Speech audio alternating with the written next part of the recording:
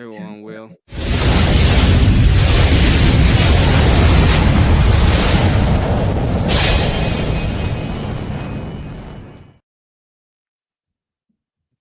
Hello, Okay. everyone. This is Emmett. We are in Date Wars. We have Abe Dinkus, Mr. Panga Weevil, and Def Not Whatever. Today, we're going to be talking about dating. We were expecting Anson to be in the house today. He might be late, so we're going to start without him. Hopefully, he's fine. Nothing bad is happening. I'm just going to be the moderator on this time, so my job is to, as I said, look cute and get some good eyebrows in the picture. That's it. Well, I just put up the different topics on screen so that we can have a good conversation. See about 2 hour stream. We're gonna have questions as it comes, and as long as it doesn't disrupt the flow, if you get any kind of super chats, I will be reading it and we'll get through them. The first topic that I have prepared for all of you is gonna be: is there a divide between men and women when it comes to their worldview? This is related to dating, and we can have a beginning there. I'm gonna be moving to different topics as when I see that they have been gone and done with them. If any of the contestants wants me to search for something or put up something on the screen or anything like that, they can just say, "Hey, mod, do your job," and I'll do it. And hopefully this goes well for everybody and everybody has a great time. Thank you all the audience members for being here, and I will go ahead and allow our guest part of it. So I will give the first tips to Defnuts. Partner is not here when it comes to tackle these questions. Do you think there is, in fact, a divide between men and women when it comes to their worldview? Oh boy. Um yeah, I mean that's a tough one because like what do you mean by worldview specifically? Like do women tend to like lean one way on what exactly? I know it's a little broad for me. Anyone want to help me narrow it down a little bit? Well, I would just think about it as in the value structure, what they think is more important, what they in general, right? Do you think that men and women have a different way of in the value structure of the world, or do you think that they're more aligned in their actual worldview? It's just like the details that they're having trouble with. Yeah, I mean, men and women are different in all kinds of ways, so it's hard to say exactly like I mean, there's different values that people kind of inherently have based on kind of the sex they were born with and socialized with. So it would translate to, I would say, yes, there probably are differences in the worldviews based on that, just because people, if people are raised to like value certain things more, like, oh, well, women tend to be more like caring and tend to be more nurturing. So I think that would probably reflect on their overall like outlook on what the world is like. So I think that makes sense. But I don't know if I can really narrow it down and beyond that. Like, it, and it does appear to be that women tend to be, like if you took all like if you put together like all the commies and you put together all the like capitalists, I think you would see that women probably do make up like a slightly larger portion of the communists than the capitalists. So maybe things like that. But yeah, that's kind of where I'm at with that. I mean, you're free to start the conversation.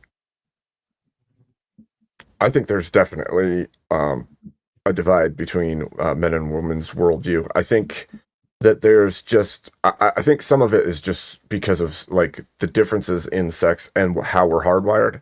I think that women are often have a higher level of compassion and care for others, and I think that has to do with like a natural predilection towards raising children, right? Like you are made as the sex that can bear the children, and so there's a certain level of compassion that is inherent in female structure. And then I think that men often have less of that and less agreeableness and stuff because of the way that they're built. And so I think I think those two things spur off into all kinds of things in their lives, and it makes us see the world differently and act differently in the world that we live in. Yeah, I could see that, especially because like if women, if they gave birth and then abandoned the kid, that the kid wouldn't stand a chance because they have to feed them like physically, like especially back before formula and things like that. So yeah, absolutely. Yep. Like I believe, well, I think both genders want to pursue a career in a sense, but there is more on the man's side that would want to pursue a career and provide, and then the woman's side, they are nurturers. So we would want to kind of stick around, raise the family, and build a family while the man provides, and he's hardwired to work. He's hardwired to go out there and work harder and more than a woman per se would be. Well, and look at the careers that women choose. It's nursing, it's teaching, things like that. Things are like nurturing and like people, caring for people kind of jobs. Yeah, I think it all fits within that bracket of compassion base. Now, obviously, there's exceptions, right? We all know that there's going to be this random lady who's this super genius at physics or something, and so there's also going to be men that are super into the compassionate wing, but the truth is, in general, I think men lean towards the things aspect, the logic aspect, and again, the exceptions exist, but I think in general, it's just kind of how we're wired. Yeah, I mean, for sure. I mean, I'm a software engineer, so I certainly fit into that like other category, but I still recognize that most women probably don't like have the same experience that I do. That kind of probably on that outlier side on that, as far as like job selection and everything. Right. I think it also informs us as we go through life differently as well, right? Because if women have a natural predilection towards compassion and men have a natural drive to work, but also there's a bunch of other things I think that tie into this that actually fuels the divide, but shouldn't be fueling the divide, right? Because obviously men and women are seeking companionship with each other. Yeah.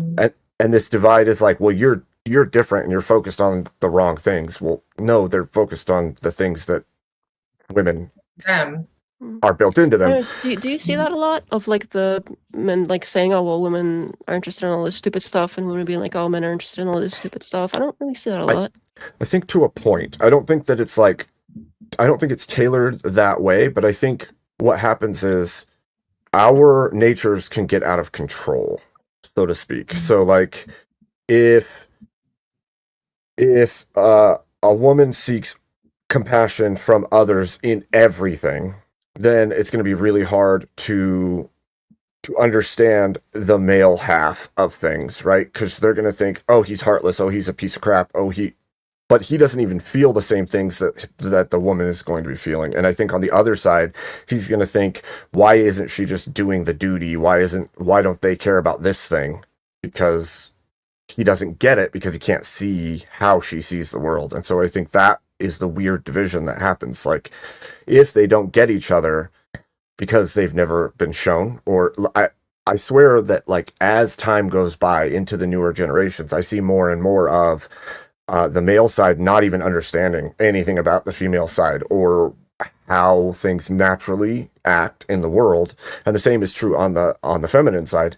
I see that men give a ton of attention to the female side because that's kind of a natural thing. You're looking for a mate.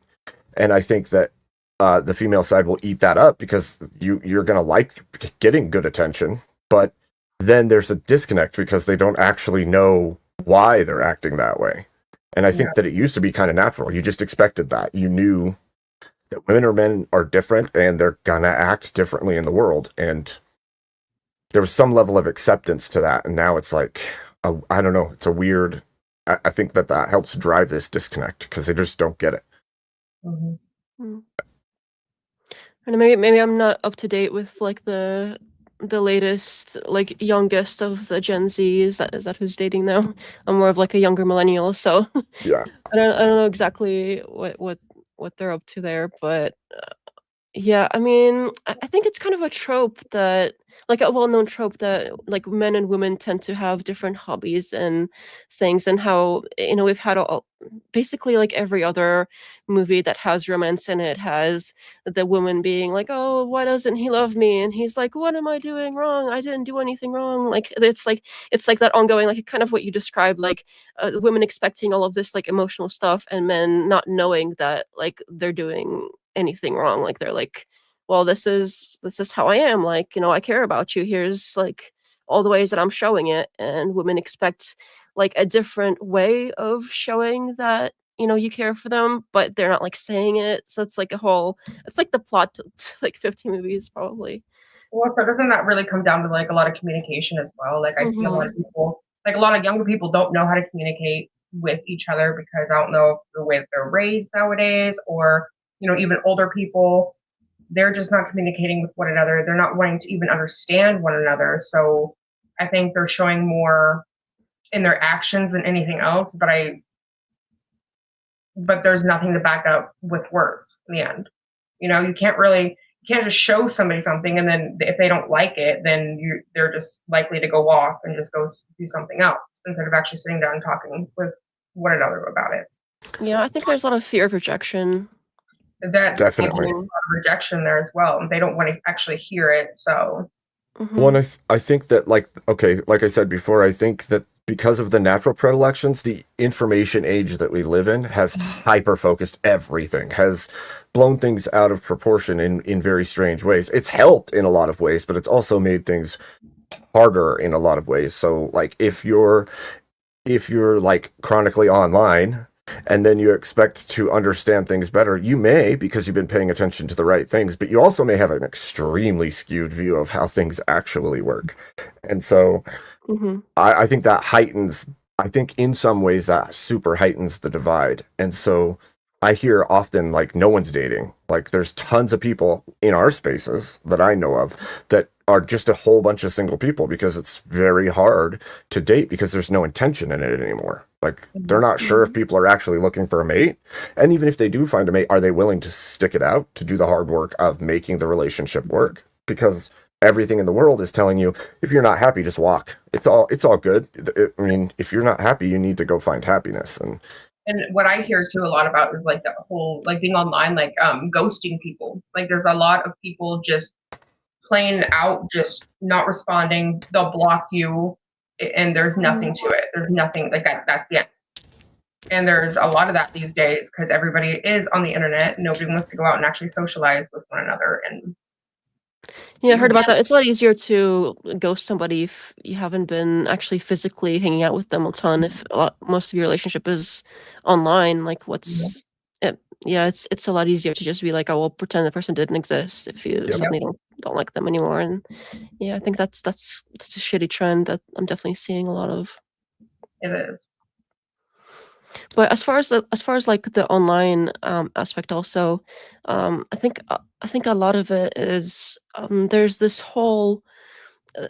kind of undercurrent of like the gender war online. I don't know if you know what I'm talking about. Like it's this like men have to be like versus women. It's like, oh well, men are over here and all the women are over here, and they gotta like fight it out for some reason. Like any kind of example has to be like, oh well, what if men got in a war with all the women and fought it out? Like what are you talking about? Like why do we go towards this like, oh well, men are just like one singular like collective over here, and they're gonna all like get together, and women over here they're gonna get together, and like we're supposed to be, we're way more likely and way more naturally supposed to be like working with each other and getting into relationships than we are like fighting. Well, I would agree that we are naturally, we should be seeking to pair, right? But I think that if things are too out of sorts, and for instance, the sides are being told something, right? Like if you're told you You're a don't robot. need the other side, Okay. right? I'm like a robot. Yeah, I'm gonna take this specific moment to talk because he is roboting. and I'm gonna add a little bit to it, maybe to help come long before we move all the way away from it. And I'm just gonna add like is alignment of the worldview more important than love for a relationship? For a relationship, my God, that's such a hard thing to say. And maybe we can just Is your keep that. What is your mic cutting in and out? is Yeah, my and mic cutting in and you out? sound like Yeah. really low all of a sudden. Okay, that should be There you better. go. My apologies. So I'm just gonna add to the thing: is alignment or the worldview more important than love for a relationship? So we can probably continue with that since I already interrupted, and we can continue. Let's see if your microphone is now okay, Abe. Is it? Yeah, you It's sound fine fine. now. Okay. Mhm. Stupid thing. Well, if we're gonna go on this one, I guess it kind of comes down to communicating with somebody, and like if you're gonna obviously have opposite worldviews in any kind of like category, it's obviously not going to work out love in the end. So we kind of want to align with people. We want to get with people that kind of have the same kind of view or that's going to complement one another. So I don't think it's more important than love. I think that you're trying to find something that's going to complement each other for the love in the relationship. Yeah, I could see that, but I, I don't know. I'm conflicted on this one because I think generally up until like I don't know 5-10 years ago, I think it was I would say that worldview isn't as important. That it is mostly like love and personal connection, and all of that is like way more important, and everything else can fall into place. Like people can still disagree and love each other, but the past few years, the way that like um because your worldview is your politics kind of depend on that, right? So people that tend to have different worldviews tend to have different politics, and because of that, and how like extreme the political everything political has gotten, I've seen so many stories of like long like 20 plus year marriages broken up because of politics, and that is so incredibly sad, and it seems like that's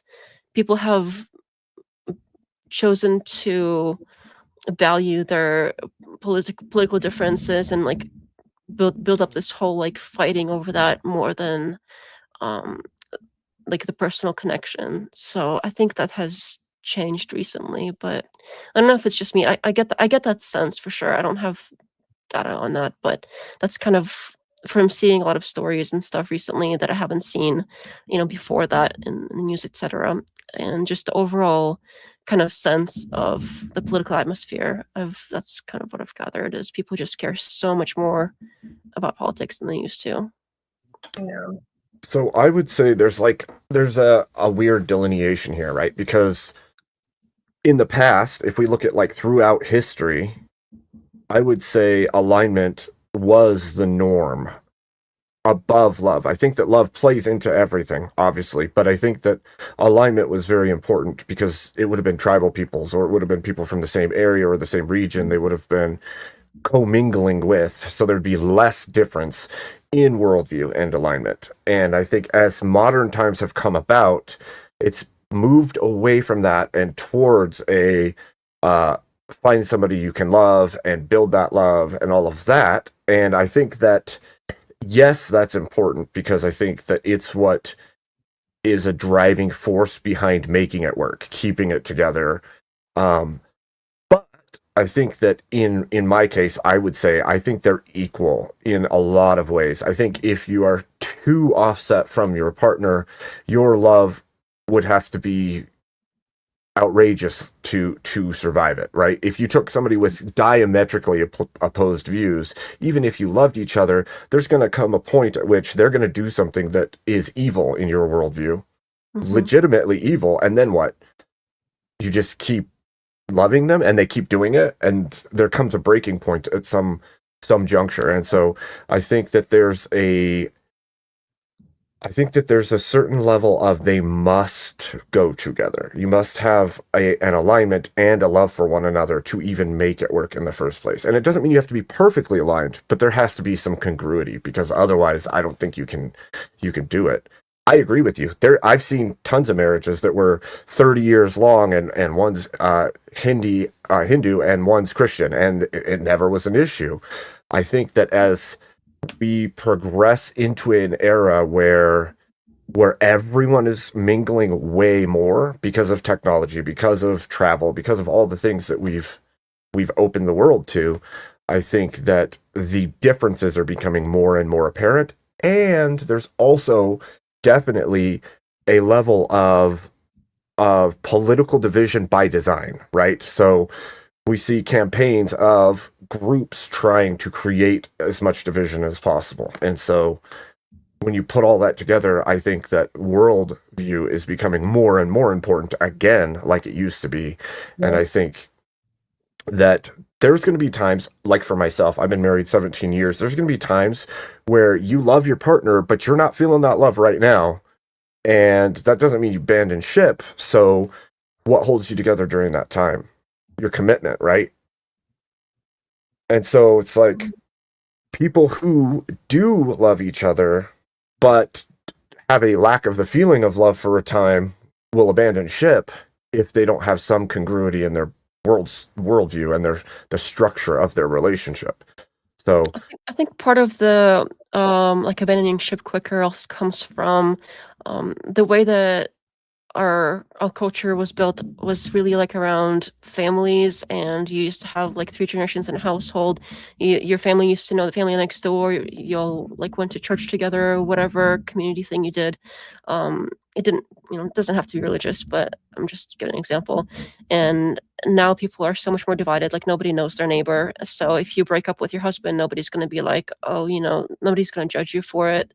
It's a lot more like if you're disconnected from if you don't have that like local tight knit community, you have more of like I guess it feels more acceptable to be more disconnected from your partner as well, because it's like you're not all together as one cohesive thing. You're just kind of, it's just the two of you, and if you want to be just the two of you and somebody else, that's totally fine too, because you don't have that.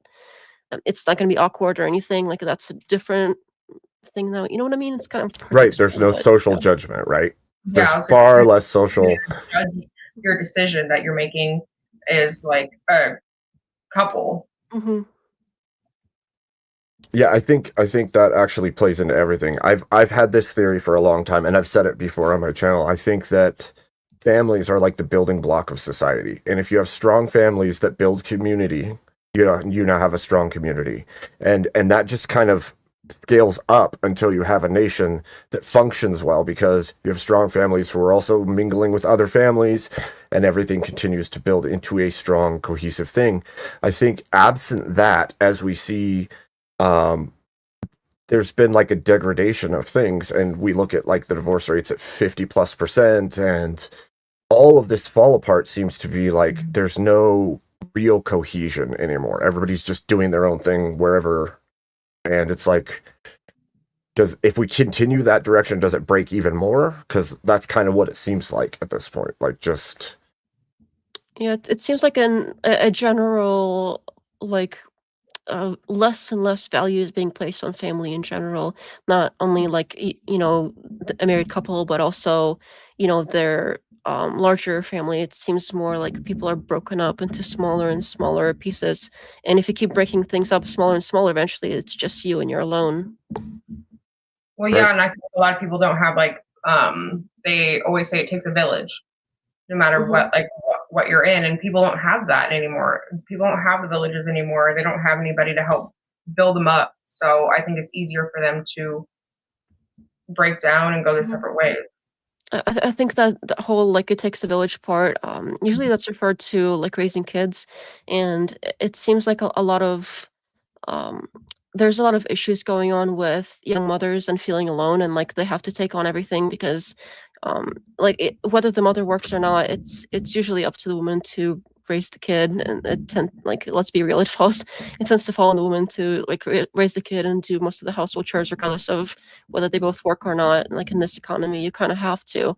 And it's if you had that village, if you had that support around you, it would be a lot easier. Like you could hand off and take turns and not be as like overwhelmed. And I think um I would be interested to know, like, if there is like a rise in postpartum depression or things like that. I'd be very interested to know that, because um, it seems like if you had that community, I think things like that would be more rare because you would have that support, and I think people would be more.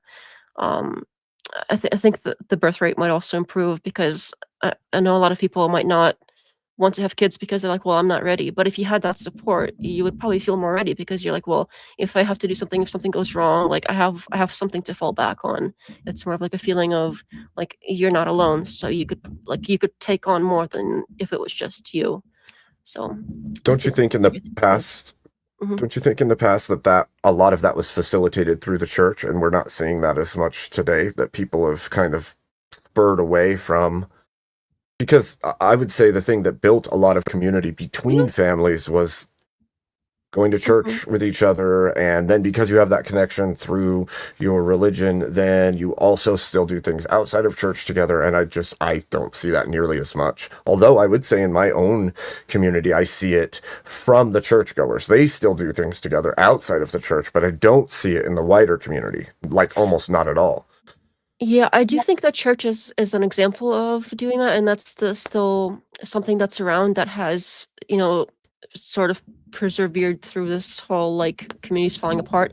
But even church now, it seems like they're not as together as they used to be. But has religion been kind of a central point? I think yes and no. I think it definitely is an example, but I don't think it's the only way. There are a lot of communities that um, weren't as religious or didn't even go to church. Like, I know my like grandma and stuff like that. That she wasn't really like, they believe in God, but they didn't like go to church. But it was still like a close knit community. So I don't know how much like specifically going to church, um, like sure, that helps a lot, but I don't think it's like the only way you can do that. I think it's more of like it's an overall cultural sort of thing that religion helps with, but doesn't. uh, you know what I'm saying? I do. I think that there's a level of, I would almost call it I would almost call it like culturally religious, right? Like they're not, Hmm. you might not be fully invested in the church, but at the very least, the culture functioned as if we all shared similar worldviews enough that we actually would spend the time together. Yeah, I And guess. absent that, I think it's easier to disregard values and kind of just spread out, like over maybe minor disagreements at that point. Yeah, I mean, have you guys seen all the stories? I mean, I don't know if it's going to be the same this year, since things have kind of, like, I think politics wise, I'm not seeing like as much division as if it was like an election year. Like it's a presidential election year, and you look at all the social media posts, and it's like, oh well, I'm skipping Thanksgiving this year because my uncle is a Trump supporter. I'm not going because they're crazy, like liberals. So not as often the other way, but you know what I mean. Like people aren't doing like even people that don't even see their family that much. The times when they do have like the few times that we have left to spend together, like that basically like so many more people do, even if they don't do anything else. Like you do this like one or two things, like the holiday thing, like a couple times a year. Even that has been like, oh well, you have different politics, so therefore like a few, even if it's so rare to even see family anymore for a lot of people. Do you think the driving force between that kind of political divide between family is more? Do you think the bedrock or the foundation of that is political, or do you think it falls further than that? Do you think it maybe falls to their theological understanding or beliefs of the world? Mm, I'm not sure. I really don't know. I think it's probably different for everybody.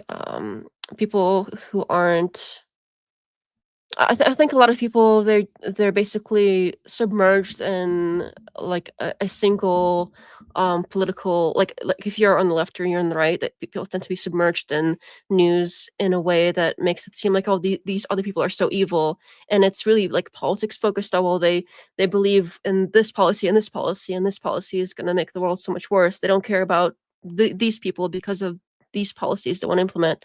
So I'm seeing a lot more like really politics focused things that vilify the other side, and a lot of those things seem to be the driving cause of like, oh, I don't want to see my family on Christmas anymore because they believe in, you know, deporting whatever, and they're so heartless and etc., things like that. So I do think it's pretty surface level for a lot of people, but it could be deeper than that for others. I'm not sure.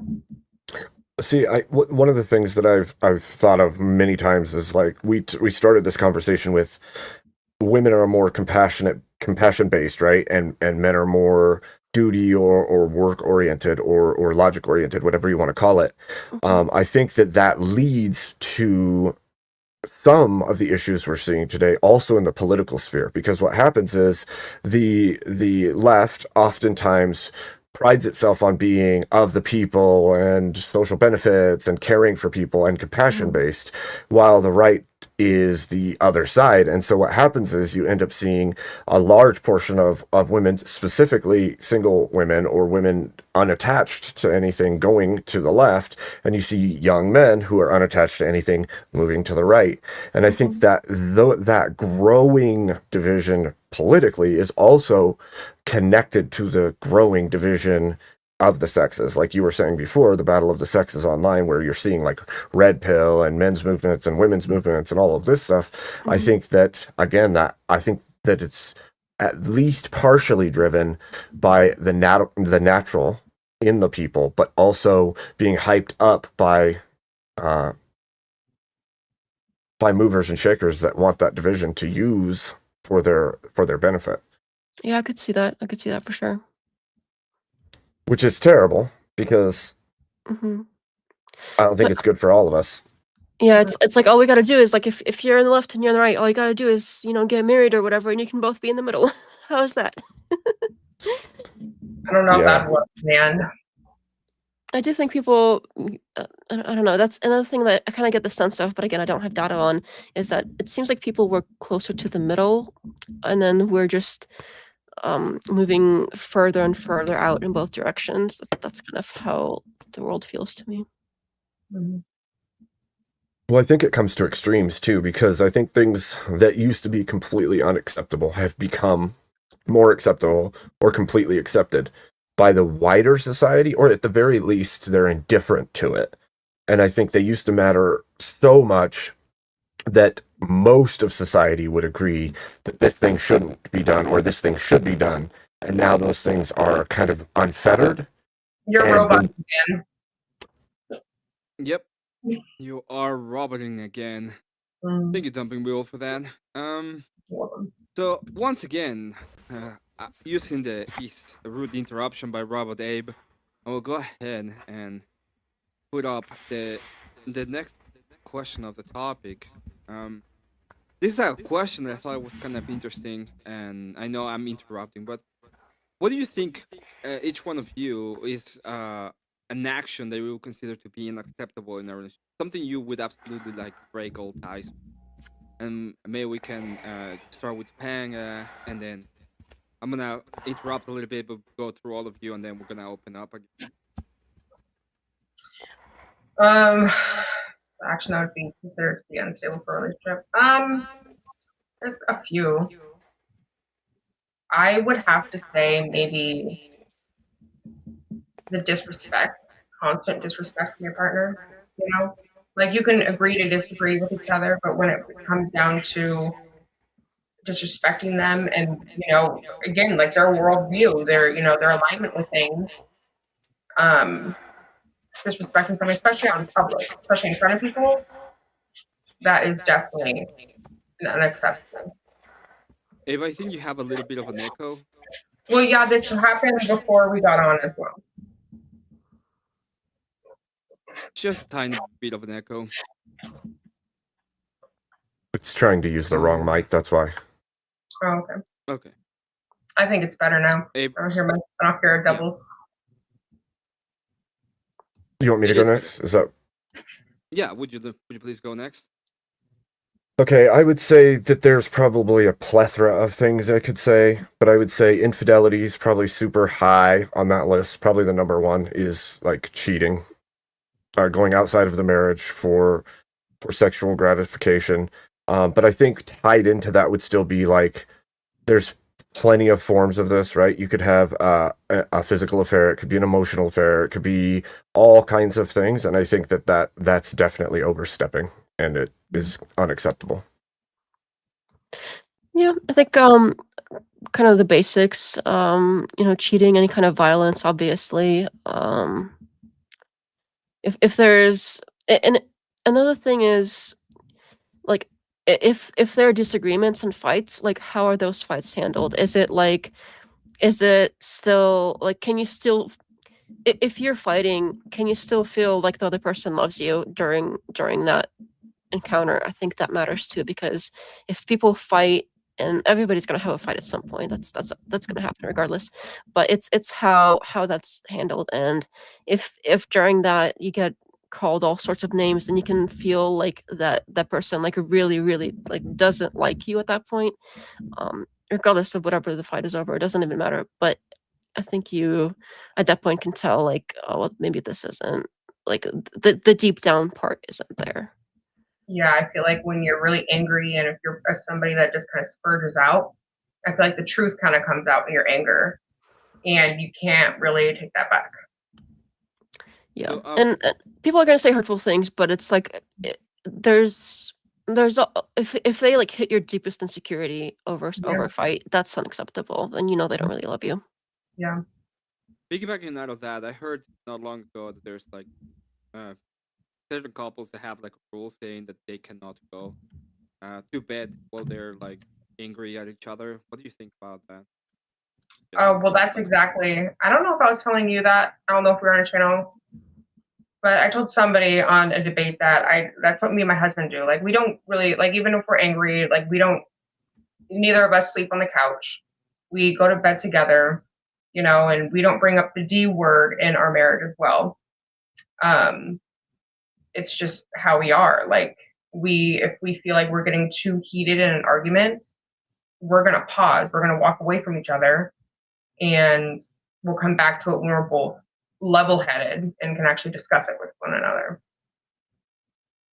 I don't know if you can extinguish all anger immediately and go to bed without anger, but I do think that like a level of conversation and understanding before you go to bed, like you shouldn't scream at each other and then lay down and go to bed and then expect things to work okay, but don't go to bed till like 3 or 4 in the morning because you're in the heat of the moment or whatever it is. I don't think that if you truly love each other, you shouldn't sleep without one another unless it's obvious. But like if you're mad, I don't like the whole you go sleep on the couch, you go sleep on the couch. I don't like that. You could still sleep in the same bed and still be mad at each other, though. That's true. Yeah. I think there's a level of wisdom in not going to bed angry at each other. Actually, I think there's a level of wisdom of not going to bed angry in general. Yeah. But I don't know. I don't have a strong opinion on this one. Like, I could see that sometimes people might want extra time to cool off or like think about it or like I don't know. I guess I don't really have enough experience one way or another to say, but it doesn't seem like a big deal to me, so I think we also have a bad habit as human beings of putting too much stock in our emotional state. I think there's often times where we are angry or we're sad or what have you, and it may be unjustified. It's just because we feel that way. It might even be that day, or you didn't eat enough, or you didn't eat the right things, and now you're already a little over that line, and you're easier to frustrate. And so I think we should be careful with how much value we put in instant emotional states that we fall into, right? I think it's easy to get overly angry and think it's way bigger than it is. And then, an hour later it's like, oh wait, I don't even remember what I was mad about. But in the moment, I could have torn the world apart and it would have been okay with me at that point in time, but it's actually not that big of a deal. And so I think that we should I think in the modern era we put a shite load of value into our emotional state in the moment. And I think there's a danger in that. I really do. I'm pretty sure like half the fights can be solved with some French fries or whatever. People are just angry. Yeah. And I think like when somebody is like so angry and they're just kind of bursting out, I think it's how your partner handles it as well in the end. Like they can just go off like if once you cool down, they're not gonna take it back out on you. And I think as long as you're like you get cool, you cool down, as your partner's cool down, it's how they react to it as well. Because if they fuel your fire, it's not going to help either of you at that point. Well, there's even social studies on this, right? If your heart rate is above 120 beats per minute, your thinking legitimately changes. Your state, your heart rate. So if you're angry, if you're freaked out, if whatever's happening has elicited a response in your body where your heart rate is elevated, your thinking actually changes and you'll make different choices based on that state rather than a calmer state. And so, like you said a minute ago, letting yourself calm down a little bit to make rational choices is probably the best choice you have in the moment. Exactly. So.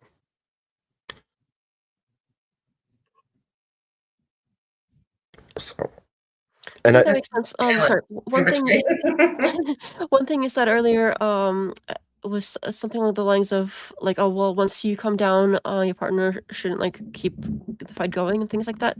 I think that's smart, but there's a flip side to that is like there are some people that have this like if it's like a toxic relationship where some people have this thing they do where they'll start a fight and then they'll get it allowed to do all the like horrible angry stuff and then they'll come down and they'll expect you to be over it as well, even though like okay, well you were mean, so now I'm supposed to just be over it in a snap too. That's not really fair. So there's a fine line there. I think that like, oh well, just because the other person is calm now, it doesn't mean that like you also have to, no matter what, snap back into it and like you forget everything they've just done. So yeah, there's a fine line there. So if you're in a healthy relationship, I think that applies. But I think you just got to be careful and make sure it's not one of those where they're like taking advantage of that too. Well, for sure. I think we should be wise about who we choose to be with, right? And I think sometimes we aren't, and sometimes, like you just said, that can happen.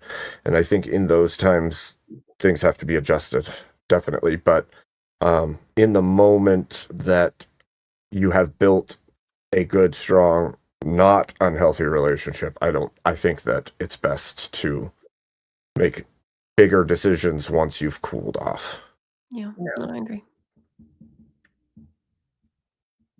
Anyway, moving on and taking up from the topics, I prepared these specifically for Anselm because I know he wanted to get a specific kind of new marriage going on. But I think it can be an interesting topic. Do you think couples can have different moral systems? So whoever wants to tackle it first. For myself, I would say flat out no.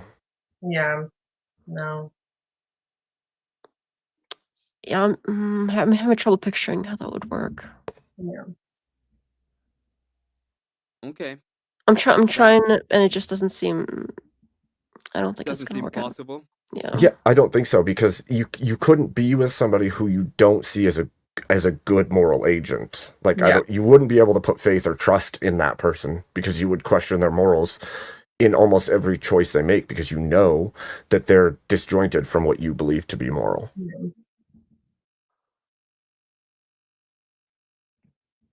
So So in And certain it depends on mythology, like how deep it goes. If it's like because it said systems, like if it's a completely different moral system, like everything is different, I would say impossible. But if you're like everybody has different opinions on like one thing or another that could be in like the moral camp. So I think if it's like some smaller things, it's not a big deal. But if it's a whole system that's different, then yeah, that's not gonna work out. No.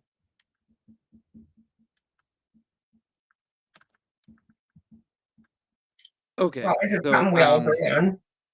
then I have a different one. Maybe this one will spark a little bit more controversy. Do you think marriage is important for our current society, or is it something that we are carrying out that it's no longer needed? I think that marriage is the foundation of society, and so I think yes, it's absolutely important. Very important. Yeah, I think that that's something that we're missing out on right now, and it's yeah, absolutely.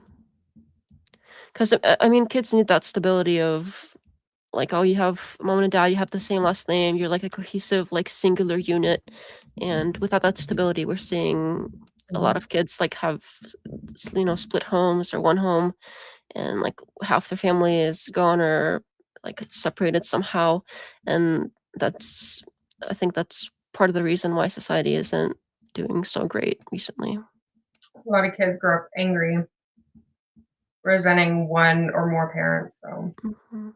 Well, and you also don't have a good or a good representation of what it's supposed to look like, right? If you yeah, grow up with two parents that have a healthy marriage and the Mhm. family works well, you actually learn how that works. But yeah. outside of that, if you don't ever see it, you have no idea how it's supposed to look or how you're supposed to be in a relationship. I think Yeah. that's extremely detrimental. But also there could be those marriages that are bad for the children as well. You know, unhappy couple together that are married that just don't want to separate and that are constantly fighting and if not like physical and emotionally damaging each other in front of the children as well. I could see So that, but it's kind of you like, know, try to marry somebody you're not. but that's like a very small. I feel like that's a very small percentage at the end of the day when it comes to marriage being important in society. Yeah, I mean, if you're literally like every single night you're screaming at each other, yeah, Yeah, that's obviously unhealthy at yeah, that point. You know, give it up. But yeah, I think hopefully most marriages aren't like that. yeah. I would hope so. Yeah, like Okay. fights in a while isn't a big deal. Everybody fights. It's more about how you like resolve the fights, and even for kids, Yeah. like seeing how parents resolve fights. That's a good learning experience too. And As long as then they're not people like doing it in front of the violent. children as well. Mhm. Like I don't feel like any couple should fight in front of children. It doesn't matter the fight, really. You shouldn't do it in front of your children. I don't know. I think it's probably fine to have like disagreements. Obviously, like I don't know what you like we're calling fights here. Maybe we're using different language, but um, Well, no, I think it's fine to have like disagreements and then show fight how with like disagreements are different resolved. I titles. think that's probably helpful for like Yeah, a kid's development. But what do I know? Yeah, well, I think there's certain things you don't fight about in front of your kids, yeah. right? Like, Obviously, there's limits, yeah. But I mean, like um, disagreements, not like So calling disagreement is people. like one thing. Everybody disagrees at some yeah, point, but yeah, like it yeah, comes down to like the fights, like things that just children shouldn't hear. Of right, course, yeah. That goes without saying. for sure. If it's something that children shouldn't hear it. Exactly. Okay. Since we're moving ahead, and piggybacking on the last question, should there be restrictions for divorce? Do you guys think about that one?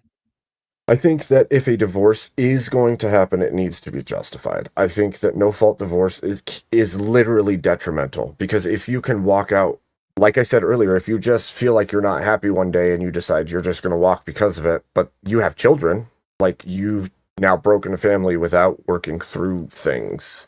So I think there has to be some level of justification for divorce to be a thing in the first place. Yep. I'm undecided on this one. I've thought about it well in both ways, and I kind of see both yes and no. For instance, like if there's kids, yes, that puts a different spin on it, and I think things should have more restrictions if it affects kids.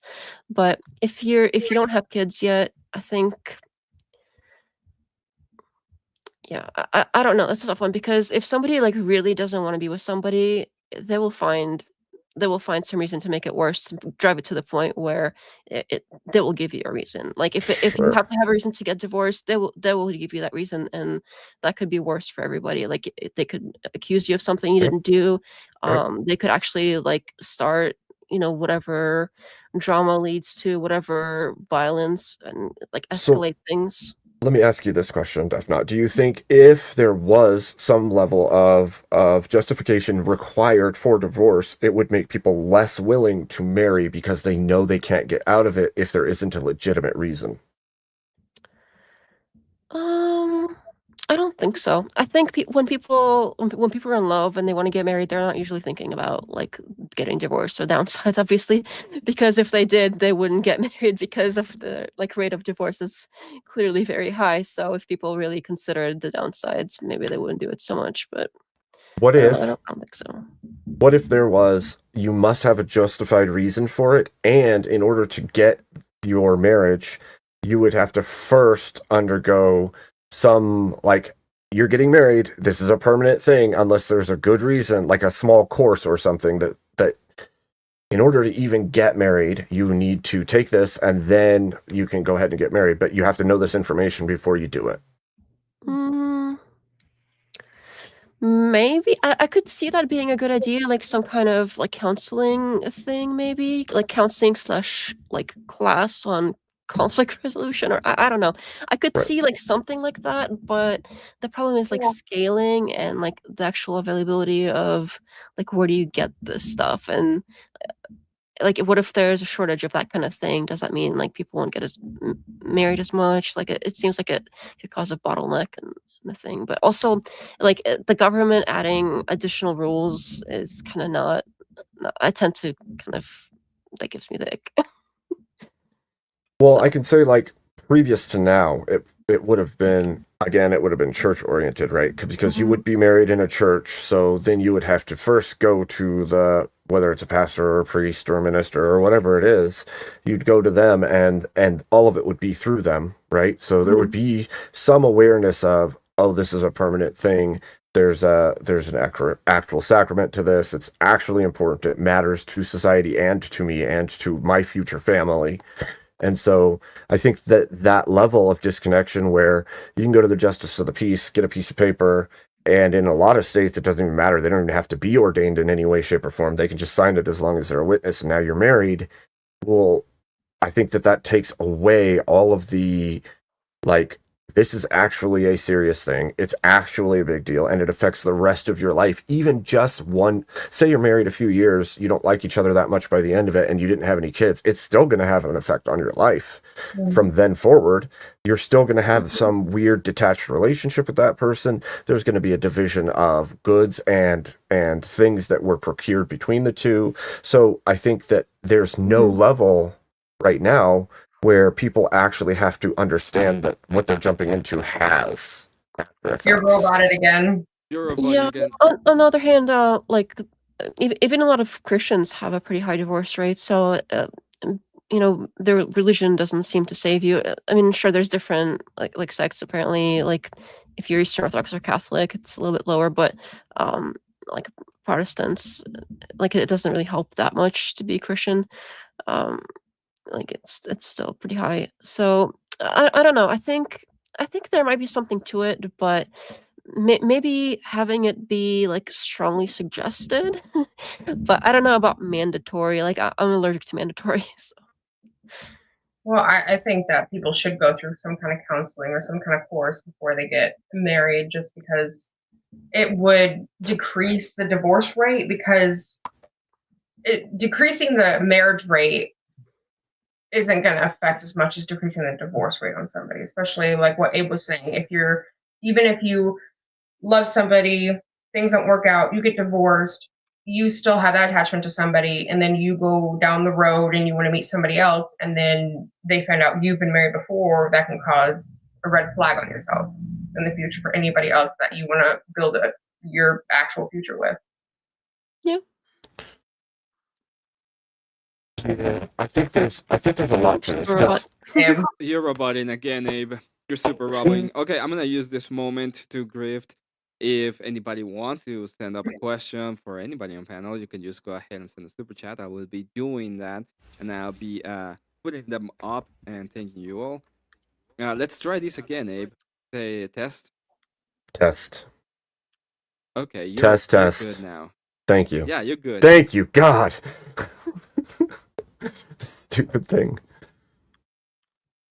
No, I was gonna say what something we've all said a minute ago. Say, okay, I agree with you to a point that I don't want more government interaction into the daily life of every individual person. But if it was okay, again, you probably wouldn't agree.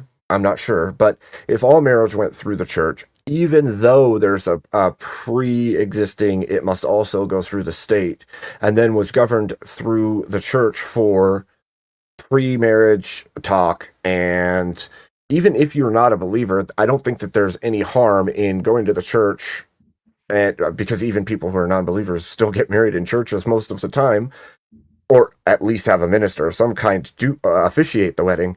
I would say, why not have it be a prerequisite for whatever person is marrying those people together actually gives that information. Like, look, I'm required to let you know that this and this and this, and go through that. And I think even if it did decrease the marriage rate, I think it's going to be a small drop in the marriage rate, but there's a possibility your divorce rate would go down as well. And I think that if the divorce rate's at 50% now, say the marriage rate drops by 10%, but the divorce rate drops by 20% from what it's at now, you're still now increasing the amount of stayed married couples that you would have in the populace.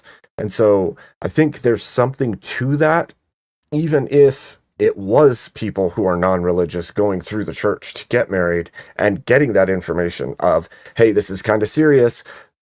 We as a religion believe this. You don't have to believe that, but this will have long-term effects on your life and your family. Forcing non-religious people to go to a church is kind of like, you see how that's right.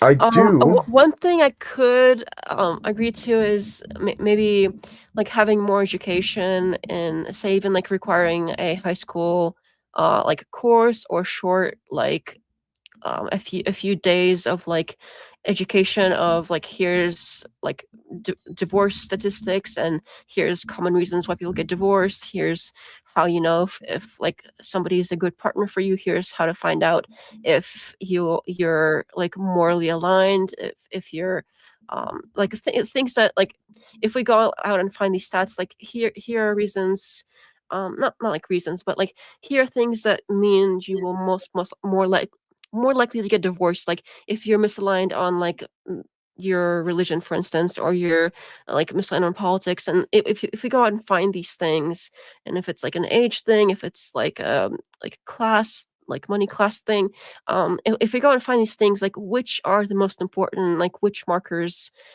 tend to mean that people stay together, and like do like a little education thing that's required for like last year of high school or something like that, where like, here's how you pick a partner, here's what to look for, here's red flags, here's like how you know you're gonna get divorced down the road, maybe something like that, like an education course thing, but not like you have to go to church before you get married. I don't know about that. That doesn't sit right with me. So there's a few things that kind of were prompted as thoughts for me. It's like, I think there's a certain level. Look, I think that the degradation of society has also bred a degradation of values. So some of that has to do with why divorces happen, but I think that a large portion of divorces happen because they were reckless marriages in the first place. And so if you could eliminate some of the level of random reckless marriages, you would also get rid of some of the divorces that end badly, that leave children without parents, those kinds of things. And so I think any way we can reduce that would be helpful. Obviously, I'm not saying go way overboard and do crazy things, but at least we could take small steps to make that better. Because right now we have a declining birth rate, we have a marriage rate over a divorce rate over 50% in the general public, and obviously whatever we're doing right now isn't working. Isn't that kind of part of? I'm not sure exactly what marriage licenses were intended for, but I think like having a marriage license in general from the state that's like, oh, you have to get this ahead of time before you even get married. That's something that, like, if you go to Vegas, for instance, you can do it right away, which is a problem. So maybe have those that takes longer to get. Like maybe you have to apply for a license and you have to wait like a few months to be like really sure, I so think people don't that's like impulsively go to Vegas and well, and I think that's most states. I think in most states you and whoever you want can just go down to the courthouse, go see a justice of the peace, Yeah, and I they was can gonna marry say you right there. you won't have to get like I don't think any state you were waiting months for a marriage license. well, maybe we Like make it longer. Maybe we do when you make get the them wait marriage months. license, they give you like they make you wait like a week or two. Like once you get the license, you like wait a week or two, and then you can get married and have it signed by the minister, by witnesses, by you and your spouse. But you're not waiting months. I mean, Well, Why not though? it that's could be well, months. well, Go ahead. that's what she's saying. That's what she's saying. She's saying maybe we should make people wait months because then you have developed some time with this other Yeah. person. Um, But isn't that why a lot of people are engaged? Like, also, when you ask a woman to marry you, or vice versa, I don't know why, but when you ask a woman to marry you, a lot of engagements can last anywhere from a month to 2, 3 years.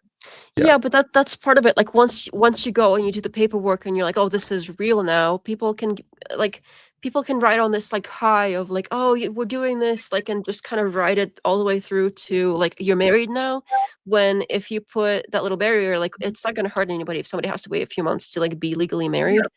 But it might give people more time to be like, okay, well, this is paperwork, this is real now, this is happening. It might give people more time to like process, like, is this am I really I just feel like riding this high, or if you're doing really it right? riding that high and you want to marry somebody and you're getting that paper, I think that's gonna like it's like giving a drug addict more drugs. At that point.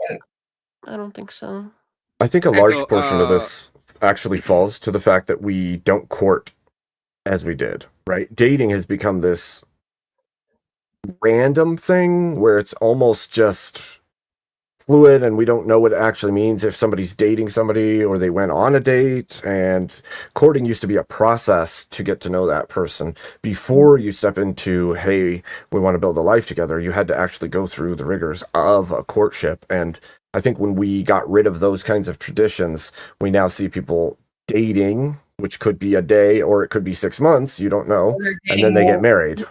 Yeah, I'm hearing now like the kids today are doing this thing called situationships, Yeah. where they go and bang but don't really do anything else. It's freaking weird. People Yeah, think dating, like, people have like multiple people that they're seeing at the same time as well, and then they, pick and choose throughout all these people. It's just I was baffled when like I watch the whatever podcast sometimes, and I was baffled when he like asks them if they have a roster, as if it's like a normal question. Like, what the fuck is a roster? Evidently, it has become I a found normal thing out- in younger generations, which is freaks me out. they're like bragging about it. So, but people, they want options. Go ahead. They want the options, and that's a problem. Like, it's not a problem to like want what you want, but to kind of tag a bunch of, I guess, a roster around, it's not healthy. I mean, obviously the issue is there's certain kinds of girls that go on a podcast, so it's not like everybody has a roster. But the fact that it's like language, like it's enough of a thing for people to say that and for people to know what that means, that it's like a thing that exists. That's kind of my point. Like that is so weird to me that's a thing. Well, I think they bring a lot of those ladies on that show just to, Yeah, get, for sure. get that audience of those people. Yeah. Well, there's poison on both sides, right? On the show? No, I'm saying there's poisonous movements on both the female and the male side that are telling you to sleep with everyone, to do whatever the hell you want all the time, and it's detrimental to everyone, because if you're going to come out like red pill, right? If you're going to come out and say to sleep with all these women, then you are also deflowering all the women that you're saying you should find one that's Yeah, touched. And the same is true on the other side. If you want to find a good man, then the woman shouldn't be sleeping with tons of dudes, because the good men are then not going to accept her as a good woman. And it's like, you're just, both those movements are just devaluing both sides to the point where nobody will accept anybody for anything. So for sure. And before the whole, oh, red pill is just a praxeology, it doesn't prescribe anybody to go sleep with all the women. Okay, sure, but a lot of people that subscribe to it do prescribe that. So I hear that so well, much. I think there's different levels to like being like a red pill or Yeah. well, Sure. I saw a great point in this, and it's, yes, there's a level of, these are just data packets or data points. It's just information. Sure, take the information if you want the information, but guess what? If you're telling guys to get fit, get their money up, all these things, those are prescriptions, in fact. And if you're telling men to wait until they have all these things, then you're also now making a prescription. So you can say you're not making prescriptions, but you've made a shit ton of them along the way. And even some of the data points, they're obviously meant to push you a certain way. And the data points, they're very clearly implying something that they don't even mean. Like, one thing that I think Rollo does, has a bit where he says, well, women, they do all of this, they do all this shopping. They buy most of the stuff. So, like it's supposed to be a bad thing. Like, of course it makes sense that women do most of the buying things. They go and grocery shop for the family. They're the mother is the one that gets clothing for the entire family. Like, why? Of course women are going to be statistically more likely to be spending the money and doing the shopping. That's obvious. But he's doing it as like this gotcha, like, oh, women, they're taking all your money and they're going to spend it on, Coach bags or whatever. well, I Right. think those are to avoid then. I think there's two sides to that too, right? Because there is just the grocery getter mothers who are out and they're the primary spenders of the family, but there's also, and this is not just for women, because obviously there's going to be dudes doing this too, but that have maxed out credit cards and they have a massive school debt because they went to school for 10 years. But at some point it's like, yeah, maybe we should eliminate that from all the people. Maybe all the people should get smart with their money. Maybe all of them should get less mistake making when they're doing these things. Maybe we shouldn't tell everybody to consume until you die. Like, yeah. And I'm not saying that I'm against capitalism. I'm just saying your sole purpose is not to have more. Mm-hmm. Yeah, there is a whole, yeah, I am seeing, like, and even myself, I'm caught up in this, like, oh, well, I see something, I gotta have it, and then I buy it, and then it's like, oh, well, now I have this thing and I don't care anymore. It's I have seen that a lot, especially, there's a lot of, like, if, well, I don't use TikTok, but the TikTok stuff like bleeds over into all the other social media spaces. So if you see, like, oh, there's this new, like, uh, face cream or whatever, everybody's got to have it. I'm like, oh, I gotta have this face cream. So you gotta be like buying all this stuff you don't need because it's like, oh, you gotta have this thing. And Well, that actually makes me want to ask you a question. Do you think that females will fall prey to that more often than males? Do you think it's absolutely, more likely? Yeah. Mhm, So yeah. I think that that's the underpinnings, right? If we make the statement that women are the highest spenders and they will fall prey to campaign ads, however you want to call it, more easily than dudes will, then there's a danger there, and we should be aware of it. You shouldn't blame all women for it. What you should do is be aware it exists. Well, I think part of the reason they're more likely to, like, fall prey to it, for instance, is because they are the ones doing the shopping. Like, if men happen to be the ones doing the shopping, I'm sure they would be influenced as to which thing to buy more than the other, as well as anybody else. Like, maybe a little bit less, maybe a little bit, but I wouldn't think that would be like such a drastic enough difference to make a strong point for it. But since we do most of the shopping, of course, we're more likely to be, like, influenced on what to buy over something else. So that's fair, but I would say in general, for myself, I'll say it as I see the world, because I can't say that I see the world the way everyone does. I would tell you that most men don't have a shitload of clothing. They just have, a few things. Like, here, I'm sitting here and I have one shelf of clothes, and my wife has 4. And it's like, because she's female, and this is all the women I know. They have way more clothing than their husbands do, and it's like I don't need a bunch of clothing, and I think of it that way too. I'm not like I need. It's about need. It's not I want more stuff or I want those clothing. It's I need some new pants. I need some new shirts, and so I think there's a difference in how we think on that. And I don't know if that's everyone, but I think We're it's fairly respected, though. generalized. I agree with that. It's the majority. Well, women have a higher standard for beauty, right? Because as we all know, there's something to that. Men are attracted to the beauty of the woman. Women aren't always attracted to the look or the beauty of the man, right? And so because of that, there's a misalignment in how we see the world. In that one thing right there, there's a misalignment. And so I think those compound outwards, just like the compassion and logic thing, those compound outwards. And so I think we have to understand those things, not just look at the data points and go, wow, they're bad for that thing. Like, no, that's not what that says. What that says is you're different than them. Maybe seek further to understand why, and maybe you'll have a better understanding of what you are in the world. Yeah, and there are actually problems where people get like too into shopping and they start hoarding and like overspending, and that's an actual. I keep saying actual. that is a real issue, but I think like women having more clothes than men generally, I don't think it's that big of a deal as long as they're not completely responsible with it. That's like fair. you said, we're expected, we're held to a higher standard of appearance, and like how we're supposed to meet that standard if we can't, have things to help us do that. So But I think that also plays into like the further other things, right? Like if we look at all the wars that men have been in, so men are expendable in our minds. Not like really expendable, because I don't think human life should be expendable in the first place. No. But I think over the history of humanity, we've seen men as more expendable.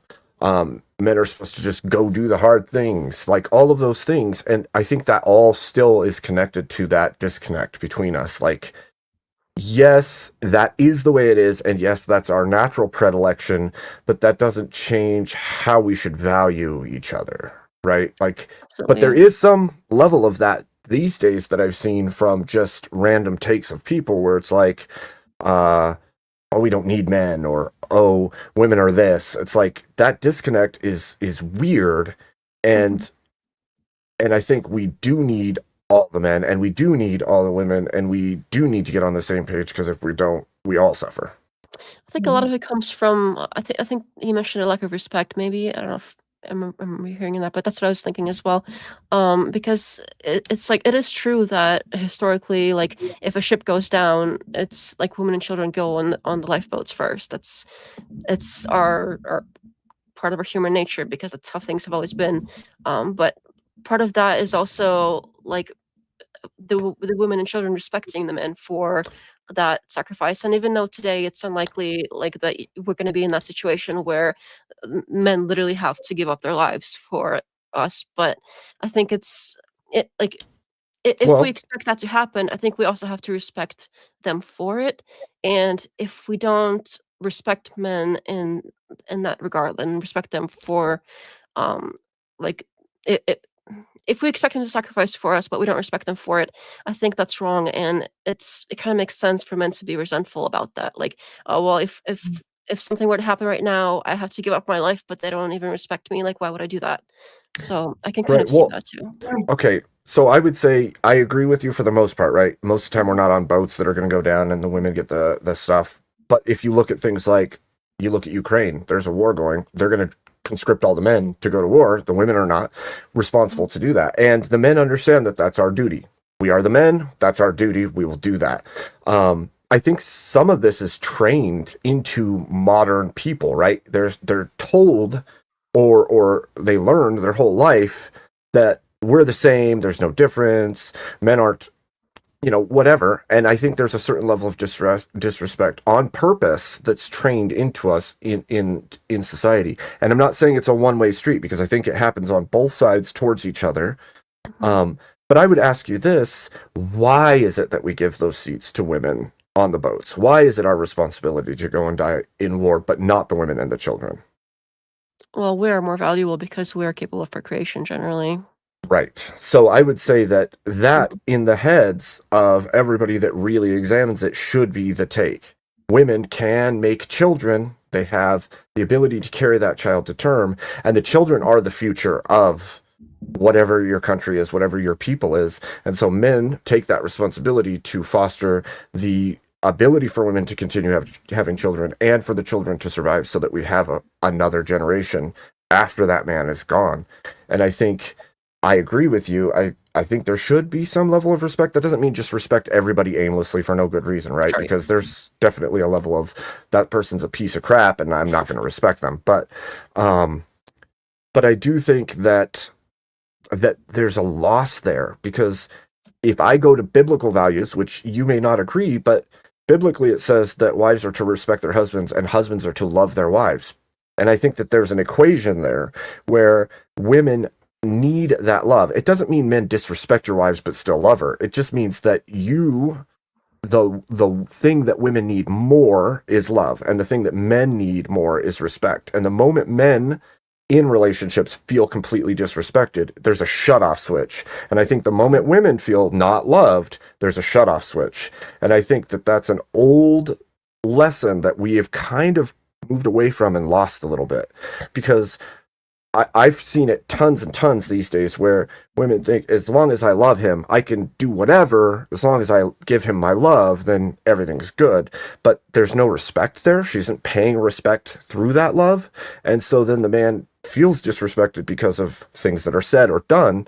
And she doesn't even know she's making the mistake that she's making. And the same is true for a man. He's not attentive. He gives her all the respect in the world, but he's not attentive to the needs of her love, and he falls away from him. And I think that loss of values of love and respect is a huge key in failure in relationships. And I think we don't realize it because we're told so often we're just the same. We need the same things from each other. We value the same things the same way, and I don't think that that's the case. I think it's different, not like bad different, just different. We just function different in the world. No, I think that makes sense. like Yeah. traditional values have been lost in society. There's no there's not a lot of traditional roles in these relationships anymore. And people don't, not just that it's not there, it's not valued. It's not valued like it used to be.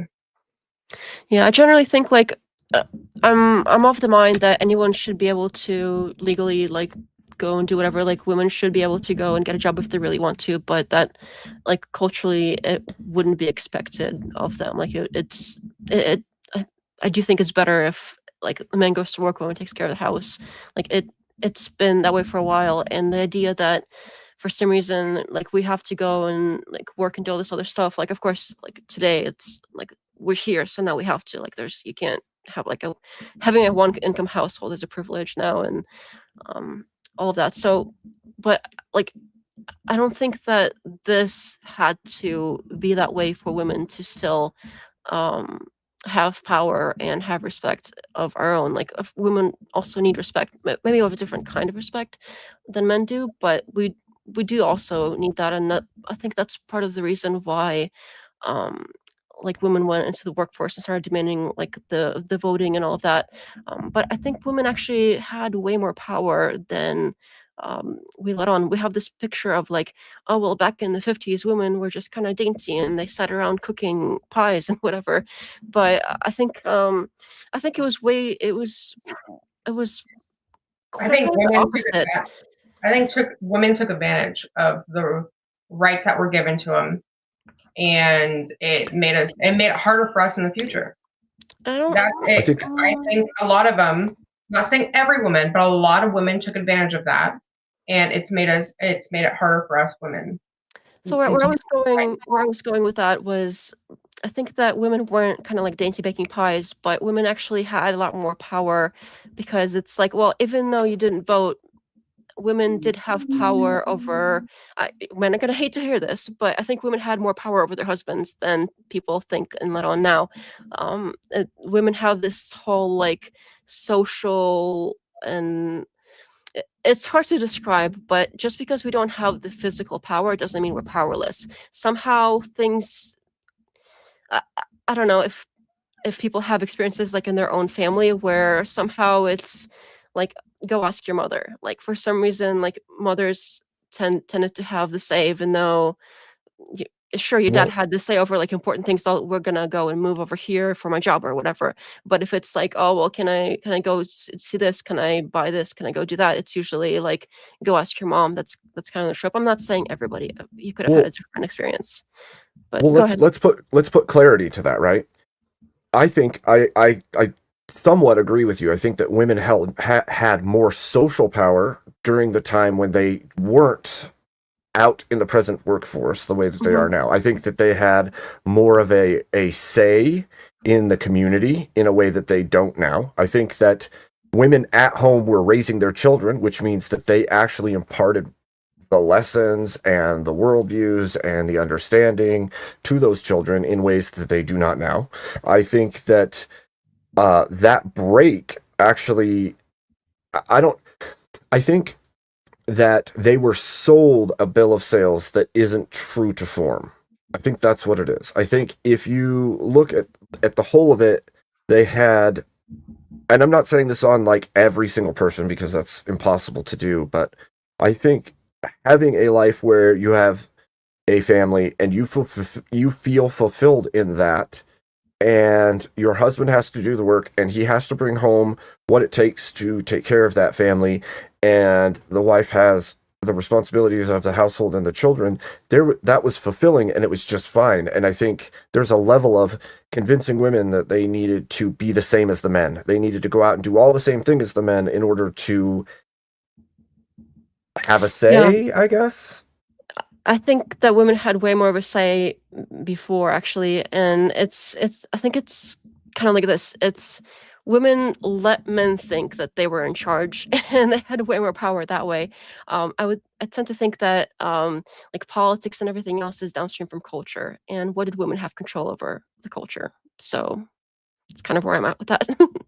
I know men probably don't like to hear this whole like, oh, we'll let you think you're in charge, but I think that's kind of how it was.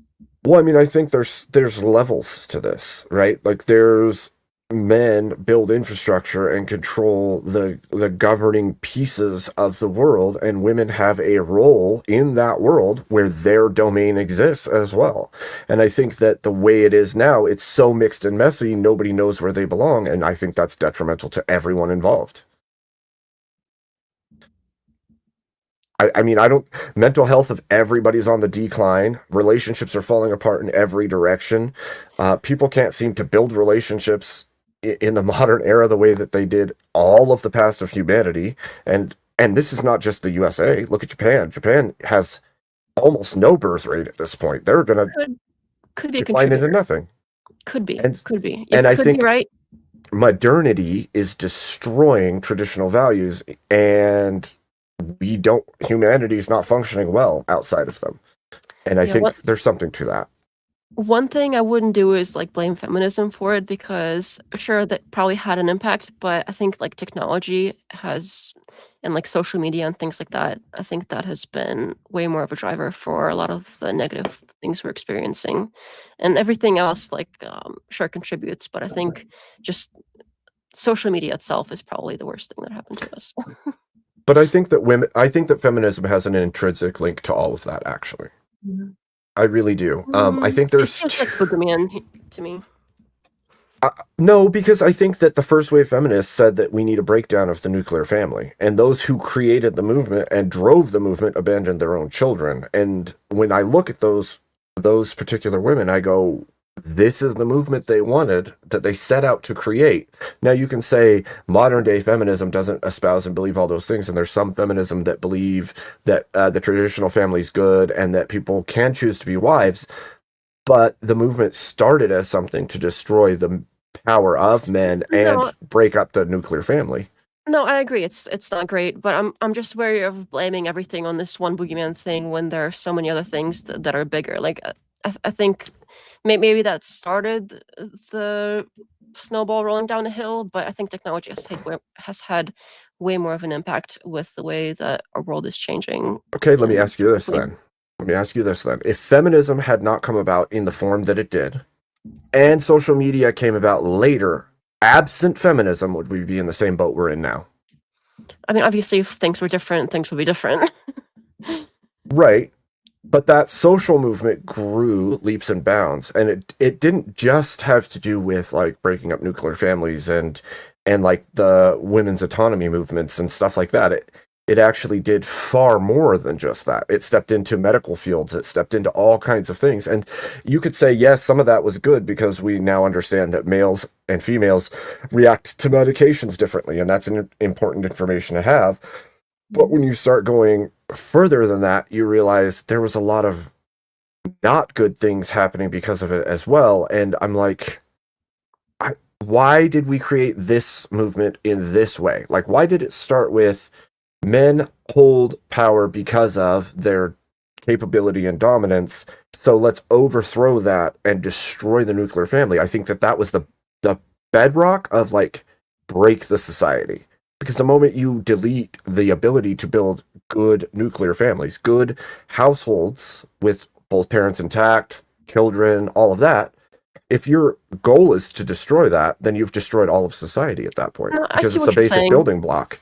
Yeah, I see what you're saying. I just don't know if I know enough about like all of the historical bits of feminism that maybe you do, so maybe you have more of an understanding. But to me, it seems like it's easy to like, oh well, let's blame feminism. While I'm not like a huge fan of feminism, wouldn't call myself one.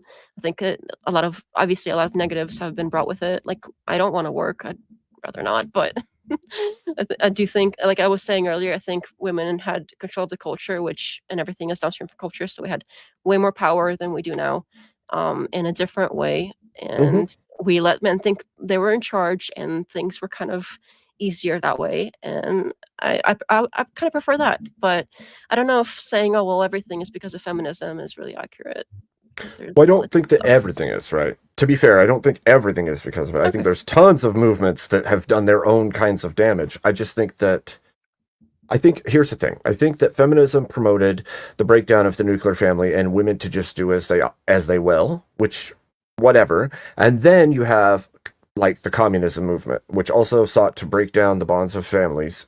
You have socialism, which also kind of sought to break down the bonds of the nuclear family in Mhm. lieu of a greater society. And it's like each of these movements played their own contributing roles in destroying the building blocks of society. And if you put them all together, all in the same timeline, we see a complete catastrophic collapse of everything that we hold dear, right? Traditional values fell Yeah. away, the nuclear family fell away, no fault divorce got taken, and because of the feminist movement and all those other movements breaking down the nuclear family, now you don't even have to have a reason to get divorced. So that goes through the roof, and it's like,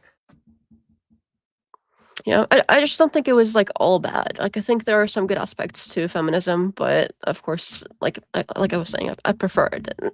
But I don't think it was all bad. This is like this evil boogeyman, but I don't like disagree with what you're saying either. So it's kind of where I'm at. I just be wary of calling like it's just easy to say, oh, well, the feminism bad, and then move on. Like it doesn't really solve anything. Like we're here now, so yeah. I would say if I Okay. had to make a statement, I'd say I think it was a net negative. I think overall it did more damage than good. Yeah. Even if it did do some good, I think it did more bad than good.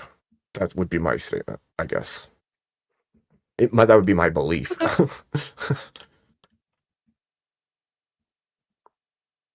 Okay, so we're gonna move on, and we're gonna go back a little bit.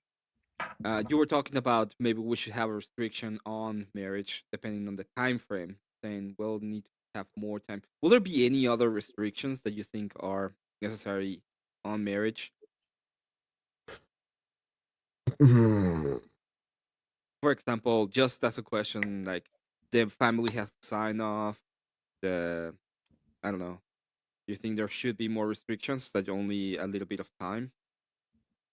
I don't know, prenups I for think some there's marriages. I think there should be some level of restriction. I don't think it should be super easy to just jump into Mm. if we see what we see today. I think I can't make all the prescriptions of what I think those restrictions should be, but I do think it shouldn't be like one day you just decide and then you don't even know this person and then you wreck each other's lives forever. Like I don't Yeah. Yeah, I like the idea of having like a waiting period for the marriage license, for instance. I kind of like that for preventing divorce. But besides that, I can't think of anything. No, I don't think so. Okay, that makes sense. I mean, I obviously, you had have to be another of one, age, but but that goes without saying.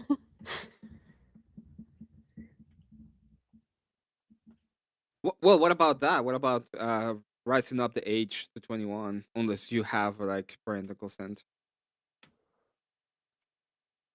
I don't know. I think if as long as you're like 18, you should be able to do all the things that adults should do. Like once you're 18, you're an adult.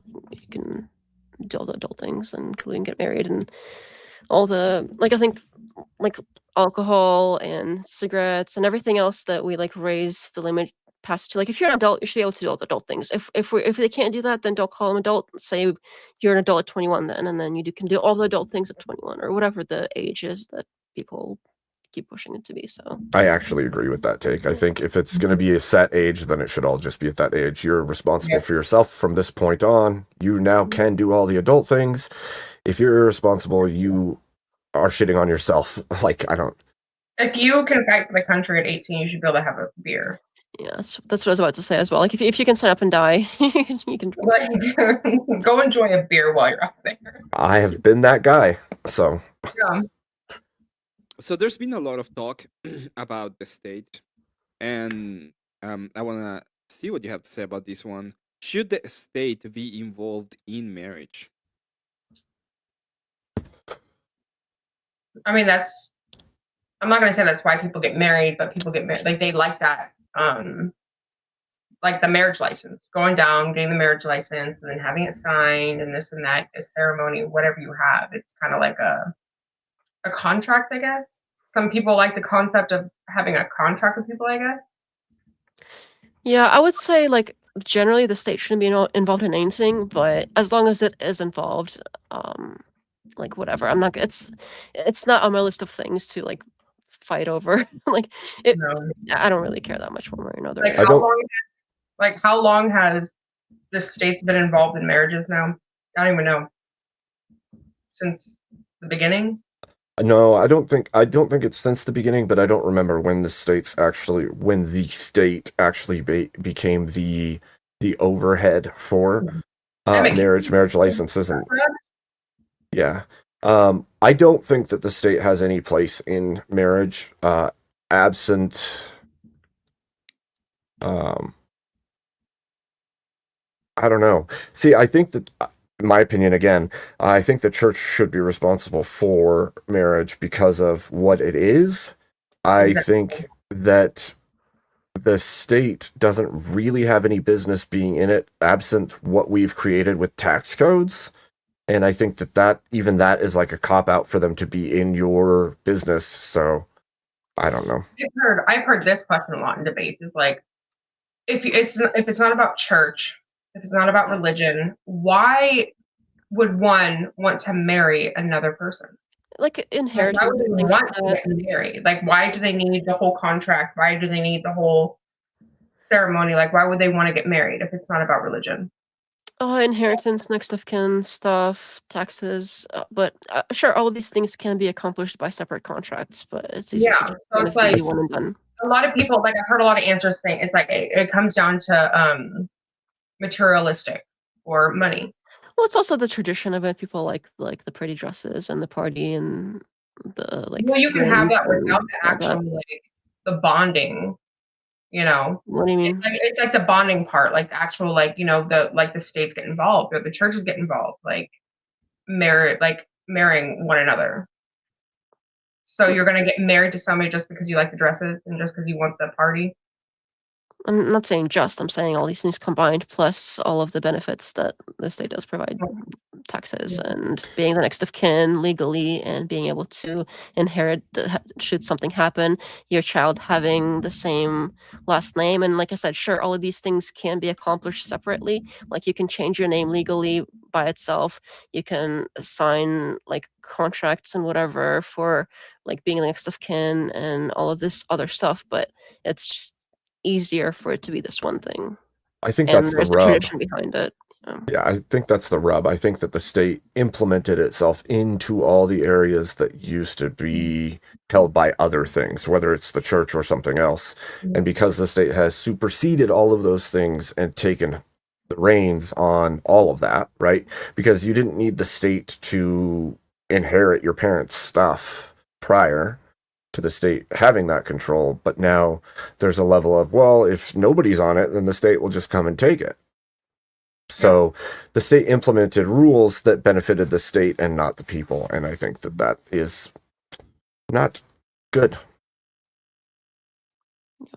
Again, like that's the state being in marriage is not a hill I would die on. I'm okay with the state not being in anything, but like it is, and since all the like you were saying, all the other things are the way they are, having secular people get married is like fits in with the way that the state handles other things. So Well, that and the state just made it a so requirement, right?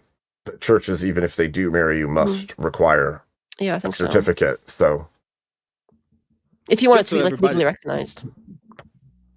so just so everybody knows, it was in 1929 when all of the states had the marriage licenses set in the United States. I would have But guessed it's it a was very later old. than that. It actually Really? started in 1640 with Massachusetts. I think Massachusetts was the first one, and it happened in 1640.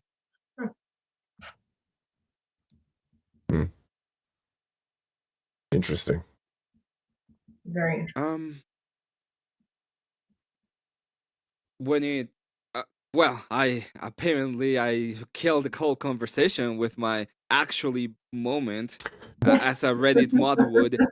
Well, I was just thinking through it. Like there's No, like I was just curious on like when the states were actually involved in it. So well, I think that's around the same time period as like mass federalization started really setting in, right? Like the changing of banking, the changing of governance, the changing, like the state started coming in on more and more and more and more and more from that point forward. So The more the state put it in, it was all downhill from there. yeah, If sad.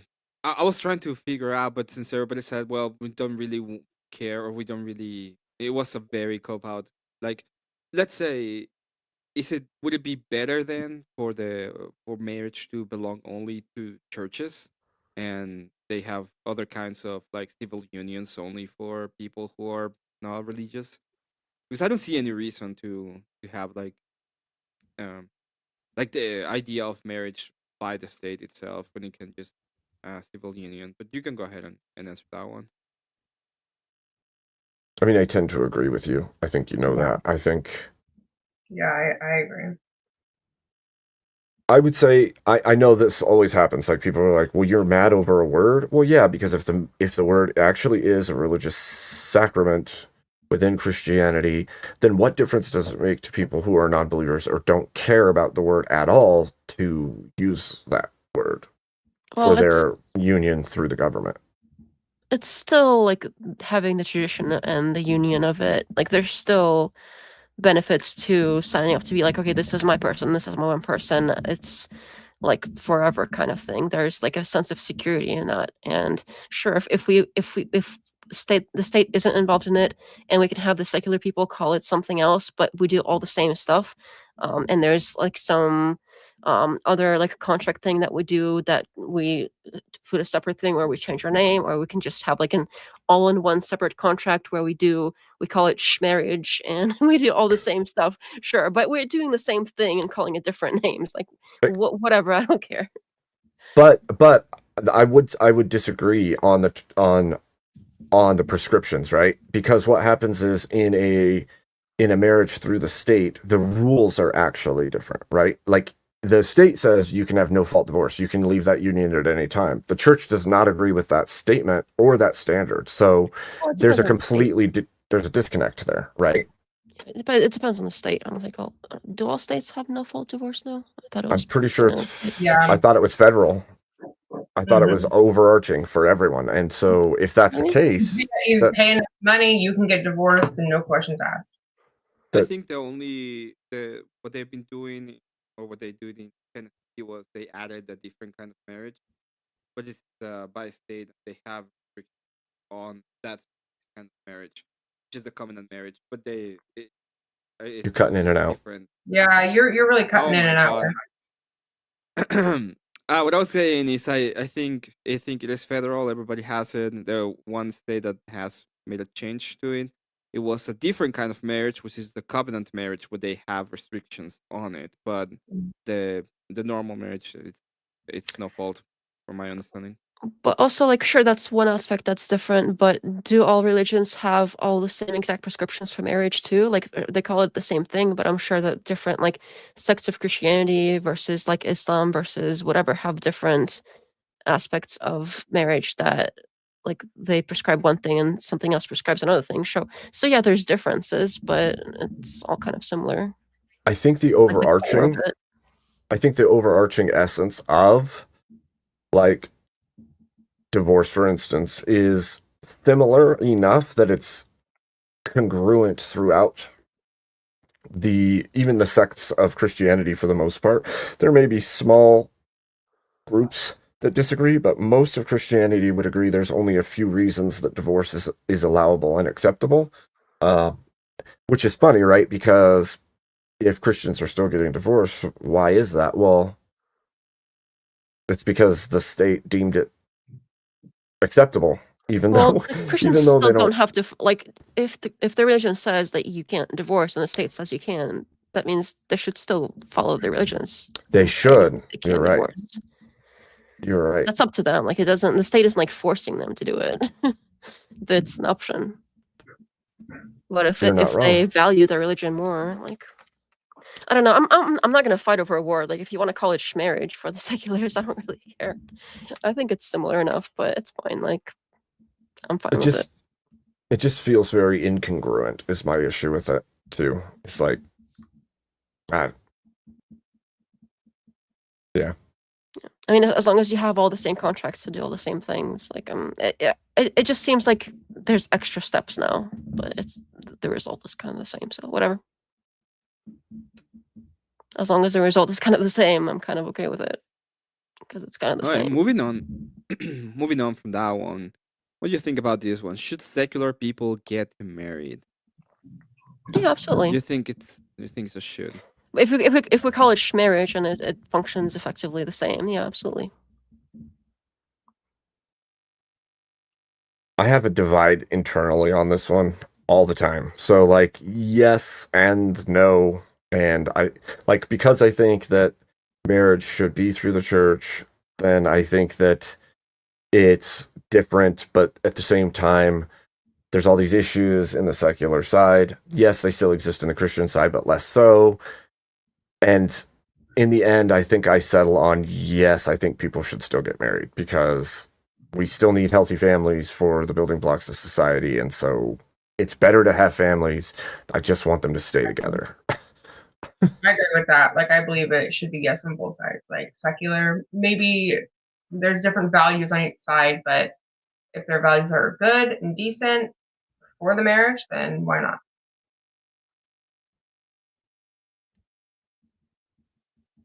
Okay.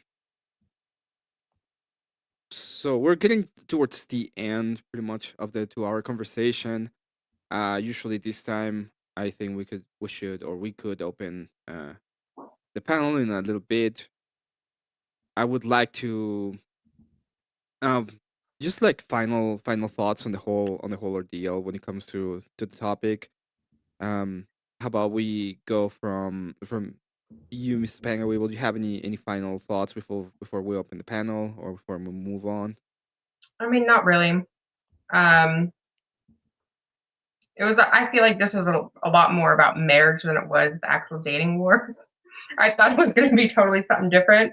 So, as a married person, I don't know. I feel like I gave my thoughts out there, and I think you guys have spoke really well on the topics as well. So, just Any open final it up. thoughts, Abe, that you may Oh, have? Just what I said before, I think that marriage and families are the building blocks of society, and it's important that we value that and hold them together and do everything we can to make a better society and culture for people to get married and to foster strong, good families, to build good communities, to build a good place to be. So, Def not. Any final thoughts you may have? Yeah, I mean, I pretty much agree with what everybody else said, and obviously we have disagreements on like the involvement of the state and things like that, but I think at the core, it's very clear that like being married, or at least like, well, married, whatever we want to call it, I think it's great for society. It's great for children, and we need kids. That's all of this stuff is, I think, kind of obvious, but it's it's nice to see that like at our core, people do want like stability and um, relationships and things like that. So it's, yeah, that's where I'm at. I think it went a little bit more towards marriage, specifically because most of the people in the panel were or are married. Mhm. I don't know. But I think we actually covered a lot when it comes to some of the ideas of dating. At least when it comes to should, for example, should secular people get married? It's an important, it's a interesting question because usually when you're dating, you wanna find, at least that's what I think, you wanna find a person you wanna spend your life with. Yeah. I will had I think this was a great conversation. I would like to say thank you, especially to Death Note, because this is not necessarily the friendliest space to be invited on, especially when we are considered to be the most horrible right wing people in the planet. I thought it was But friendly. but you know, we most tend to be horrible. kind of cool. Yeah. Well, I am the Crucible, and I talk for people, and it's a lot of stuff, We're tough just stuff. bad people. We're horrible. I'm Yeah, so it's The sorry. fine. all in caps, right? The The Crucible. still one of the funniest things ever. um, but uh, but yeah, I wanna thank you, Death Note, for being for allowing, first off, for coming here. Your partner didn't show up, so you stuck up and you presented your worldview, and I think you did a very good job Yeah. on it. And it was a very interesting and good conversation. We'll also say thank you to Panga, and obviously thank you, Abe. I don't know if anything is waiting, but I think we could probably open the panel and see if anybody has anything to add or questions. Yeah. Dev, like I said to you on the messages, you are not obligated to stay at this point. If you have other stuff you would like to do, you are free to go. Obviously you were free to go before, right? But you are completely free to get this as Giving a her permission. fulfillment. I'm just kidding. Yeah. Am I in You- jail? that- No, I'll stick around for a bit. You're gonna stay in jail. Yeah, we're gonna Oh get my the cages. gosh. Don't worry about it. Yes, the famous women in cages. Yeah, Yes. the famous woman in cages. So I'm just gonna go ahead and send the link, Abe, and I'm trying Okay. to put everybody that I know of in, and if anybody else like wants to jump on, I'll check it out. Cool. Let's do it. You're Oh my roboting. god, Abe, Autobots, roll out. good one. It was about time. Yeah. The chat was like having a great time. Even when one of our people started a little bit of Bergfest, they were having a great time. Yeah. Thought they were really good and engaged into the conversation. Good. They should be. Yeah. Mhm. I One of the things I would say as a person who would absolutely make the church make you go to make the state absolutely make you go to church. I don't think there can be a complete separation of church and state, and I don't think there's a separation of like marriage and state. I think there must be force applied in some cases. So I would disagree with some of my colleagues on that one. And probably with you because you see it the other way around. It's like, oh, they should protect us. Um, but it's a different mindset, a different way of looking at what the government is supposed to do.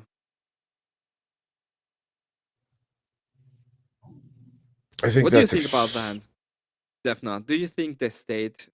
What would you think if a lot of, um, let's say that through our current system, a bunch of Christians got in power and they voted a law that you have to go to church on Sunday? What would you think about that? I think that would be unchristian of them. Are you Christian? No. Do you know anything about like the history of Christianity? A little bit, Did you know but that I there know was this? currently the idea is that you're not supposed to force people into it. Did you I know know there that wasn't was always the this? case. Yeah, did you know that there was this state called the Papal States, and you had to go to church on Sunday? I know that there was history where there was like people being forced into it, but I know that currently that's not the Christian way. Do you think the Christian way changes when it comes to Sure, the idea of everything Christianity? changes. Well, I don't think so. I think there was a lot of Christian examples in which going to church was mandatory, and not only in Christianity. There's a lot of different cultures and um, even sects that made it mandatory, and I think it was way more usual that you had um, mandatory church, especially in the past, than not mandatory church, right? I think at It's first it like a wasn't very new mandatory, and idea. then there was a period of time where it was mandatory, and then it wasn't mandatory again. So yeah, it changed back and forth. Yeah, I know, but and what I mean is I don't understand how can it be unchristian when a bunch of Christians did it, right? It currently is unchristian. Is there? Yeah, but I mean, Christians also did we're slavery. I would say currently keeping slaves is yeah. unchristian. I mean, the idea of everybody has that the idea of everybody is made in the image of God is a Christian idea, and that was the whole point of why it was abolished.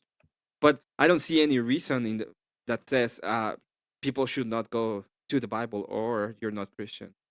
In fact, I see the opposite. The opposite is people should go to the Bible.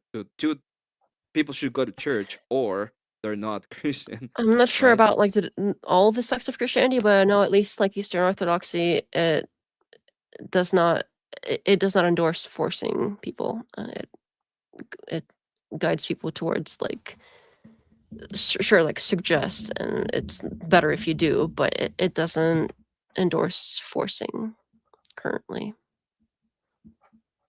At least the current church fathers don't. And sure, things have changed throughout history, but there were a lot of things throughout history that were bad that we don't do anymore. You think it would be bad for people to go to church? I think it would be bad to force people. No, but that was not the question, right? Would it be bad for people to go to church? The question was forcing people. No.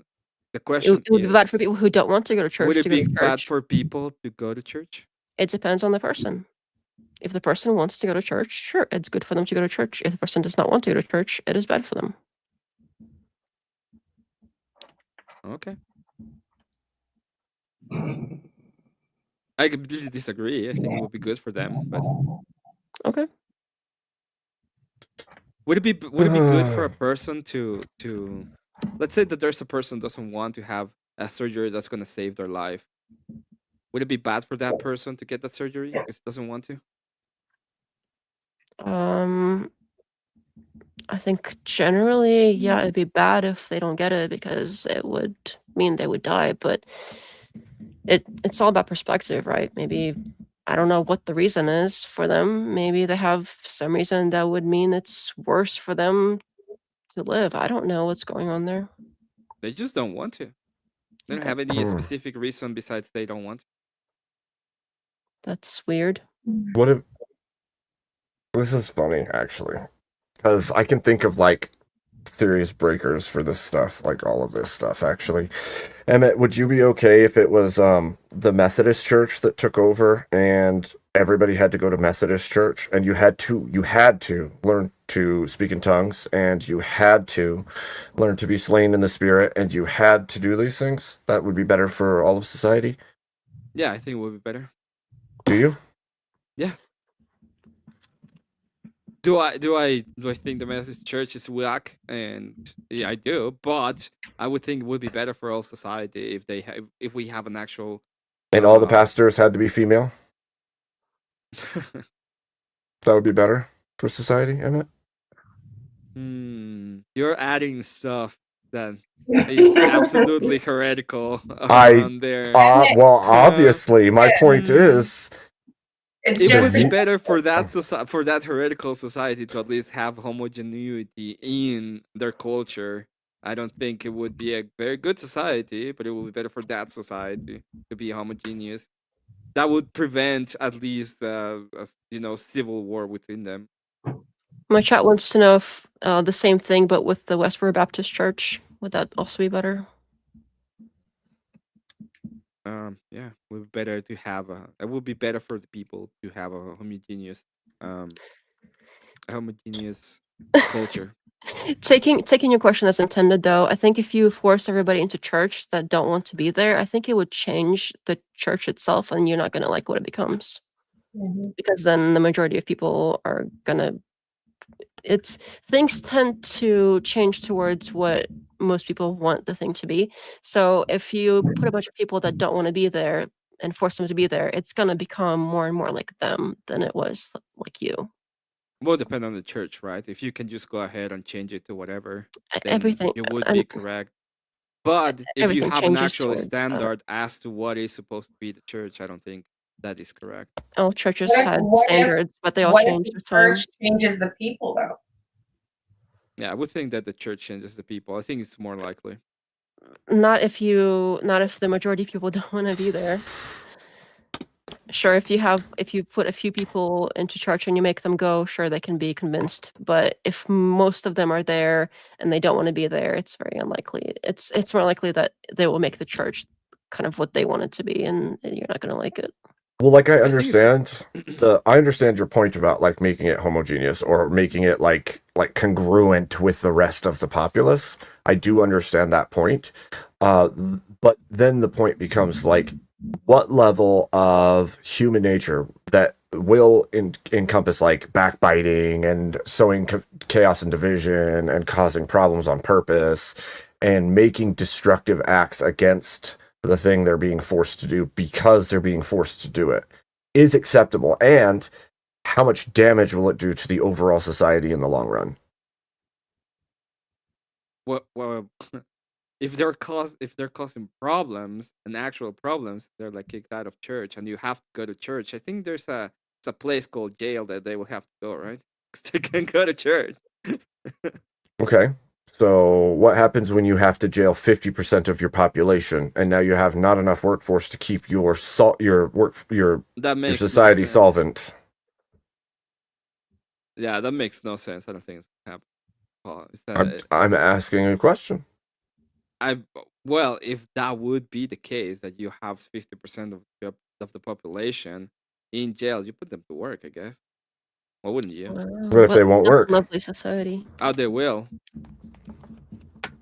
I don't know if you ever been outside of the U.S., but they do, and they. I have.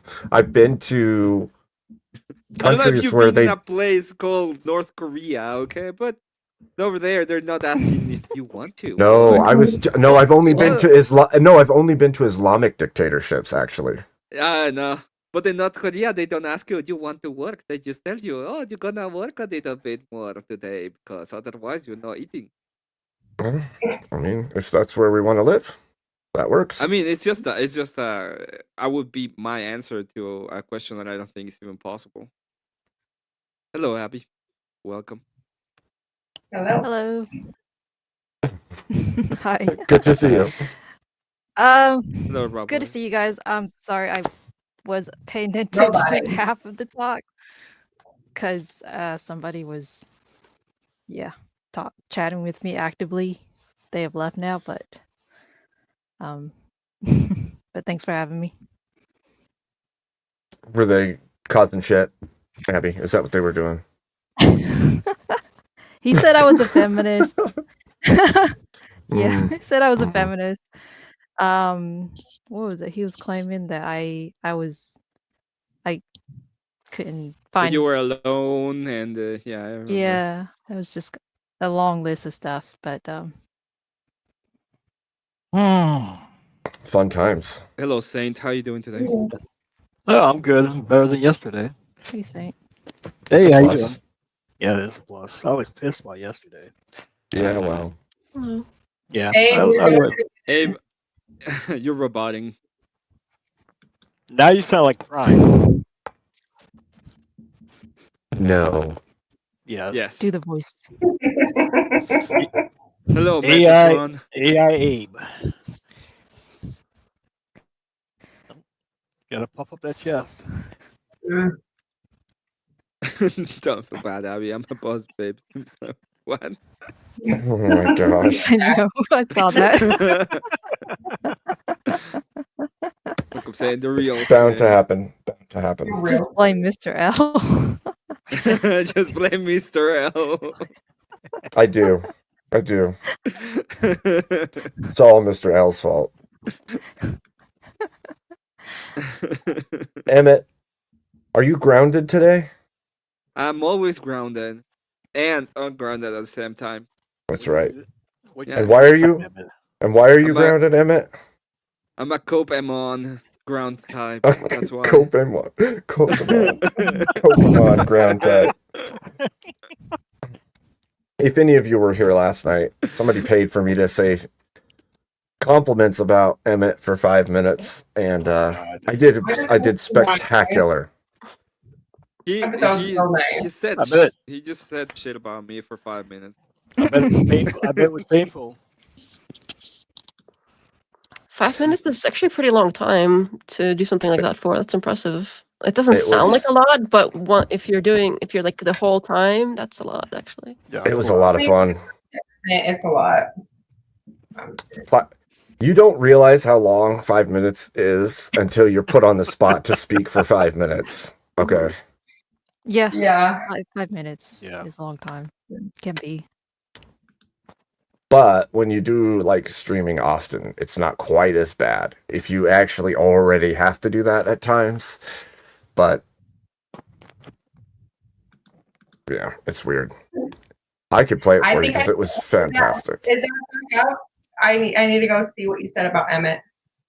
I was gonna pull it up because it's Oh, hilarious. you're gonna put it on. Yeah, I want to see it. And it's Okay, like, so- what? Okay, so Emmett, when is it gonna be your turn to say 5 minutes of nice things about Abe? I already did. Good You idea. did not. I didn't hear it. That's I a good didn't hear it. Yeah,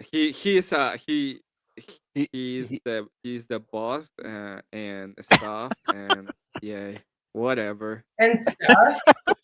That's so convincing. Emmett, You are you're so so full of convincing. shit. Emmett the Green Bird. Green Bird is back there. I do have Green Bird. This was so funny.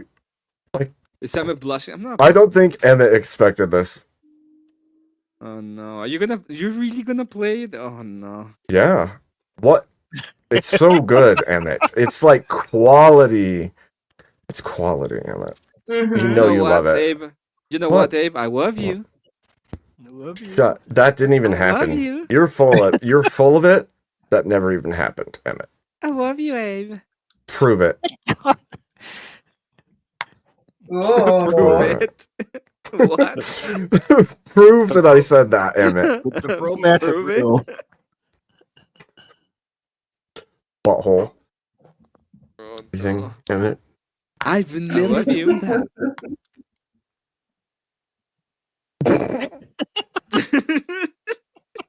Here it is. I think this is see a you. lie. I think this is a lie. Jared speaks by $5. Says Abe, 5-minute monologue on how great Emmett is. No, he didn't pay me to put this in, or did he? Shit. Emmett is so great because he's really good to slap around. He's so grounded, and it makes it really fun to kick him because he can't go anywhere so long as he's grounded. He's like so grounded, he's got his legs stuck in the ground, so he can be slapped or kicked no matter what, and he goes nowhere. He just stays put. Like, perfect for being a punching bag.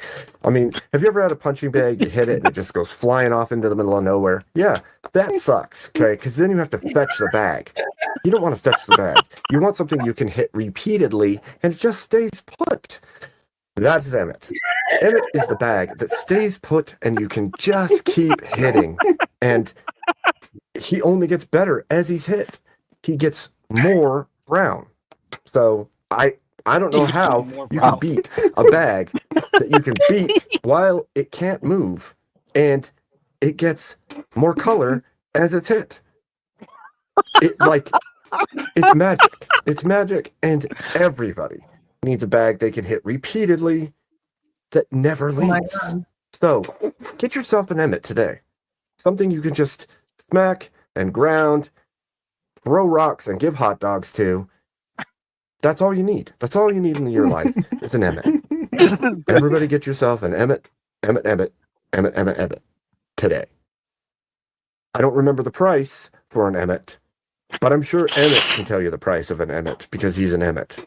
In fact, Emmett reminds me of what's that thing in Rick and Morty?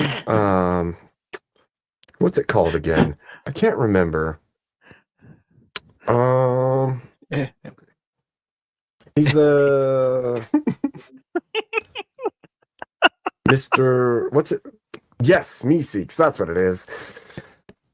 See, Emmett is like your own personal Meeseeks in real life. Only he never goes away when he's hit. Like, Meeseeks might disappear, but Emmett stays. He's made of sterner stuff than Meeseeks, and yet can take the beating. So I would say, never done. For the low price of $4,455 per week, get yourself an Emmett today, because it's worth it. Oh, right. He also used to be a Mogwai farmer. So What? I don't know how that's even done. He's got to be some kind of legendary thing, because if you can farm Mogwai, okay, we all know gremlins, right? If you can farm yourself Mogwai and cultivate them and give them out, you have to be something special. If you could take beatings like Emmett takes and farm Mogwais, you are definitely something special. Yes, that's right, folks. $4,455 a week, and you can have your very own Emmett. He will show up, he will stay grounded, and he will take those hits. A week? Get yourself an Emmett today. You know you want one. Yeah, that's what he said a week. And not just that, he comes with an That's a surprise. Emmett, incredibly that's overpriced. hilarious accent. No one can understand him half the time, and the other half of the time, he will insult you so you want to hit him. It's That's perfect. Just get yourself an Emmett. We all know you want one. So, in retrospect, I think that this was a time to remember that people like Emmett need food and water as well. Because if you don't feed and water your Emmett, they won't grow whilst grounded. And when you ground something, we all know something that's planted must also be fed and watered. So make sure that your Emmett has plenty of water, plenty of food, and remember, he doesn't like birds very much because they peck at his eyes. Especially if you've hit him too many times and his arms don't move anymore. His eyes will be unprotected because he can't actually cover them with the arms that are now too beat up to move. So, like I said, $4,455 a week.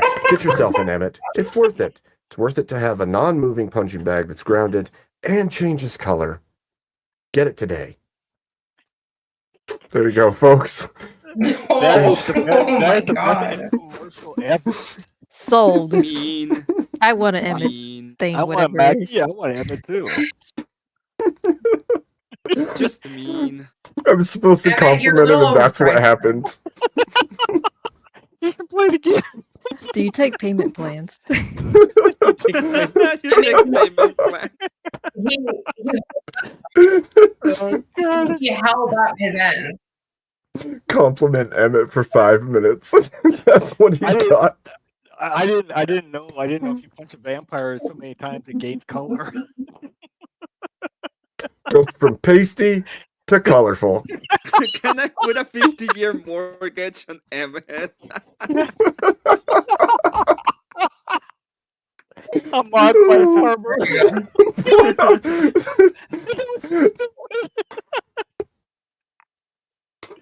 It was very hard not to just crack up laughing the whole time as I was saying all of that, though. If anybody doesn't know what Mogwai is, you got You did it so seriously. Like, that was an infomercial right there. Yeah. That was the best infomercial. You could have done like, you need to clip some of that and you need to put it in like every video in the future for like, you know, Oh, ads. man. Put ads in your Turn- videos. Turn it into my intro video. Your Emmett ads. Well, What do you think, Emmett? You all suck. That's what do you mean? Everybody wants an Emmett now. It was Yes. perfect. Everybody's asking for refunds. Yep. For refunds now. Refunds. His arm stopped working after 2 seconds. Emmett's so angry. You didn't change enough.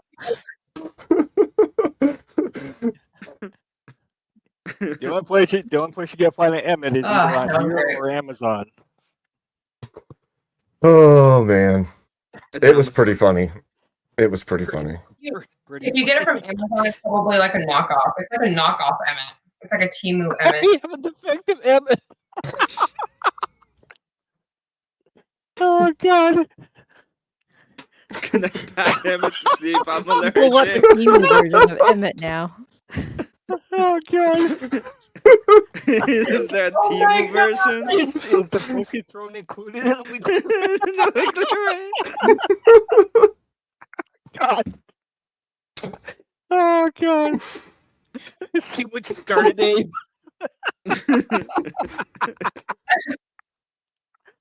Oh, God. Oh, it's so good. I needed this. I think the What do we have comments here? are better than the. Oh, man. Look, it's fun. And, you know, it gets good attention. Emmett looks so pissed. He is mad. He's like, I'm going to get you back for this. I'm going to get you back for this. That's what he's thinking right now. Yep. Yep. Good luck. Damn it. Good luck. All right. Well, I'm gonna get off of here. I'm gonna get off of here, Abe and Emmett and everybody else. Y'all have a great night. Do you want to tell people where to find you, Weevil? It's my name right there. It's nothing complicated. You can type that in something Weevil. You can find me. It was nice talking to you. I'm pretty sure people know me, or I would hope. You're Someone. famous. And Famous. Jeff, it was nice talking to you. Famous. I don't think I actually talked to you on other channels I've been on with you, so it was nice. Very good. All right. Well, Well, I'm gonna go purchase an Emmett now. So y'all have a good night. Good luck. It's you. Whatever. The Temu version. Whatever. The team. That's She's not paying full price. She goes, I'm not going to get full. that's pretty expensive, to be fair. Because He's a- can't wait for Emmett. Whatever.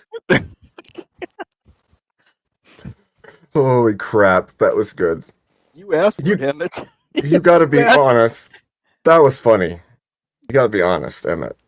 That was funny, and you know I it. don't have to do anything. This is gonna be malicious compliance. I will be quiet. You just have to stay grounded, Emmett. I'm just stay- a moderator right now. just okay? stay I'm grounded. a moderator. Holy smokes. I'm surprised more people aren't jumping up, honestly. Yeah, where's Yeah, I'm confidence? surprised too. What do you think, Abby? What do you think about this episode of Date Wars? Did you learn anything? Do you disagree or agree with anything? Do you just want to hit Emmett? No. For 5K a week, you get to hit Emmett. Oh, God, hold on. Let me get my thoughts. I really like Emmett's kitty. Is that kitty cat ears on your chair? Is that those Kitty are cat. so cute. I'm jealous. It's an awesome chair. I don't know. I want Wait, one. it has a cat too. Oh, that is so cute. He's a cute kitty. I love the ears especially. Like the kitty is cute, but the ears are perfect. Yeah, it's a pretty cool. Very it's a pretty nice. cool chair. I didn't even know they made them like that. Merlin, I'm back. What have we learned? That people can pay for them to hit me for how much is it? 4,900, 4,000, $4,455 a week. Okay, yeah. So if you want to have an Emmet, that's the weekly rate. You can ground me. Apparently, I can't move, and then you can hit me. And you can hire him to be a Mogwai farmer. It's so Cope. ridiculous. So much for the cat chair, huh, Emmett? It's maybe it's a Mogwai chair. Maybe. What do you think, Abby? Oh, no, actually, I agree with a lot of the points everybody made. Yeah, I mean, I would just add the part about like dating in itself is not bad or harmful, but I believe it is better to date with intent for marriage, not just, for have to go and test a person out or meet a person. But I disagree that you have to test somebody out before you want to commit to them. Because it wasn't here, but it was another stream. But yeah, there's a number of people that thought it was fine to test out the relationship to see if they would be serious to commit to marriage or to further. Well, I don't know what's past marriage. It's just marriage. Yeah. Do you think there's a level of okay, so that's one of the things that gets talked about often, right? Is you should be sleeping with that person before you do anything, before you marry them. I don't think that that's a must or a need, and I don't think it's good. But what I do think is if somebody actually wants to be with somebody, then they will work on being better at the things that person wants, right? Like if you actually have built a relationship without the sexual part, and then you get into the relationship and then you build from there, I think that's just fine. And I see people say that all the time, like you should understand what you're getting into with them sexually before, and it's like, I don't think I agree with that at all.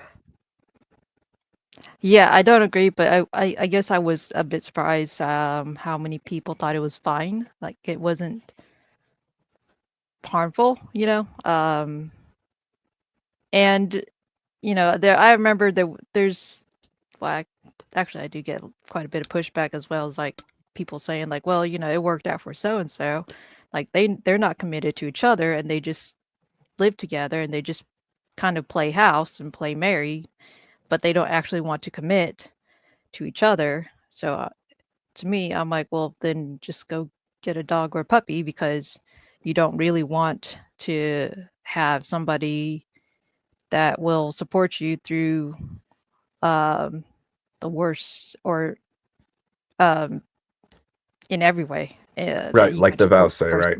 Right. In sickness and in health, good times and in bad, right? They got to be there through the thick and thin of it.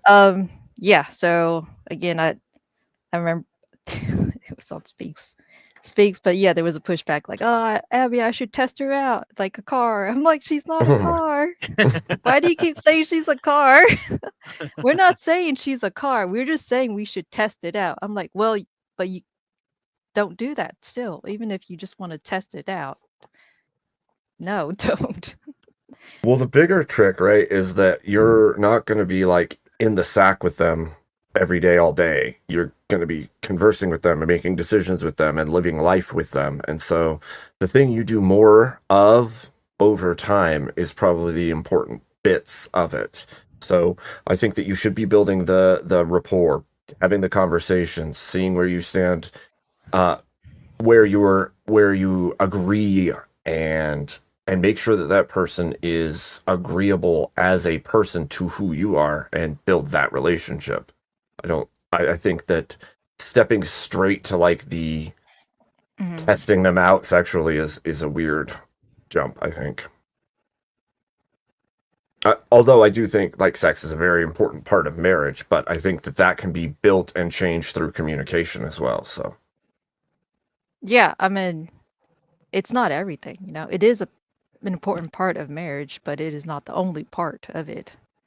I mean, indeed, a lot of actual connection and building up connection and building like that bridge towards each other and building on your relationship and your marriage doesn't come through just, you know, just through like sexual and desires. It's actually through the long term anyways. I'm talking about not just like the fling or the one time, you know, right? but in long term, it's through small gestures of actually showing that you love them and you support them. You know, you listen to them. If they're like, "Hey, this thing bothers me and it concerns me," you take that into consideration. You don't brush it off. Right.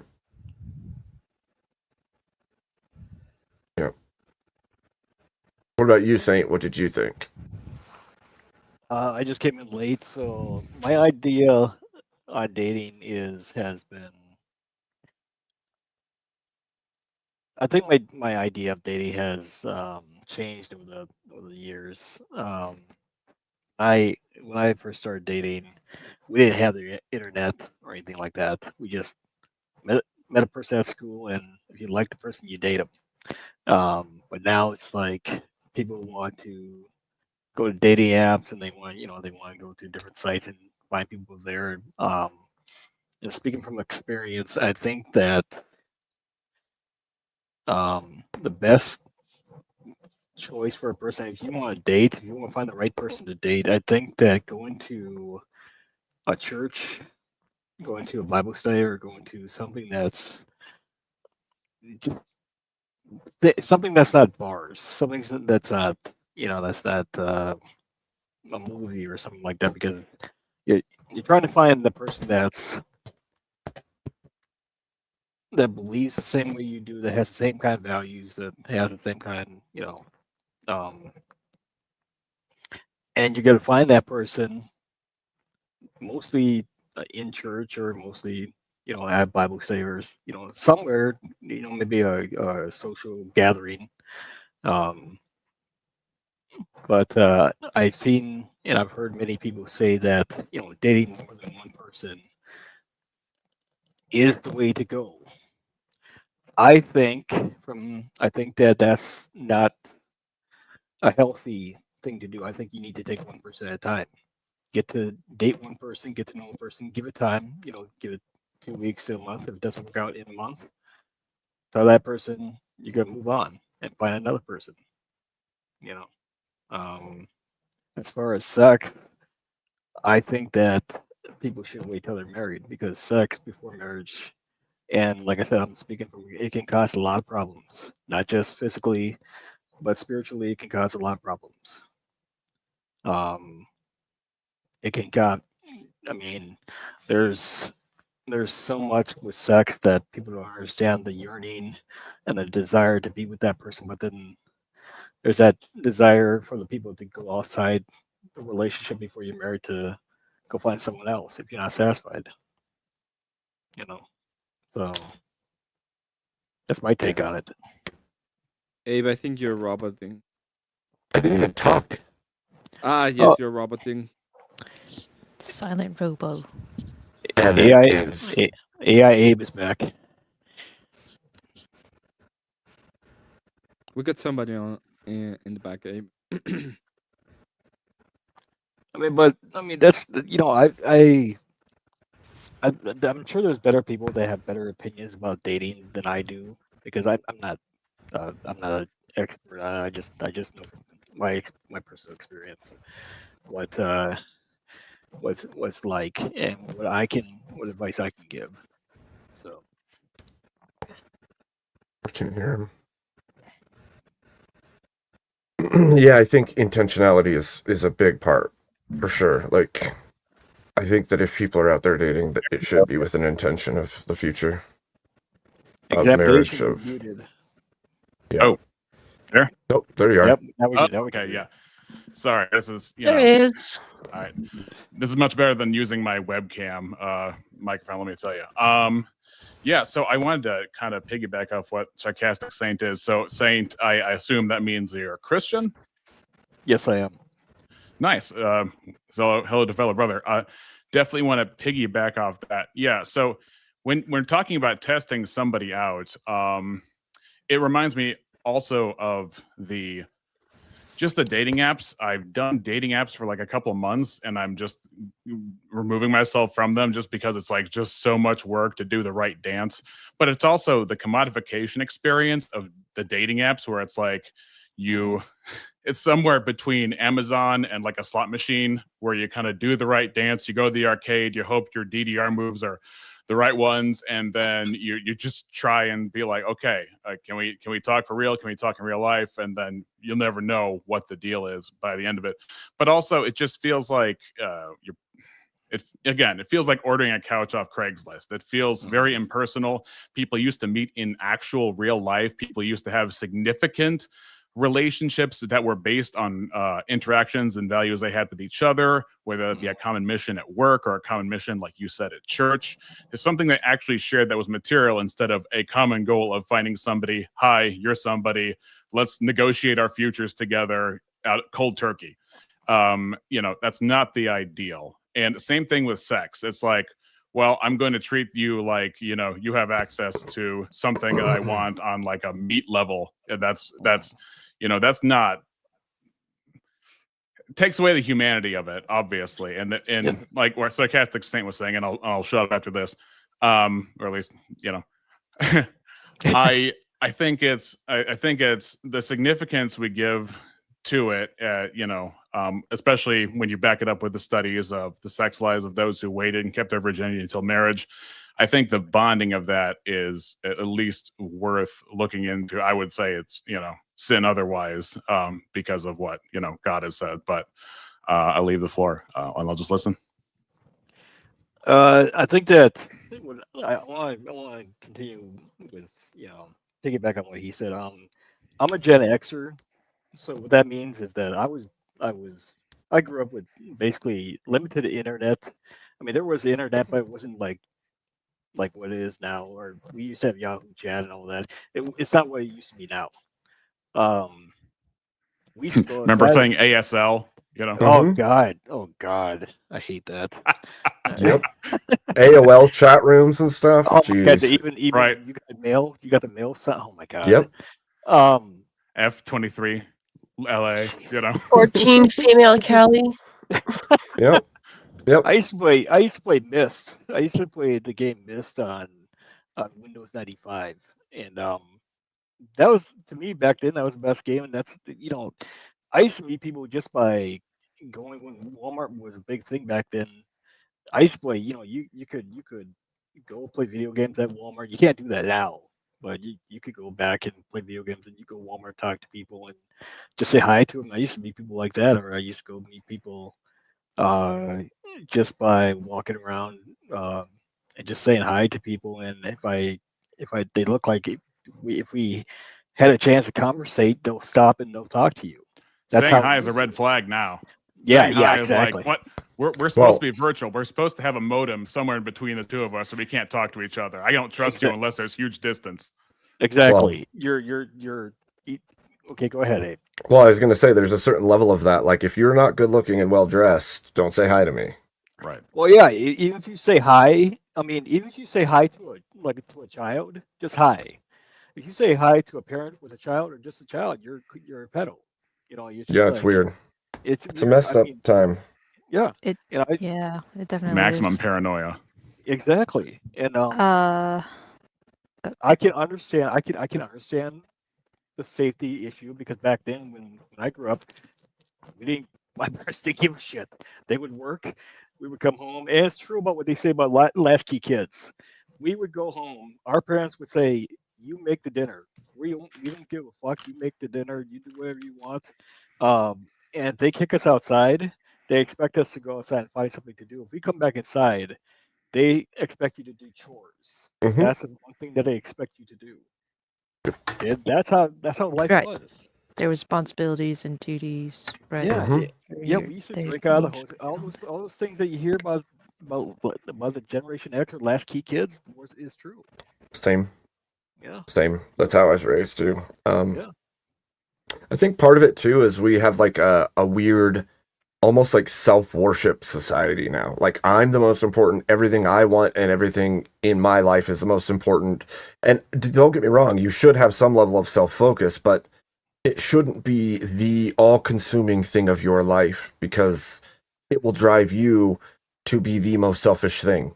And I don't think that I think there's a loss and a miss there because like if you are the highest and most important thing in your life, then you will value everything you want over everyone else and everything else. And I don't know how you could foster good relationships that way.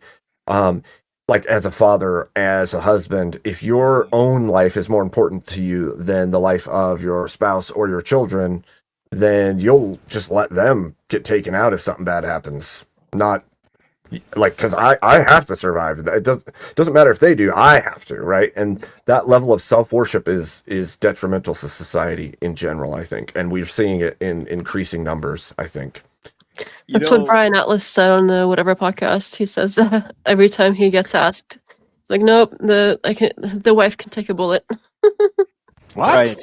Right. I wouldn't do that. Wait. What? What does he? Does he mean that literally, or is that a euphemism for something? No, there were discussions every time. That's a discussion. Is like, should men like sacrifice themselves or whatever? He was for their families. Like, no, the wife can take a bullet. The wife and even He the can't be kid. Like, serious. there's some question think he if is. the kid would also. I can tell you why I think he does that. The kid. One, I think he's doing it for effect, right? He wants them to freak out, but he also is doing it because in his mind, he's saying, well, if women have attained all the rights that men have, they have all the benefits men have, and everybody's supposed to believe women, and Yeah, then Yeah, but your own wife. what like- duty Make do that I have point. to defend her now, considering she's got all the everything that I do? We're on equal playing field. But- Well, Now, last I don't checked, agree. He's a Wouldn't professing be an equal Christian. for He says those. he's a Christian, doesn't he? Yeah, I No. don't agree with the stance. I don't agree with the stance at all. But if he's trying to make a point to a bunch of women who are saying we have all the same rights, we don't need no man, then it's like, well, then I'm not going to protect you then. No, it's Yeah. for his wife specifically, and he Right. said that his wife would be stay at home. He's- and that he's she not would even take care of the married. house, and I He's don't not know. married, so it's Anyone not for earning think- money. current. He doesn't He want to can't. get married. Last I Yeah, checked. he doesn't When want to Michael get Knowles married. notice when Michael Knowles challenged him, well, you should get married, which Mhm. is a nice thing to say. I thought you never see Michael Knowles back on the podcast again. No. Mm, And he What was is like Yeah. equivalent Weird. wife or whatever? Brian is always bringing up his Asian girlfriend. He's always showing videos. Of I don't. yeah, the made up. Yeah, I don't know what that's. Wait, the about. horn hat one? Is that Yes. his The girlfriend? bowing thing is so The bowing weird. thing. The bowing. That is so I think Is weird. it's Oh, yeah. I think sorry. it's mockery of the positions. I think that's Yeah. the bigger part of what's happening there. I think it's a mockery of the system. I think what he's trying to do is he's trying to say, oh, you want everything to be equal. You want equal rights? Okay, then you can take the bullet. I think that's I- basically the thing. And I It's don't not- know Brian, so I don't know him personally or anything like that. But that's the Up- only up- thing I can think of when he says those kinds of things. It's like, yeah, he's trying to play the mockery of what society is and get a rise out of everybody in the room. Yeah, I've watched him. I'll accept rage bait, but I think everything else you're giving him a little too much credit. I'll accept that it's Well, probably rage bait, but I the other Like I stuff, said, I don't think it's that deep. I watched him enough times. I watched him enough time on whatever podcast to know when he's not serious. He's not serious. I don't think he's serious about that. I think he's just you got equal He's rights. serious. You're probably right. You know, like this is Brian. I mean, Brian is you think he's serious, he's saying one thing and he actually means the other. That's how he is. Well, I don't. He seemed like he was pretty serious. He was asked if he was serious, and he's repeated it enough times. So he's affirmed wife takes the bullet. That's just Yeah. look, again, I haven't seen the footage, so I can't judge for myself. But if that's true, that is the most pathetic thing. Look, ethics doesn't change just because the economy changes. Ethics doesn't change just because society changes. And your role as a man, especially if you're a professing Christian, who, again, I didn't watch it, you guys did. He's not a Christian, no. Huh? He's not a Christian, Brian. Okay, I thought he said he was. He claims say that. to be. No. Well, No, I agree that every bit of fruit he gives is like antithetical to what Christ has taught. Especially, it's like when the Bible says, husbands love your wives as Christ loved the church and gave his life up for her. And so, if you're going to do that, you cannot tell your wife, "No, you take the bullet." No, you take the bullet. He uses the first part of that line, but he's not actually a Christian. I think what he says is he wants a more Christian society, but he is not a practicing Christian. So. Oh gosh. Okay. I wasn't sure because denial. Steph I wasn't sure because Steph not said that it changes, right? So if it changes and it changes to whatever we want it to be according to Christianity changes according to what Steph not said a moment ago. If that is the case, why wouldn't we go ahead and just change I don't know what that that means. When you say Christianity changes, I don't know what that means. What are you referring to? No, it's just society as changes, and with society changes, Christianity changes, right? No, because the Bible doesn't change. So society might influence the church, and I admit that most churches are horrible places to go, teach you wrong, waste of time. That doesn't mean that the Bible actually changes. How do you know? I'm not saying the Bible churches changes. I'm saying that the interpretation in Christianity changes. Like certain things used to be acceptable, and now they're not, according to the church. And now, like the church changes its stance on what they do. Yeah, so I agree. If churches are horrible places, if churches are horrible places to go and they have all these bad things, but it tells you that I'm not saying horrible places to go. Like what exactly are you meaning here, right? That's not what you said. Didn't you say that a moment ago? Yes. Yes, but you wanted to qualify it, right? I don't know. Can you qualify it? Yes, because if they teach you wrong, then you go to hell with more knowledge about God, which you're more responsible for than if you otherwise would have gone to hell as somebody who never heard the gospel before. How do you know they're teaching you wrong? You could check the Bible. So it's your interpretation of the Bible? It's what the Bible clearly says about most anything. Some passages are hard to understand, but most of them are pretty plain. Do you have an example? If you read it, do you need to interpret it? If you read it, you can understand it, just like anybody has understood anything for Christian civilization, which is why we have. So you don't need interpretation? What do you mean by interpretation? Let's say that I see a bunch of characters in a book, and I just go ahead and pretend that I'm reading, but I don't know the characters. Can I understand what it's being said? I think you can understand what's being said because you can read. Let's say that I have 60 IQ and I can barely read, okay? And if you give me a list of commands, I cannot follow them. Can I actually read the Bible? Yeah, I think a lot of times when people talk about interpretation, it's just kind of like this gaslighting fog people throw up there and say, well, how do you know that you know? And how do you know that you know that you know? And yeah, how do you know?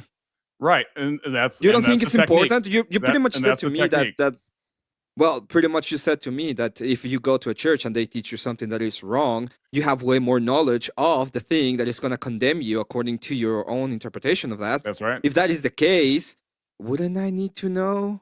Like, wouldn't I need to be sure that what you're saying is correct so I don't go to hell?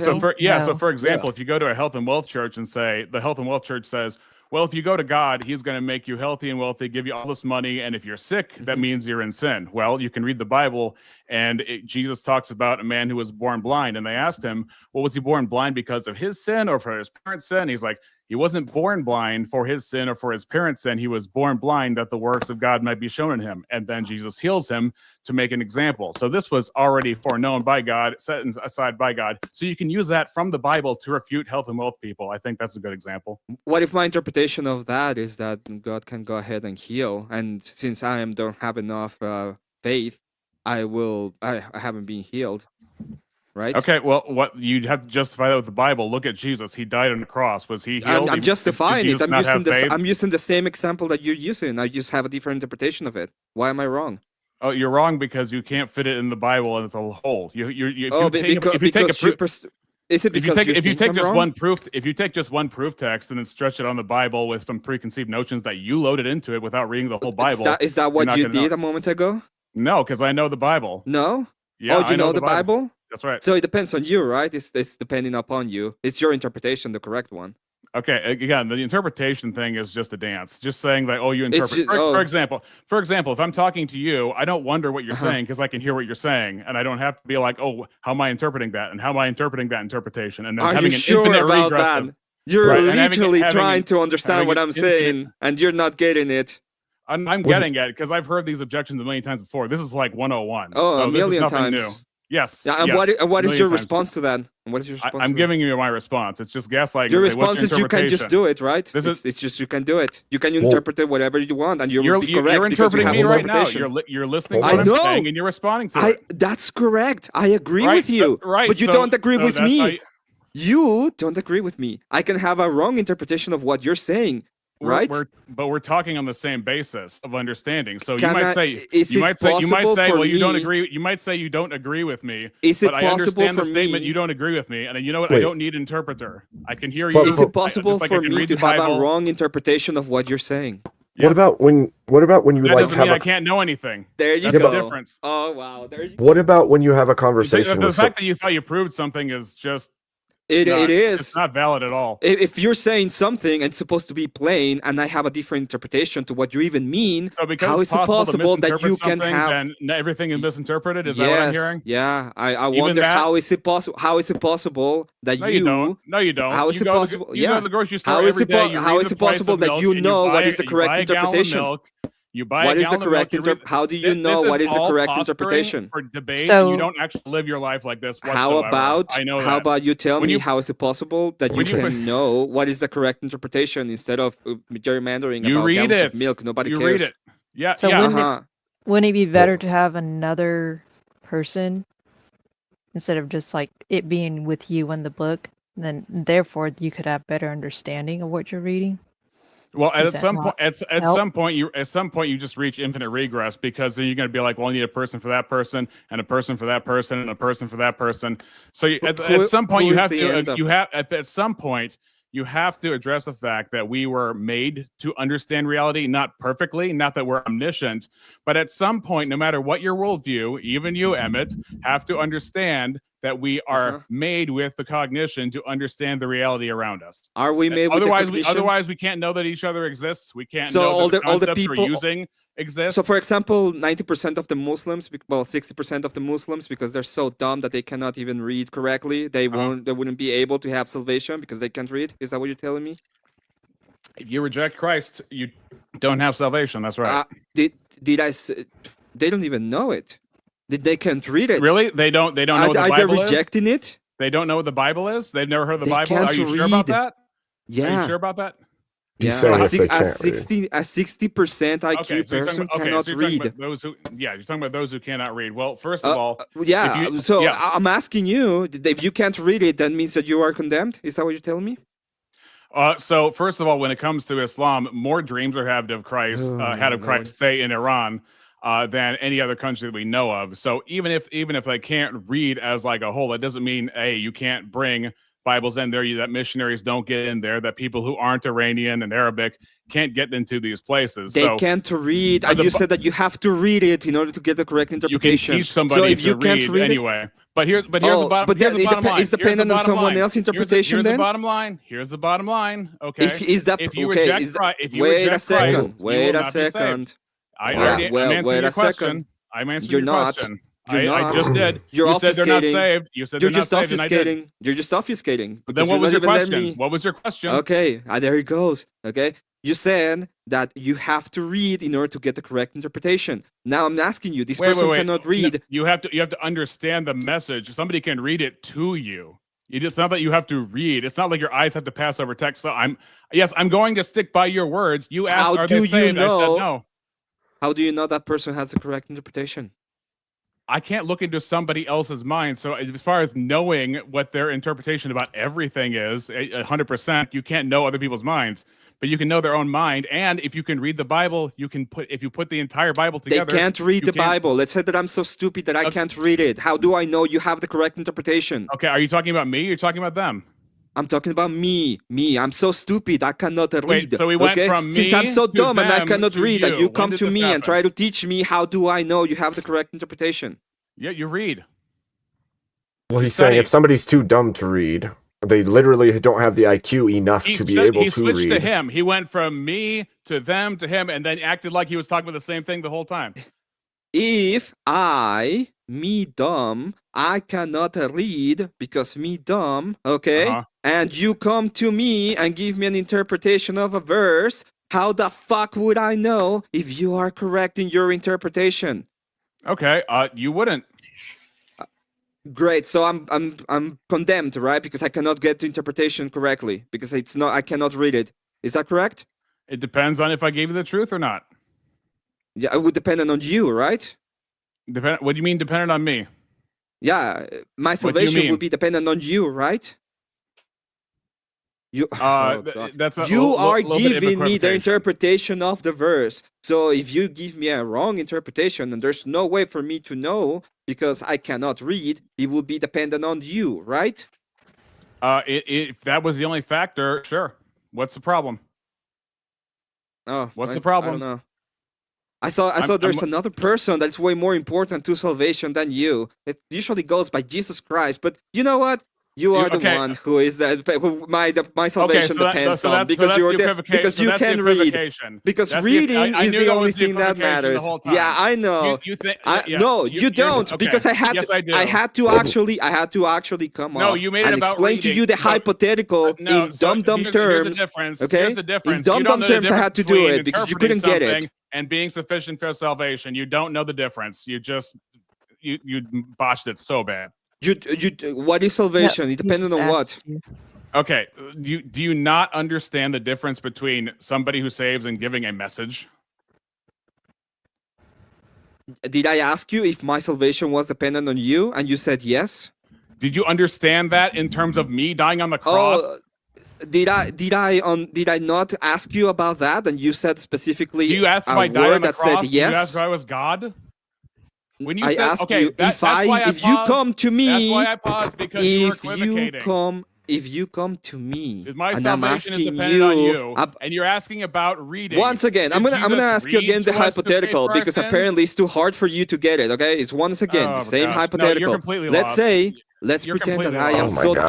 dumb. Let's Okay. pretend that I'm so dumb I cannot read, and you Okay, come I want to and you return give my me an Emmett. Where's my interpretation. receipt? Can I return my Emmett back at the Emmett No, store? you cannot. This is- So this is- let's this say is that too let's much. say that Do I have a let's warranty say for that my I Emmett? go on. You know, Let's let say me- that I let me read- go let me on and read I'm the so manual dumb. here. Where's Let's say that where's I'm the so manual? dumb that you cannot Hey. understand, that Oh I my cannot gosh. read, and Oh you're my gonna come gosh, to this me is with so a painful. with a. You know, Let's say. this is probably a good time to Well, bring up the book. whenever you're Speaking ready of to read finding about it. Jesus. You're Wow, roboting amazing. again. I am. Amazing. Yeah, So, you're let's roboting say- again. Let's say that I go Who's ahead. roboting? Oh my God. Hey, Hey, Mr. Rob. Hey, Abe. robot. Hey, Gerald. Yo, what up? Hey, Gerald. Well, we're just having a bowl of cherries here. It's wonderful. I just want to get a quick question in before you guys spurg out, Sure. if that's okay. Yeah. Actually, two. So the first one is, how many marriages do you guys know of that happened within the last 5 years are still ongoing? Mm. Like, do you guys know any in your personal life that they got married within the last 5 years and they're still going at the moment? Yeah.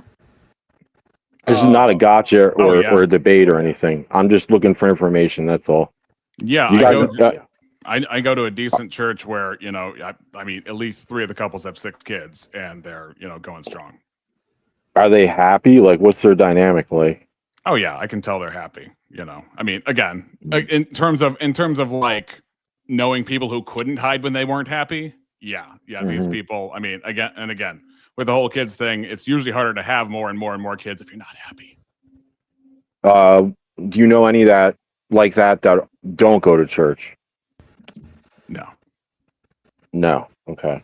at least not off the top of my head. And also, it's late at night. How about anybody else? No, I know some that are married through the church, or married and go to church, that are still together. I don't know any that aren't and stay together currently, anyway.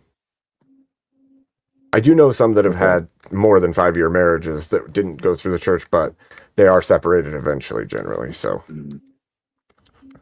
Okay. Well, second question.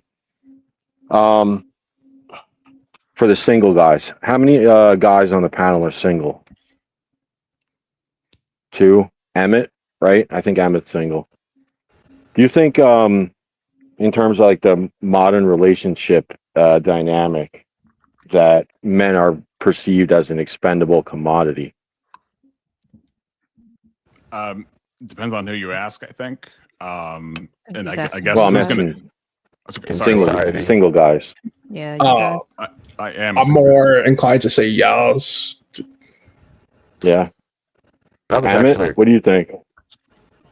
I think we've made ourselves an expendable commodity. We made ourselves. Yes. For the reason Okay. that, and I'm not trying to act like I have it figured out, but from what I've seen looking back, we know what we're supposed to do work-wise. We're talking about a Christian-based relationship, right? That's how I'm viewing the lens I'm viewing this through. No, just modern relationship in general, because it has to encapsulate the entire male experience, I would say. So what is a man supposed to be? What is a man supposed to do for a woman, spiritually and emotionally, beyond physically? What is your job? What are you supposed to do? What are you tasked with? Where are we falling short that we can't make a woman happy because we think that going to work every day and then treating her horribly because we're tired? Or when she has a bad day, getting upset with her every day. Just stop yapping at me. I worked all day. What have we done to ourselves to make deserve us it? a commodity? Go ahead.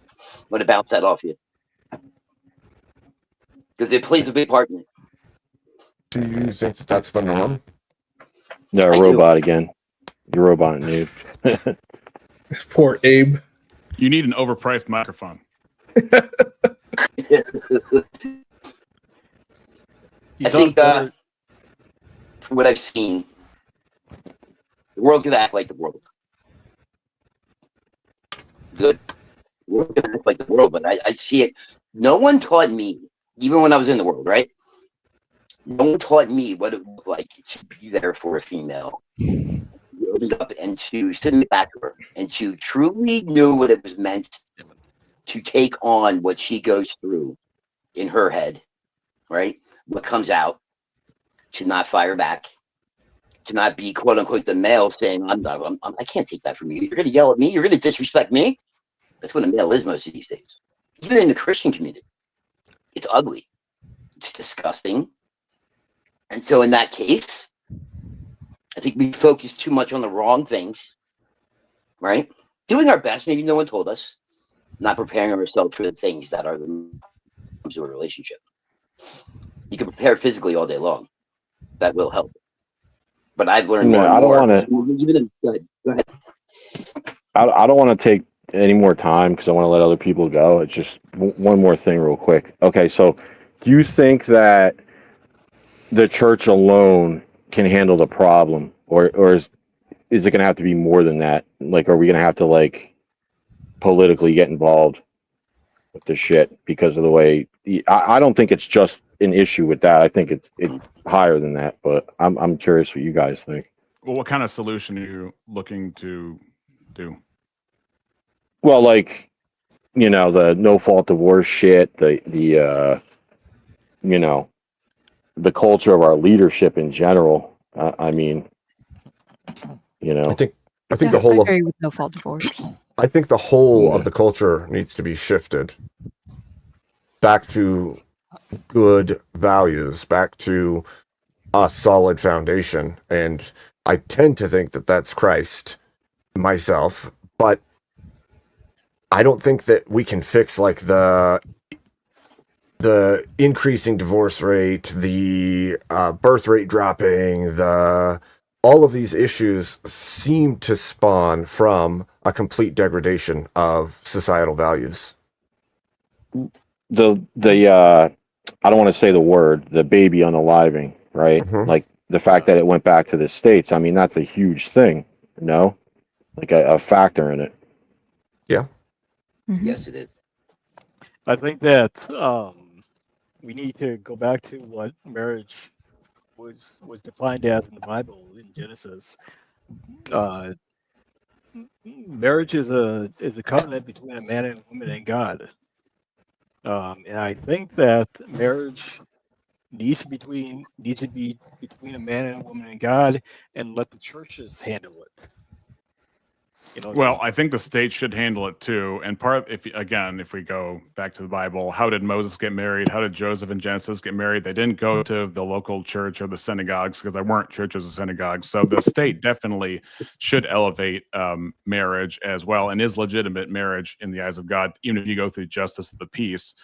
However, I definitely agree that we need to recognize that maleness and femaleness are measurable, real, and not arbitrary. Otherwise, if you look at your spouse, if you're a man, well, if everything is the same, well, my spouse might as well be a man or a woman, doesn't matter, it's no consequence or anything like that.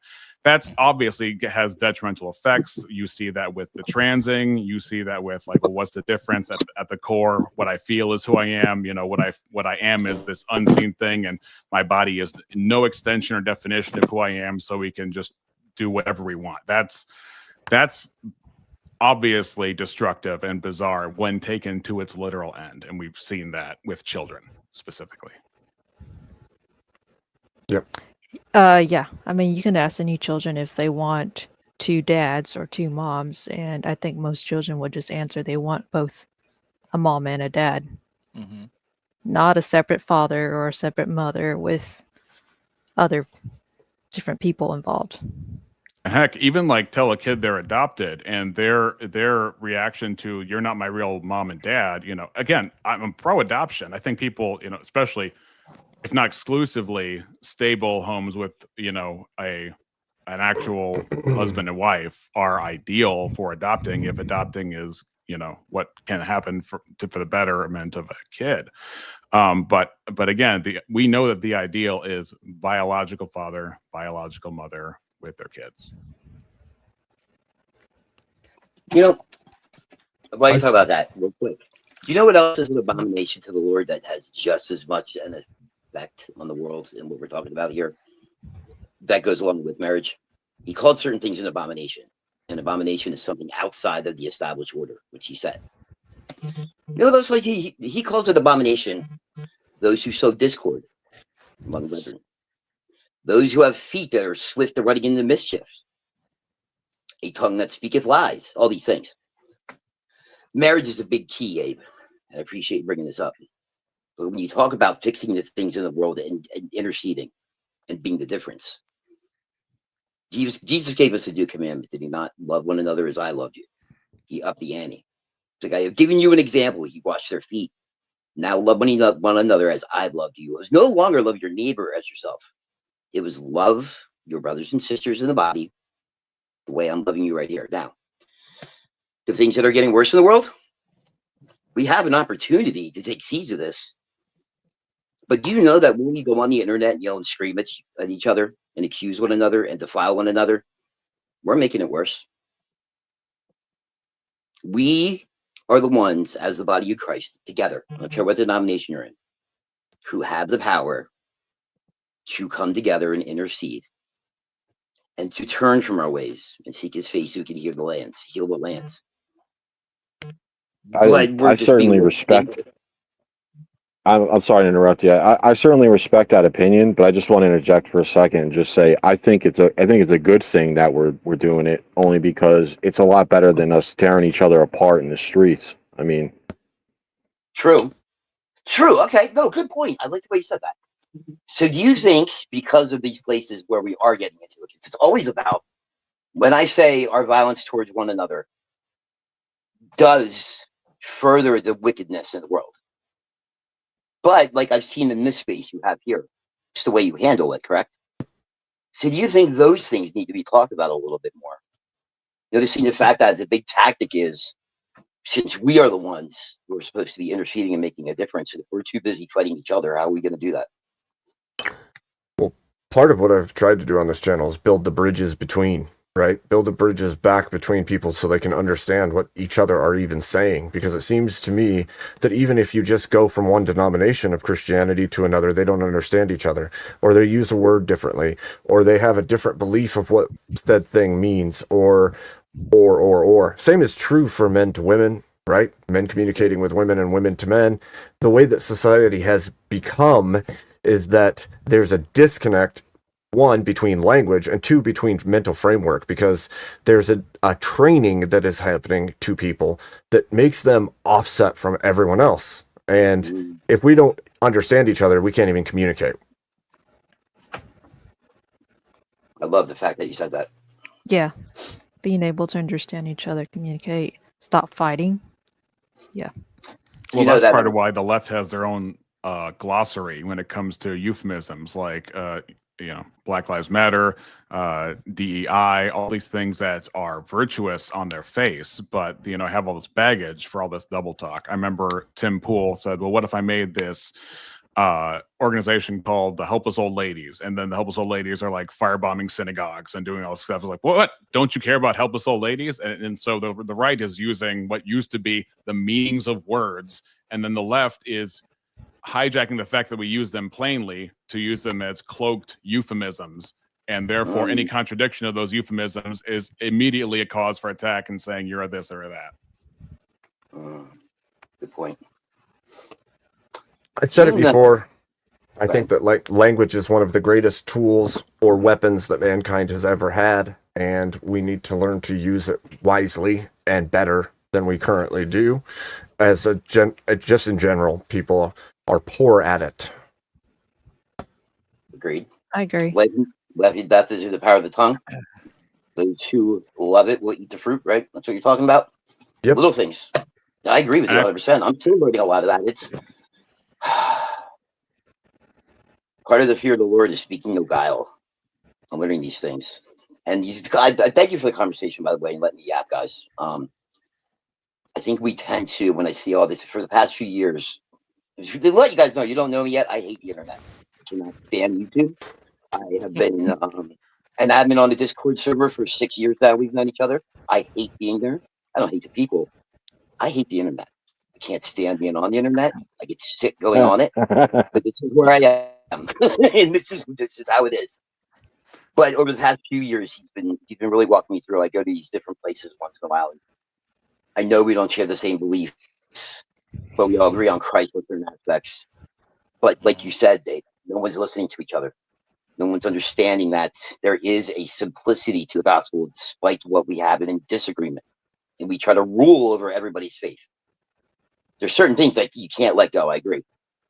But I knew this girl that I met a few years ago. She was locked inside of her house and tortured for 5 years. Had 2 children by the R word, and she couldn't get out of her house. And she finally was able to break free and needed to leave that state that she asked every single church to help her. And they all denied her. You want to know who helped her? Catholic Church helped her get resettled out of love and re-sat down. Now, I hear stories like this, and then I wonder if everyone is too busy trying to point out what we do wrong, even if we don't agree, and not talking to the individuals. I think we've lost that. We don't want to hear a fight with someone in this room. I want to know what. If I'm going to be here, I try to get to know the people I'm around. Maybe I'm wrong for that. If I start getting into a fight with you, babe, and I just met you, that's my fault. How do I know a little bit of what you've been through? Is there any eagerness there to learn about one another? To righteously judge? That's what righteously judging means. to know how someone came up and why they are the way they are, take into account. Maybe he didn't have a father. Maybe that's why he's a little ornery.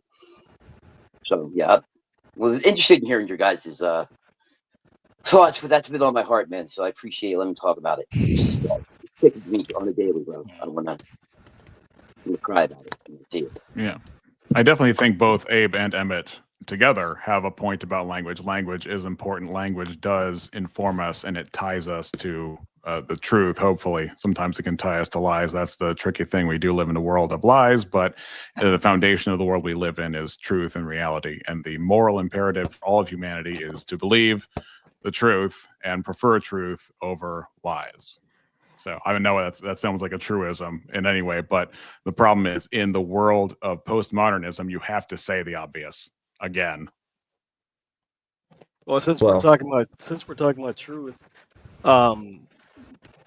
what you were talking with between you and Emmett, don't you think that the miscommunication between you and Emmett or the misunderstanding is maybe because of the versions of the Bible that you both use? Because there's versions of the Bible that twist things that are not true, that will say things that are not true. They're not close to what the Dead Sea Scrolls, not even close what the Dead Sea Scrolls actually said. They just, there's versions of the Bible that are closer to what the Dead Sea Scrolls said, and the scholars interpreted best in certain versions of the Bible. And I think that there are versions of the Bible that people need to look at that can get you closer to the right interpretations. Well, I'm just speaking as somebody who attends a Reformed Baptist church. So, I mean, we might have some different understandings here and there, but at least in terms of the 66 books that the Protestant church recognizes, the differences between the vast majority of texts are negligible. I'm not talking about 66 books. I'm talking about just version. I'm just talking about with New American Standard, King James. Oh yeah, differences are negligible. It's just word choice and the style choice, but the manuscripts they use are the same. You know what Christ said about getting truth, regardless of what you're reading? Christ gave us instruction on this. Know what he said? Do as I commanded. Do as I commanded, and I will pray to the Father, and he will send you another comforter, even the Spirit of truth. The world cannot see because it knows him not. There's another verse of 1 John that says, those who abide in the doctrine of Christ have both the Father and the Son. Why do I say this? If we think, and I agree with certain versions, I'm not going to get into that whole thing. Yeah. But when Christ gave us instructions by way of the heart to get closer to him, and that's where we get the Spirit of truth. To abide in his, what is a doctrine, a way of living, studying from a belief, to follow him. And I tell you right now, I guarantee it, if you're doing it with your heart, I don't care what you're reading, you will know false from truth. You will know when to speak it, when to not. You will know when you're not ready for an understanding. And you will not be deceived to have these questions float around your head that we do to other people. We're the ones that are portraying that. Yeah, instead of being simplicity. I agree with you guys. There is versions, but let me guys someone like Emmett. My heart was breaking for him. I've heard people like this all the time. How do I know truth? Christ told us how. But everyone wants no, come to me, I'll tell you. Come to me, I'll interpret it. Well, maybe I can assist you, but he's the one that can tell you, not me.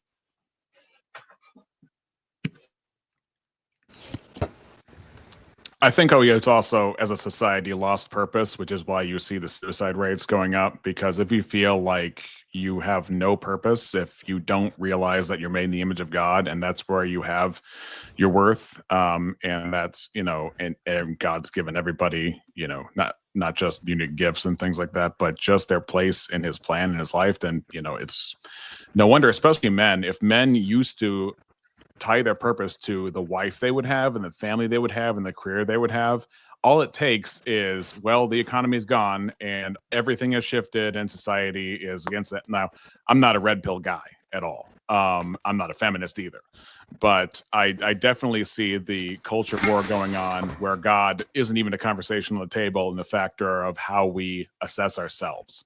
And that plays, I think that plays the crucial role in the suicide rate.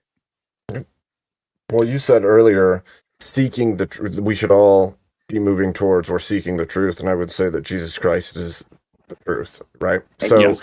if he is the way, the truth, and the life, then that should be the thing we're moving towards always. Amen. Yeah, truth is a person, which anyway, that was a super chat I gave to Pisco on Tomato, and she said that, or he said that was gibberish, but anyway, Yeah. that's a whole other Yeah, topic. that's a valid point. I mean, I was going to bring this up, now you brought it up too, but I mean, so there's this movie I don't know how many of you guys seen it, but it's called Falling Down.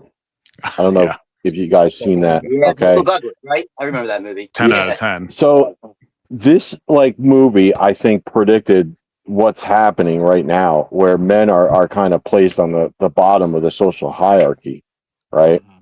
So this guy, he snaps one day, he loses his job, and essentially loses his agency in a police officer goes to his house and interviews his wife, and just from the possibility, he asked the wife, he's like, well, has he ever done anything that would constitute a threat physically to you? And she was like, well, he hasn't done anything, but he could have. And they were like, okay, well, that's enough for us. We'll put in it, we'll put him on the list kind of thing.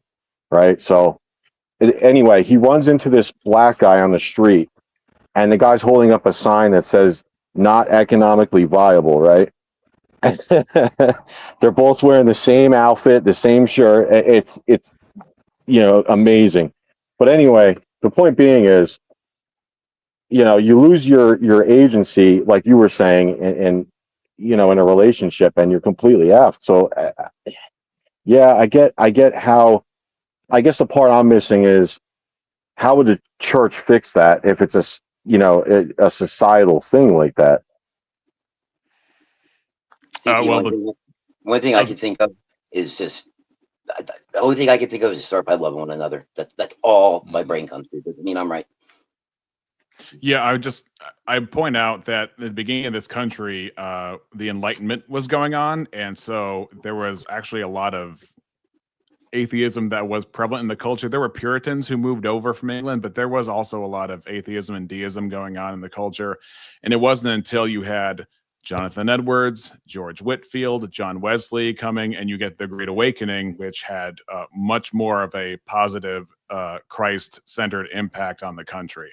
And then there were other preachers like that helped bring that into place. And the point was, they got kicked out of churches. Why did some of the most famous men in American Christian history get kicked out of churches? Because the churches were rejecting Christ. The churches were too liberal. The churches were against the Bible. They just liked their formalities. They liked their externalities, and they just kind of did their thing because it was a cultural thing to do, not because it had anything to do with the person of Jesus. And that's why we're at where we're at right now, which is most churches are barren of any denomination. But I mean, I have plenty to say against the Protestants, especially on divorce and remarriage, but that's, again, a whole other topic. My teacher asked me a few months ago, and he asked a few of us, he'd said, where you live, take a 3-block radius. Because back in the day, when I was growing up, maybe some of you guys, we all knew our neighbors, all of them, because we took time to. And he asked us, he goes, how many neighbors do you know around your neighborhood? We stopped, we were thinking. Thanks for having me, everybody. Bye-bye. Oh. Yeah, good night. Thank you for coming. Thank you, How many Defnod. Have a good neighbors one. do you know? Right, How much of that is your fault for not knowing them? You walk by them, and he was asking collectively. He's like, how many hours are you spending on the internet needlessly, not just for useful things? Have you went and checked to see if the elderly lady across the street needs anything? And it struck me to the heart. But you're right. And I think it goes along to this conversation. I'm not telling anyone to go walk out there and start knocking on doors. What I mean is, So go ahead. So is that why it's not enough that we look at it and say, oh, we could just fix this with the church? But it's like, I look at this Christian nationalist movement, and I say, I think this is the only real path to take to fix it. I mean, I don't know. I don't see any other way, honestly, like to, Yeah. Well, I got a question about Yeah, that I because agree. I debated Andrew Wilson on Christian nationalism, not because I don't want Christian men in high positions in government passing laws that conform to Christian ethics. I sure support that. My question is, what do we do with the people who are the prominent tip of the spear of the Christian nationalist movement? So, for example, if you read The Case for Christian Nationalism, which I happen to have here and I've been making videos on, you find out that it boils down to an ethno-state kind of ethic where there's this weird mystical tie between the land and the bloodline and the people. And it's like, this is nowhere in the Bible. This sounds more like paganism. So I think there's a war for the definition of Christian nationalism that actual biblical thought is losing, and people like Stephen Wolfe and Nick Fuentes and other guys are gaining ground because it's just kind of lowest common denominator rage bait stuff that appeals to the basest parts of our humanity. What exactly are they asking everyone to do in that Christian nationalism? Like, what do you think your calling would be there? You say get behind it. What does that entail to you guys? What does that look like? How would you start? I want to let someone else go. I mean, I have an answer, but I don't want to. If someone else wants to go, I don't want to be selfish. I would say like voting more. So As selfish. Dave really called me selfish talking. Now I'll go with mute. Thanks, Dave. No, I'm kidding. Voting more Christian men into office, men that stand on Robot. foundations. So just basically vote more Christian males into leadership in the government and promote Christian values to the public. Well, I see his point about it's got to be clearly defined, right? I mean, because some of them don't consider, like, I look at the Mormons and I go, these people are nuts. And I know that's wrong, but like, do I really want you know, I don't know. Maybe that's just me. I'm just being I don't know why honest, it's though. wrong. I don't think you're wrong. We're all in agreement on that one. We're all in agreement on that, actually. Okay. The fact that we have that song in the Book of Mormon about black people weren't allowed into the church until 1974 should tell you enough. And on top of that, the polygamy thing, the magical underwear thing, the fact that God was a man who was made by a man who was a god, and then who was made by a god who was a man before that, and into infinity. It's just anyway. Yes, it's nuts. Go ahead. Wait. Explain the magic underwear thing to me. Okay, so can you explain to me how is it nuts if they go ahead and read the Bible and they can have whatever revelation they want? That's a good question. That's a good question. So when you're talking about, like, I think it's Isaiah 42 or Isaiah 40, somewhere along the lines where it says, there were no gods before me and there should be no gods after me. I think that's pretty clear. It also says in the Bible that you are gods, right? Yeah, and what does Jesus say about that? He doesn't say that. What does Jesus say about that passage? You tell me. You're the ones who said it, right? Well, I'm the one who said it. It's you not in the brought it Bible? up. How about you tell me? Are you Mormon, Emmett? Maybe I am. I am the Mormonist. You of are the whatever Mormon. you need to be, as long as you need to. I'm everything, dude. I'm Israel. I'm a Jew, and I'm also Mormon. I am also whatever you want to be, If you're a dude. Jew who's a Mormon, does that mean you're Native American? Yeah, I'm also Native American too. I'm from Czechoslovakia. I can be everything you want. So, what does it have to do with anything? Can you go ahead and tell me what does it say? So, according to you, you could save me if you actually give me that. How about that? I want to. I can also be saved. Oh, imagine that. Well, we did find a white. We did find a white Indian in ICE, apparently. So, I mean, let me ask you something. I'm not going to fight with scripture because that's not the way here. Do I get the feeling that when you go out and look at all these things we're talking about, right? Mm-hmm. Do you find the fact that, because these questions you're asking, I think are very interesting, but very specific for a reason. Do you find that the people who are proclaiming to know Christ and to have all this peace really have nothing for the most part, and just yell at everybody, scream at everybody, and then want to argue with you when you have a question? You see a lot of that. It happens, yeah. I'm sorry that happened. But most of the time, what happens is not actually that. What actually happens is I ask a question and people just attack me Mhm. in the basis of whatever they think I am. So I just say, yeah, I'm everything you want me to be. I don't care. Now, can So you it's please then, answer my question? why should you believe it's something that we're proclaiming to believe and yet have zero peace with it, or zero power or self-control or anything? Right? It looks powerless, doesn't it? All these things we preach, and yet you ask a question, you get attacked. I'm pointing us all out here, guys. I'm doing it to myself. Well, I think just in terms of trying to get as much out of a conversation as you can without it friggin' spiraling or dwelling on one subject for an hour, you kind of have to just be like, hey. So I would ask Emmett. I'd just be like, Emmett, what do you think? What's your idea of Christian nationalism? Like, I would just ask that, and then I wouldn't say like, hey, you're wrong. I would just be like, okay, that's his opinion. That's it. Move on and just go from there. Well, we have different ideas of what Christian There you go. nationalism is. In reality, what we're talking about is trying to find out people that are willing to say, one, they're Christian, and two, follow Christian ethics, and then vote for them so that we can have a society that is way more likely to reflect the Christian morals of the people that voted them in. And what we've seen a lot, especially in the past, is a lot of people, instead of being able to take the idea of Christianity and put it up in practice, they all of them try to be these nice brand of Christian.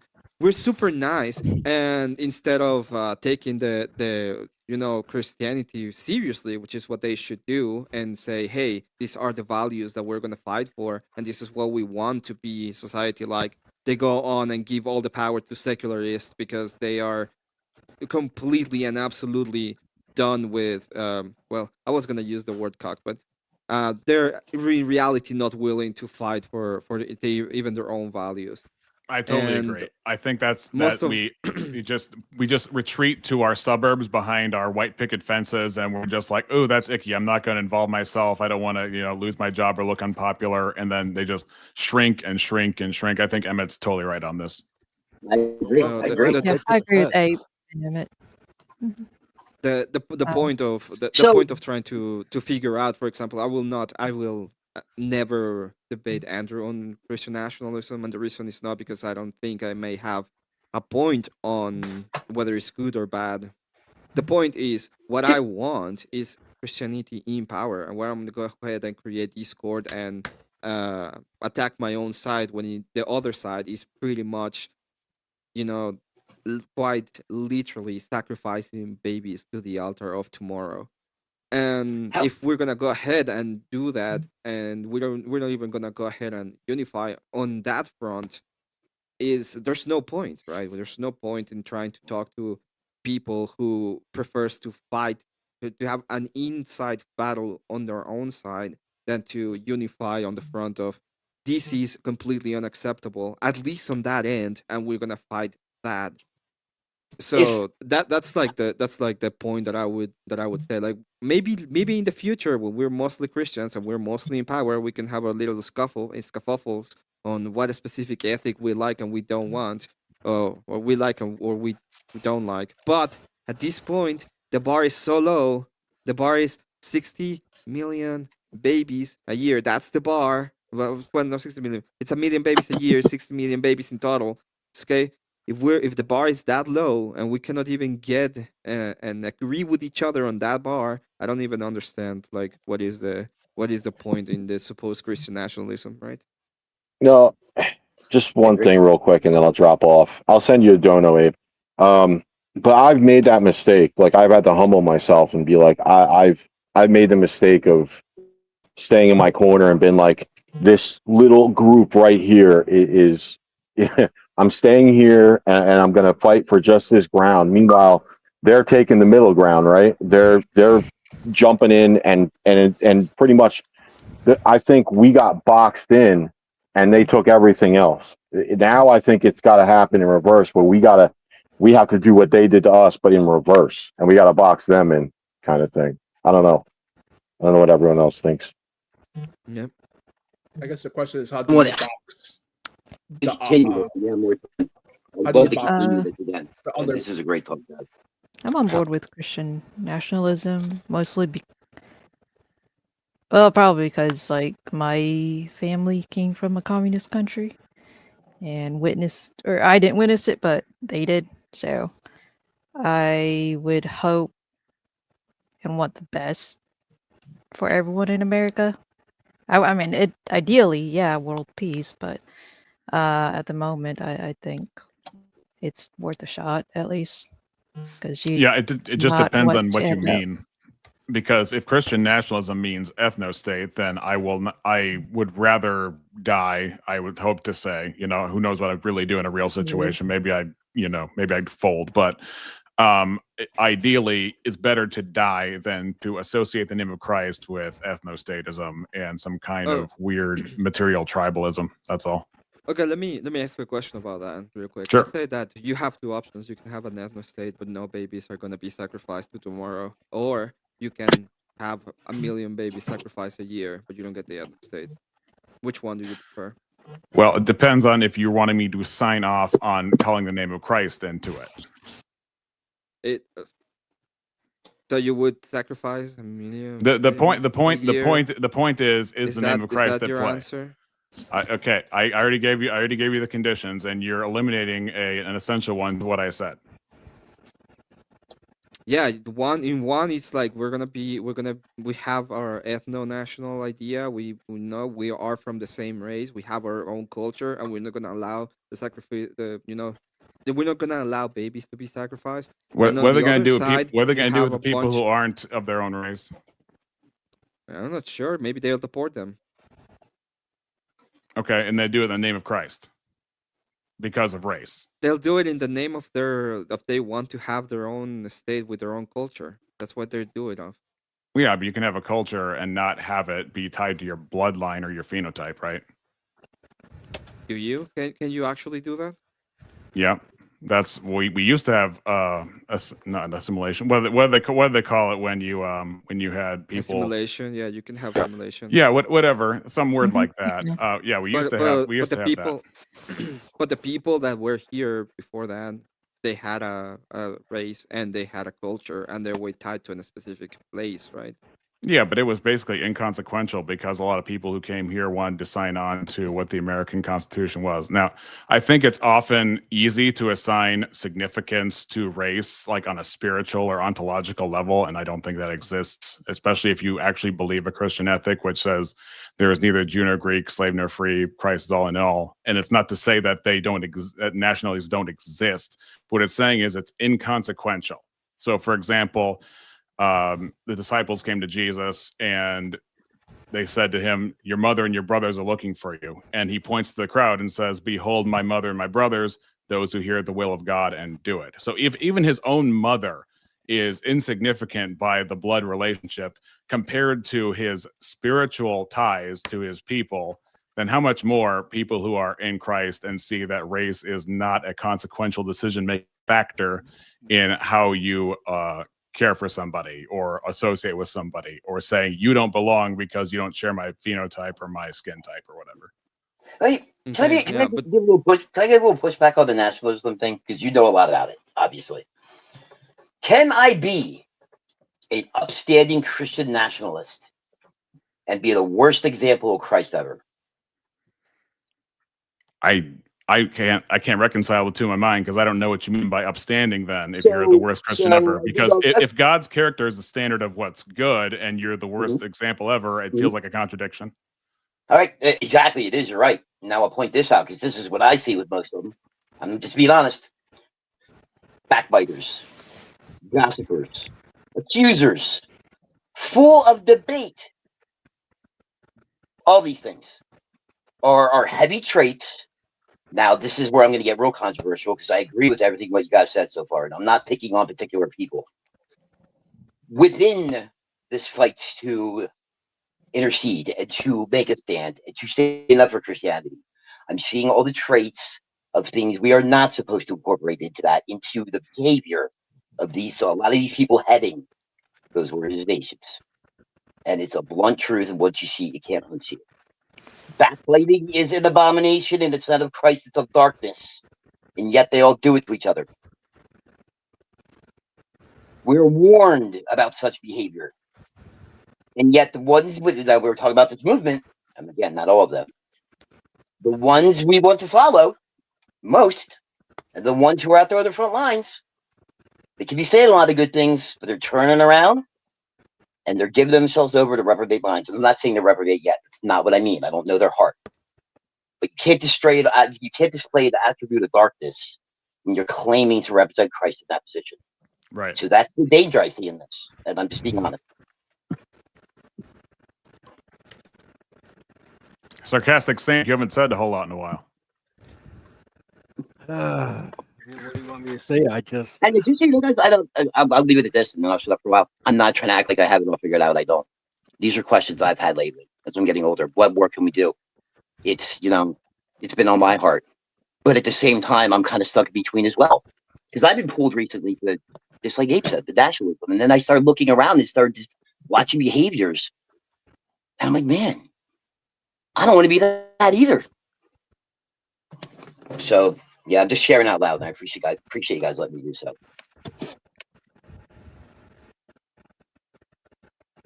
Yeah. It's a hard thing because we want a Christ-centered nation, right? And so we're going to drive for that, but what does that mean? Because that's something that I've worried about is like it being commandeered by any old person who makes claims but doesn't stand on the foundation. And so Right. Well, it has to come down to the power of God, because God is the one who saves. Ultimately, God is the one who saves people. And you can't call it Christian nationalism if you have a secular nation and then you have just Christian people putting crosses everywhere, putting the 10 Commandments everywhere and saying, look, we're a Christian nation when the people are rotten through and through. There has to be a revival. There has to be prayer for God to come in a huge way to change the hearts of the people. You must be born again, says John 3, John verse 3. You can't do it of yourself. The flesh is no help at all. All our efforts to make these policies to cookie cutter shape people into what we would have them to be doesn't work. We've tried social engineering. The Chinese are doing social engineering, and it's just like it does make robots, but it doesn't make Christians. That's not actual good. That's just conformity. And God is not here to say, I'm going to, outwardly conform you. It's like, no, it's a change of heart.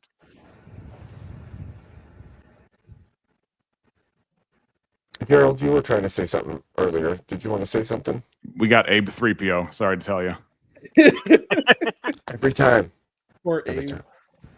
Abe 3PO. Back to having a common ground of morality of how we want to see in the world, and while having that, how can we talk to each other if we don't have like a common ground to stand on? It's not looking good. If Christians were to talk to liberals, it's like there's no common ground because anything we gotta say that's maybe more like morally right, it's just gotta be dismissed that we don't believe that. So how do we come together when there's these two extreme views in the world, and in the U.S. specifically? Yeah, I don't think the debate bro thing is working. I don't think it's making people hold hands and dance down the street. I think, if anything, it's monetizing the already existing animosity people have.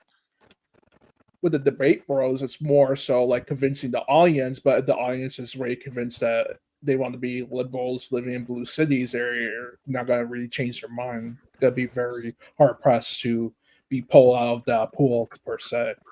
Yeah, I mean, obviously we should be able to have a debate, but if it's done in a way not to find understanding and get rid of ideas that are clearly bad, like, for example, I debated Andrew, and while we have our differences, I happen to agree with him in a lot of the things he said against liberals and a lot of points he made, like for abortion. He asked, can you take your twin who doesn't have his heart, like say you have a conjoined twin, one has the heart, one does not, can you stab the one in the face to the one that does not? It's a great argument. That's good. It's very convincing. But does it save people? Does it send them to heaven? No. Well, he wasn't trying to argue for that. Right. He was more outcome based, which has its place at times, but that's that again. It's like, what is the point if of calling something Christian if it has no Yeah, eternal you're- value and it's just outcome Yeah, based? I agree with you in that case. Wait, Abe, you're super robo. I Yeah, I would agree with- recommend one of these. I would recommend one of these Shure microphones. You just have to Yeah. put a lean on your house. and AI then you get Abe, one. go away. Yeah, I agree with you, Examination. Why would Christians do anything when it comes to governance, right? Because it's not for the kingdom of God. Instead we should just let the secularists put every fucking rule they want on ourselves, and if they go ahead and start, sacrificing babies, well, it's not for this.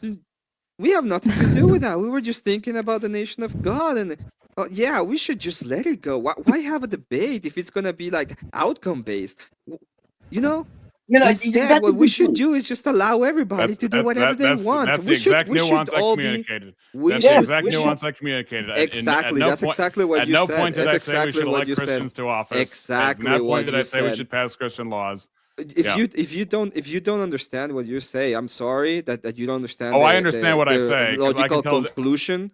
I'm sorry that you don't understand the logical conclusion of your argument. But if we're having an argument and a debate on something that has to do with policy, and it's gonna be at the debate is gonna be outcome based because we want to abolish, for example. Okay, well then call it abortion. outcome-based nationalism.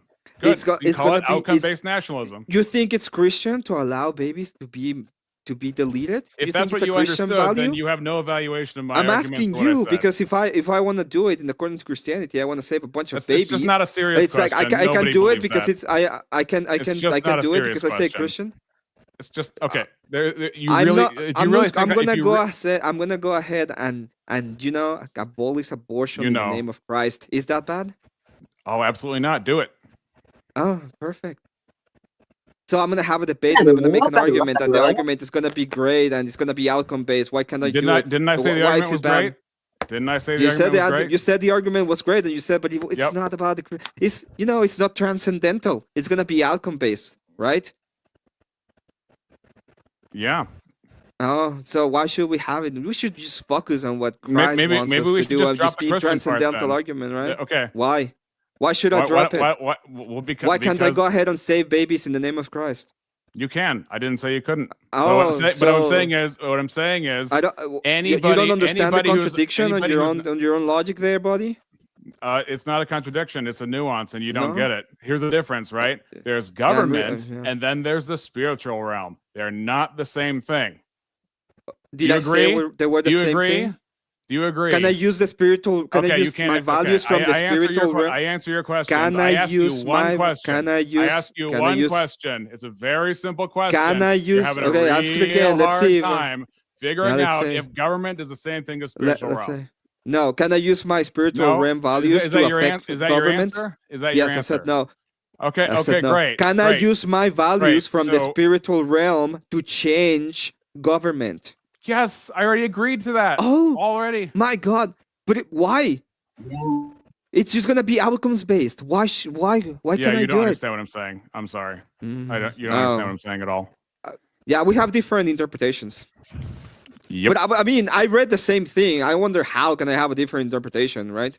When you say you read the it's same impossible. thing, do you mean you read the case for Christian nationalism? Is that what you read? No, I was talking about the Bible, but well, it's different. It's a different interpretation. You wouldn't get it. It's This feels like Regina you're not George. understanding. Why are you You're just obsessed not. You're with just me? not understanding. You're not understanding. Okay, you just don't get it. It's fine. I forgive you. Head and I feel forgiven. Yeah, I know. Use the finger. I forgive you. I forgive you.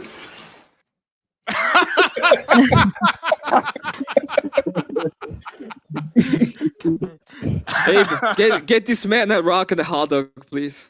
Are you still gonna kiss and make up now? Oh my gosh. Wow. Well, I think Christian nationalism is going really well right now. What do you guys think? We're well on our way. It's not. A bunch of Christians are not even willing to, defend babies. Obviously, and we see that moment ago right here. It's like, well, we're gonna do it in the name of Christ. No, I don't want it. Yeah, that's what I said. How are we Most people are gonna going to do say when they that? roll back the tape. We're I not, think we're I not think- going to you accept are that. easily. I You are think he's easily saying- the most Impossible to honest do it. interpreter Emmett, ever. I think he's saying you don't trade one value for another. No, I said, well, sometimes No, you I do. think he is saying There are, you don't I trade know, one I value know, for but another. I mean, I'm talking to you in this moment. That The sometimes you logical do. Sometimes conclusion you're is like, if oh, you spread the gospel, you must be we're for gonna dead save- babies. If you we're gonna don't, save if like you don't chuck 60 the gospel, you million must be for dead babies. babies. What is happening right now? What has happened in the past years? Do you know? Yes. Do you? Oh, yeah, I do. 60 million of them were completely deleted. Well. Oh, God. On the battle, bitches. Oh my Yo, God. Avarice, welcome. Yeah, I just had to finish my call with Rob, and I got the fuck over here. You know, Whoa. there's the And you're still high after energy. party. You know, we have to Oh my debrief. gosh. High The energy. energy. What are you fucking talking about? You act like this isn't like standard. All right. This is what, first time. First We're ta- time. We're talking about Christian nationalism and all the nuances in between. It's it's going great. We're going to take over the world tomorrow. Want to join? Yeah, but it went from dating to marriage. I No, thought with we were this guy. talking- Listen, I Yeah. thought it was dating. Look, I came here for the dating talk. Yeah. With That's this- really- with this that's really guy- right. In our It's new gone. With Christian this guy, nationalist utopia, we're gonna with this guy, we're gonna speed give it to the secular. The secular side is gonna be in power because he cannot agree with it. No, Listen, we I'm have just to gonna let say them. this, like, We have first to off, let them rule. Look at for being rated in here, fucking Norians. There's a lack of donos. There's 76 people. All right, I expect a few donos with Avarice on the party. All right, so start the grift. Put your money in if you want me to continue fucking with these fucking six on the party, because I'll make their life hell. Don't worry. Now Look at let's these- start with the these fucking folks fun yeah, of wow. fucking dating. All right. All right. Now, if it's not the man's in charge to drop the bitch, I don't know where we're gonna go from here. Oh my. Tom Likas has entered the chat. Oh, that's funny. I love My your word. energy. Well, Avarice, if there's a whip, there's a way. I can tell you That that. is true. Yes, that's absolutely Unfortunately, I don't think have that's a whip. Democrat saying. true. Hey, listen. Look, at the more you donate, the louder I get. This is true. Everybody knows this. All right. Everybody knows it's a great thing. All right. Oh. Now, where did we leave off? All right. Fucking Emmett. I don't you were even talking- remember Guy anymore. with the nose. Go ahead. Nobody else has a nose. Shekels, shekels, shekels. Well, I mean, if you want, I got a roll of pennies here. I'll throw them on the floor for you. See how many you'll pick up. All I'll of that. definitely more pick than- up for you. If you Oh, do I'll that, take I'm gonna. pennies. It's my Avarice. Zionist test. Avarice, I'm taking a flight. Okay. I was I'll gonna be there in say, 5. I was gonna say, careful. He'll Speedy Gonzalez over Who there. are And these two fucks hiding behind a fucking non-camera? Frank and Sarcastic Saint. Did you give Yeah, Gerald why back you his shirt? hiding? Okay. Are Some- you you ugly? scared me, bro. You're yelling at me. Wow. It's okay. You scared me. He scared me, but I love No, it. they're both feds here to pad up the panel. That's all. Are you Oh, ugly? my gosh. Are you ugly on a That's dating ugly as you panel? are, buddy. I'm also fat. fucking ugly as fuck. Why do you think I had to buy my wife? It's called resources. Fucking catch up.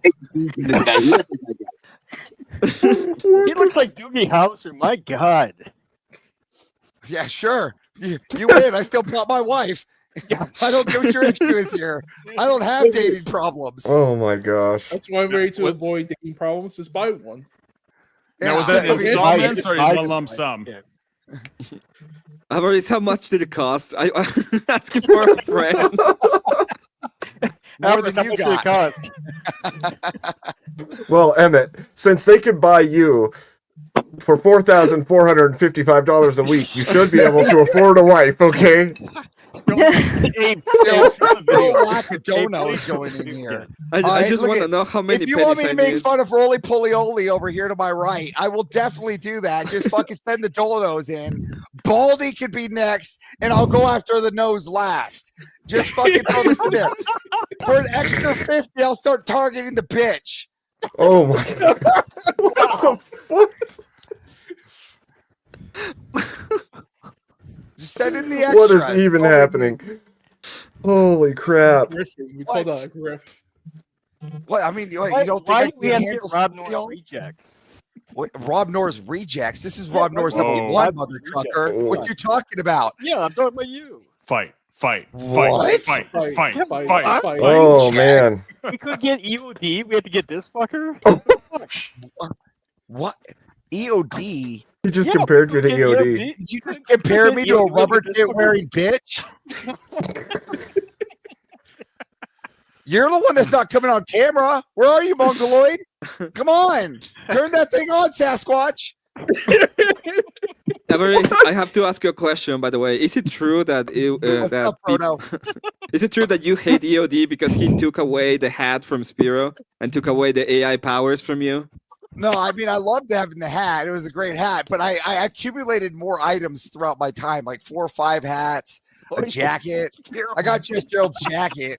I did hear you were jacking everybody's stuff. Yeah, I got Jungle F's dog tags.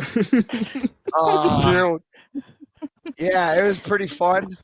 This is Frank's. What about the power of AI? What about the power of AI? Did you get that back or? Dude, I did got you to give call it a back Muslim to, retarded. It Spiro? was fantastic. Actually, I got to call all Muslim retarded. It was fantastic. Wait, You know, Daniel Phil- had Pikachu? Yeah, I got to call Yeah, yeah, Mr. hold on. Pikachu. It was a fantastic time. It's still no donos in chat. I know we are men. You could throw $5 in. I know you got that. Voltaire, I know you're there throwing $5. I expect to see some fucking $5 donos from all you fucks. We are not men. You know it. We are Where's boys. Germ? With a Fucking drink. donos. He's not bitches. mad. Don't For make the 50 only bucks, woman go dono. target the bitch. It's gonna be a 1v1. I'll just ask her about her dating habits. I mean, I'm guessing she's single. What? Yeah, she's not going for you. Yeah, well, I don't need her. I bought one. What makes you think? I still want a You number, understand? Avarice. Like, I literally she was ballpark it for me. delivered. I don't leave my house. All right, they get delivered. All right. Like in a crate or what? Great. Avarice, can you ballpark He's got it one- for he's me? got one Like, of the just long ones. I need to know how many pennies I need to say. It up. starts with a McLaren. All right. When you can get a McLaren, let's go with that. All right. How much money to get your phone number? To get my number, it doesn't Yeah. work that. It doesn't work that way. I give them the phone. I'm just like, here, mine's already programmed. Take this. And go. You're tracking now. You're mine. It's like a tracking device. Yeah. They give me the package, or how's They the give you this delivery thing- they give you system? this thing called Life 360, and you can just follow them around. Gotcha, bitch.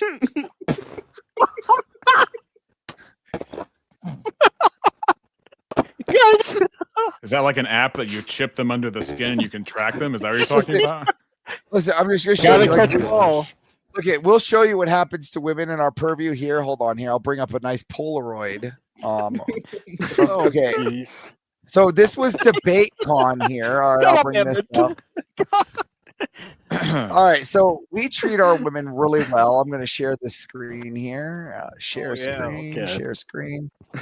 All right, and we'll just go to there we go, and we'll share that. There we go. Here's how we treat our women, as you can clearly see. Abe Deacus. Oh, there we go. Now we chain our women to the stove. This is no in action here. Well, question: Who's doing laundry? Just a hooker. You know, part of the bitch. Sorry, I couldn't resist. Yeah. Oh my gosh. I appreciate this. We should make him the president. He'll obviously fix our issues. Yeah, so it's that was easily picked up. Yeah, EOD, I know you have $5 too. I just fucking saw you get a paycheck. Don't bitch out. You know, you got $5 there. All right. It's not protecting the woman, you fucking feminist. You got rubber tits, of course. Sisterhood for EOD. Got it. All right. He's on the panel. At least she's got more balls than fucking profile list over here, Frank, and profile list fucking sarcastic. All right. We're not men. Where's your $5? That's right. Voltaire, $5. Hey, Everest, did you join any of the debate rooms like Planet Peterson or anybody like that, or no? I Like did. jump in as a you did? I did. I asked a question and I got Kukachu to spur. Ooh. Pikachu. You got Pikachu. Yeah, delivered. hold on. I was even on a TikTok reel today. Hold on, let me get this. You'll love this. Hold on here. Oh, $5. $5. Yeah, hold on. Where's this fake wife he keeps I got talking you, about? Yodi. Yod. All right, here. Where's this fake wife? Go where's to his go to wife? go to the foundry, and you'll be more than happy to talk to my wife there. But be Uh-huh. careful, because people are protecting her. All right, Abe, you. Here you we saw, go. You know, you're super roboting. Oh, my look at goodness. this! Look at this bitch to my left. Oh, they got oh wow, they got a sweatshirt and a t-shirt the same. Oh, my the same goodness. cut. You guys. Fucking All right, Wait a minute. I saw all right, you. there we go. before. There we go. Amanda's a based ass lady. Okay, you have no right to Crazy. fucking disparage her in this way. She's a cool chick. Here you go. If you want to bring that screen up, Abe. There we go.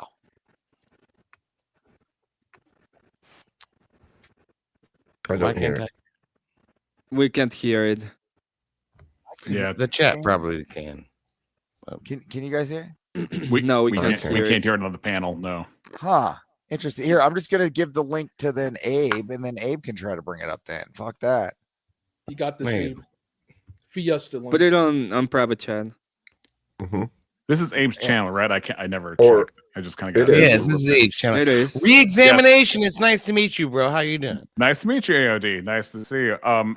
Definitely donos in the chat to get. Is there a fancy, leftist above fancy me? new- Is this a leftist? No, no. Is Oh, this that the will be, fucking that will left- be me. That will No. be me. Can you put me above this leftist? Is this a leftist? I was gonna Okay, say yeah. No. Donos, I'm not Can you donos put for me Abe. above this I'm not leftist? gonna Definitely be- donos for Abe Hey, for the yeah, and I microphone need to be fund. above the woman. Can you put me above the woman? This is not Oh, like- for fuck's sake, there we go. Everett. There we Come go. on. There we go. There we go. Wow. Yeah. This is musical chairs. I mean, the Yeah, bottom- musical Welcome to chairs, I musical mean- chairs. I refuse to let a woman be above Hollywood me. You know what I Squares. mean? Emmett, you have to be grounded, okay? All right, Whatever. now, Everett, You have to be grounded. I sent you. fine. I sent you the button. Go ahead and click the link, Abe. Go ahead, hit the link. Hold on, I gotta put it into put the- it on private chat, and I'll pull it up. I'm pasting Hey, it right now. Abe, Hold Do on. we have the water? I did hit the link. Hey, Abe, hit the link. Oh, I Frank hit gone. the link. Hey, leg, Abe, you're not. I hit it. I hit the Like, link. Calm down. Laughing too the hard. link. Did you get the? Okay, I can't. You're trusting Schmeckles with this. I don't know how it's gonna go well. High energy. Just hold your horses, would you? I don't know. This girl looks like she's ready to play League of Legends right now. Maybe she is. Team solo mid. Yeah. What? I have no idea what that is. Yeah. Yeah. It's the ones that won her awards several times. Don't know. Is I there don't- also I don't wanna plan use explain it. AI to make up for your retarded nations? How do you plan to implement the infrastructure and build the necessary power to use That it? guy was awesome. The When guy you with the can't white even hair. build your own technology, you buy it from middle management nations. And by middle management nations, I'm in this case, I mean you might not understand. I mean high IQ nations. Here, let me paint you a picture there. So you have your high IQ nations, and they have the AI, and they have their power sources, and you have the Neuralink, and everyone is plugged into the cloud, and you're like plugged into the masturbation machine with your nonstop virtual AI porn that you're addicted to, and that dopamine is surging. You're in a constant state of euphoria. And then guess what? The Muslims, the low IQ idiot Muslims that have been living in the desert with their donkeys, they're gonna come and they're gonna slaughter all of these people hooked up to the masturbation machine. They won't even be able to stand on their two legs because their legs have atrophied to such an extent that they can't even walk. That's the future of the West. That's the future of the high IQ. The horde, the biomass of Muslims are going to come with their swords because they don't have the high IQ necessary to actually develop guns and You're gonna take us manufacture with them en swords, masse. y'all. They're going to come and slaughter all of the high IQ geniuses. That's the kind of future, right? Right? Clarification. So I wasn't talking about like Yeah. So as you can see, he didn't answer my question. It just went to It just sounds like a swords. fanfic. Yeah, he didn't answer my question. That's it was It was a unfortunate. pretty bad fanfic, though. Everest, did you ever wonder? Did he ever tell you what he's wearing on his head? It's called a fez. If that's a fez, that looks like A fez. A really, really, really small fez. Your Hey, robot Mega is Sword. super bad. But Hey, Megazord, what- did you sound like Megazord? Just because I am. now what he was I sounds gonna like say is, to be honest, Avarice, that was fucking a magnificent question. But I think Spiro's follow up was that was a tier above. I was working with Spiro, right? So No. yeah. Well, so what I was trying to do- Conspiracy. What? I was trying to set him What up do you for the mean? I was trying to set him up for the transcendental argument, right? So you got that clip? no, I The do not. Spiro question, yeah. Spiro goes What full did he priest say? up. He said, I want you to name the donkeys that you're gonna use in order to take over this fucking AI. That's what I want you to do. I just didn't see what he Hey, what? That sounds like a Spiro question. They're the same ones that ate the pages, okay? Yeah. God, it's fucking Spiro. Yeah, well, I only seen one dono. Like, let's see, if I could get 10 donos, right? So 9 more. I will replay the clip again from Rob's stream that will get me in trouble with Mr. E. The preview to the DebateCon Nashville video that I've been working on. So 9 more donos, all right, at $5 or more, and I will play again for you guys the clip, the portional clip of the video of DebateCon. So, the same one that we saw on the Rob North show, which is going to be removed because somehow that clip, we had a doxing moment on that episode, so he's probably going to take it down. Oh man. You won't be able to see it again. So you see it right here on the Abe Dinkus show. 9 more donos. That's right. 9 more fucking donuts. Let's get it in, chat. Where the fuck are those super chats? I want to see them right now. Just $4,455 a week. To feed his Emmett habit. That's right. Oh no. The Magua farmer. All right, so Mogwai let's farmer. while we're doing this, all right, so let's go around. Let's go around the board. All right, the sarcastic saint, single or dating or married? Single. Single makes sense. Emmett, Look at this face. Obviously single. yeah, of course, yeah, makes sense. EOD's obviously single. Examination, Single. yeah, okay. This is a weird panel. Gerald, Single, of course. yeah, this is I'm a basement dweller. 5 for 5, boys. Abby, save this crowd. Save this crowd. What? I'm single. Oh my God! What am I doing here? That's the most dangerous thing to say in a room of single men, This is the Abby. most Haven't you learned this toxic yet? party I've ever fucking seen. Well, I'm Everett, supposed to be married? I wife, don't you know. don't see that wife you're talking about, so come on. Hey, with it. Married So, Abby. 17 years. Oh Congrats. God, thank God. We have a savior. I'm not the only one. Oh God. So Abby, I was told Where's by Mary Avery Todd that Dinkus? Is Mary Todd Dinkus been on your show? She's upstairs. Okay.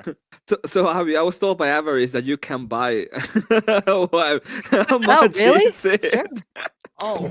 Oh, I'll dude, you give hear? you Oh, cash. Emmett, you hear? I'm Oh, sold. how much you cost?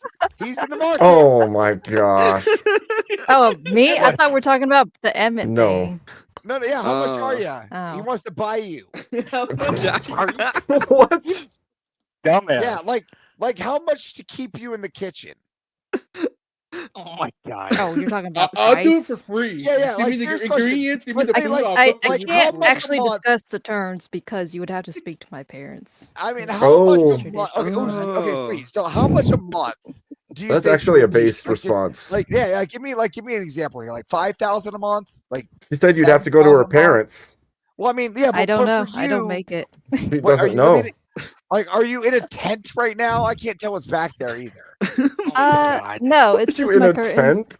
I'm in a. Oh, It's my windows. okay. You sure that's All not a these tent? windows. Okay, you look like you're in a tent. There's blinds. I mean, All right, it's just making sure. Okay, now why are you Admit- single again? is it my husband passed away. Oh, Oh. so you were married. Okay, that makes a lot of sense. So now you're worth Yeah. more or less. I suppose. I guess so. I'm just trying to make a deal for Don't- Emmett here. Look at him down there. He's a Sorry, I lonely can't Jew. take it seriously. Well, I'm taking this very seriously. I don't know why you're not. Holy crap, Avarice. Look at Oh, him down there. He's lonely. okay. His right arm is bulked out. I don't know So- why. We got a $2 dono for Avarice to insult Emmett for 2 minutes. Well, I mean, he does that to himself. Look at, I'm about ready to give him a golden ring to fire into the fiery pits of Mount Doom. I don't know what more you want here. I don't know what more. He's about ready to tell me when second breakfast is going to come. Third. Yeah. You got 2 And then minutes munches. to go. What? I mean, that nose is so pointy. I can't tell just between him and Pinocchio. Except Emmett doesn't lie, which is actually really crazy. Yeah, I don't know where to go with this. He does it to himself. Can we get more donos? I want my $2 back. Well, listen, what do you want me to do? It's not my fault. He looks like a fucking Oompa Loompa on stilts. I'm gonna head off here. But,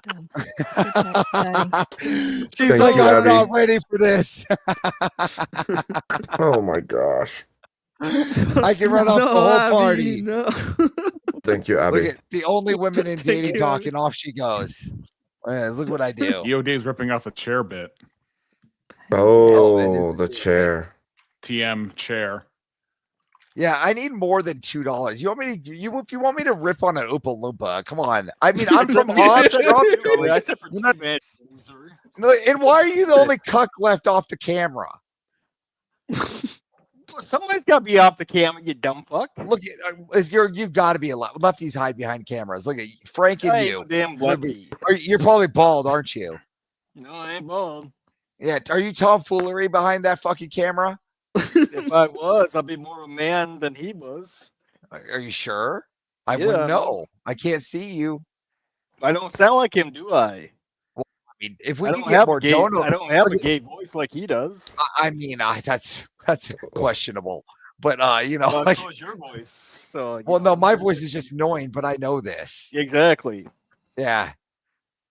I'm just saying. I mean, I don't know what we're going from this you here, know but anything else to say? I don't Never know. lucky, I just never don't know lucky. what you want here, bud. I mean, I obviously know my voice is annoying. I live in my own head. All right, but I'm not the one hiding behind no Is camera. that where your wife lives? No, she doesn't. Yeah. Okay. Yeah. Okay. I mean, if she did though, His it wife should be was in really head- amazing. Okay, I got it. Well, now you know how I can afford her. Yeah, exactly. Exactly. So why don't you get out from behind the camera? Well, Turn that camera on.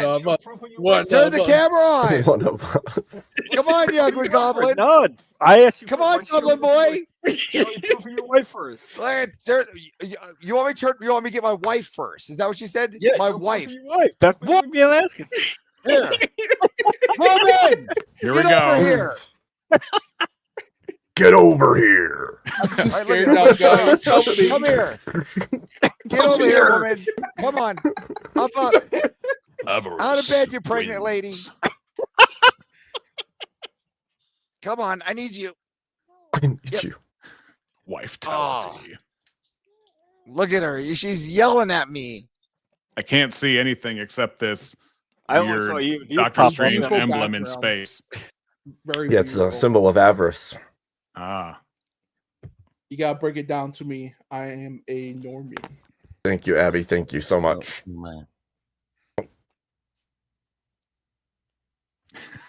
Very nice. Hell yeah. Yo. Hell yeah. We got Hi. Never Lucky Rubber Ducky and Abby's Young. Everybody say hi to my Sharon wife. said good shit. Hi, Avarice's wife. Hi, I wife. see nothing. Oh, Oh, I I see can't. nothing. She's pregnant and doesn't want to be on the camera. That's Oh. fair. That's Just okay. because you talk in a female voice doesn't prove that that's your wife. Oh yeah. Well, Hey, Oh, man, I what do mean, we do? I'd Hold see on, his hold on, wife. hold on. Let's listen here. Avarice got a child coming up soon. So True. much congratulations to Avarice, man. Many cheers. Many cheers. Baby boy on the way. You're helping the Oh. population decline. Look at these donos come in. This is Yes. fantastic. Thank you so much, Abby. Abby with not one, not two, not three, but 4 $5 donations. Thank you, Abby. Nice. Definitely. Thank you so much. I scared her away after all those donos. She's pretty awesome. Listen, I still think that they're ready for me. They're not ready for Foundry members on the Dinkus show yet, is what it sounds like. I mean, you're looking a little fiery over there with the Avarice symbol behind you. Which people don't know what it is. I do, but a lot of people don't. It seems. What's the origin of that? I'm definitely looking right in front of me. It's right in front of me now. I know what it is. It's the symbol of a fucking nerd. That's what it is. He's a nerd, but he has kids. Whoa. You're right. I'm a super nerd. True. There you go. I beat Craig in a Green Lantern debate. I would call it DebateCon. I got the text to say he conceded because he's wearing a gay ass Guy Gardner ring. Who wears a Guy Gardner ring? Yeah, exactly. Sound like a robot. You're EOD, you're muted. I'm sorry. Autobots. You can't beat Craig. He has the ring. He has the Green Lantern ring. You can't beat him. What are you talking about? I did beat him. Would you like to see the text of him conceding? Hold on. Meanwhile, Hey, while we're he talking looks about for flat, that, never. flat Earth, Craig. You debated him. Yeah. Well, he looks for that. Never lucky Robert Ducky for 5 says you guys are all annoying except Emmett when he sings Force karaoke. No, you are much more annoying than we are when you sing Force karaoke. And says never lucky Robert Ducky for another 5 says congrats on the kid. I hope the best conditions for your wife and baby. Prayers. Yeah, I'm gonna have a kid. I'm super excited. Indeed. He has those weird fucking numbers in his name, doesn't he? FTF. A little bit, yeah. FTFE, something. Yeah. F the flat Earth. Bite the flat Earth. Oh well, same difference, really. Shit, fire, man. I thought he was arguing on the side of against flat Earth, but I mean, I guess I was wrong about that. Yes, he is fighting the flat Earth idea. He's Fighting against the it. flat Earth. He's anti. You got me with the Green Lantern debate this time, but next time I'll get you. All right. If he conceded, he conceded. All right. Damn. He was a good guy, dude. Okay, FTFE was really a good fucking guy. He was all right. So Very wild for the 10 says pick one: wife with coffee for you every morning, or a beer fridge next to the bed that never empties. Wife with coffee every morning. Wife with coffee. Wife. Yeah, fuck Okay, that. you said the beard though. Okay, shut up, Tubby. You don't get no beer. You don't need any more beer. Look at you. All right. Just so everybody knows, it is okay to fight back. Just throwing it out there. Can I get 11s with my beer? I relish it. This guy wears rubber tits. I forget which way. I do not wear rubber tits. I don't wear rubber tits, okay, and I'm not fucking Tubby, okay? Fuck you. That's bullshit. First of all, second of all, I would rather have a wife with coffee every fucking morning than a beer that never ends. So hey, I'll tell you all if you guys Welcome to our know dating panel, everybody. Here's this has gone so rogue.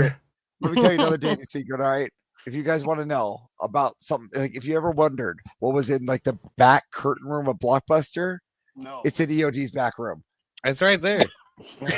Wait, EOD lives in the Blockbuster? No, he's got the back room. It's right there. Back there. Look at that. All the porn you want is right there. That's what it is. Fucking Coomer.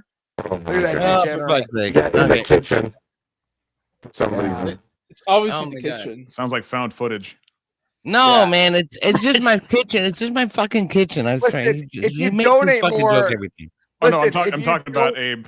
We need Listen, if you more donate donos more, we to can get him send a this sure fat microphone. fuck to Jenny Craig. All right. Yeah, I do need Well, a better listen- microphone. Yeah, or we can just donate to send Mr. Fatty to Jenny Craig down here. All right. He needs to get on a diet so he can get a girl. Right? How do you know? Maybe he's all muscle.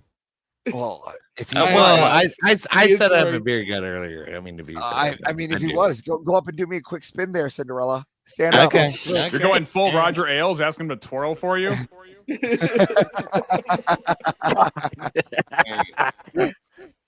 Dear Lord. Y'all definitely check out the Rob Normer. Just good shit. Was that enough? Was that enough donos? Did we hit 9? How many are we at? We just completed the goal. Goal. Thank you, Emmett. Emmett. All right. Goal achieved. May Robo Abe live in peace. Also, show us avarice. You say you're gonna show us a video that will live in infamy and shit. Oh, I'm yeah, already cool. here. It's already here. I'm already here. I am the video. Bring it up. I am.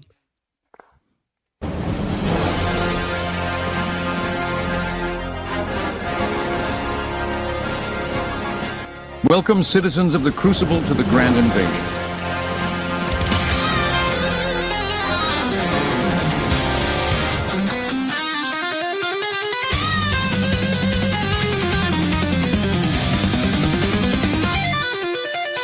They come armed with feelings, no sword, no shield. Logic's a battlefield they dare not wield. Fallacies reigning, their walls caving. Strong and soldiers won't help them win.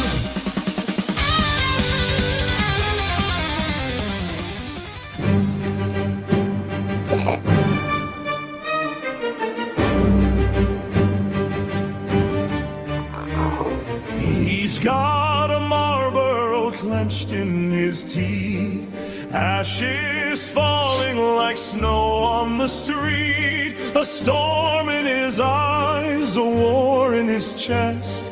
He plays his cards and burns the rest.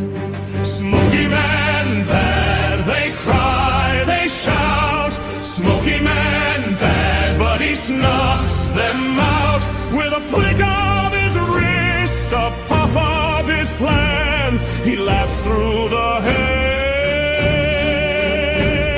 Smoky Man bad. Up to it! Up to it! Down to it! Down to it! Fuck those! Fuck those! That don't do it! That don't do it! We do it! Because we're true to it! Because we're true to it! Crucible Crew! Crucible Crew! One step back! Not one step back!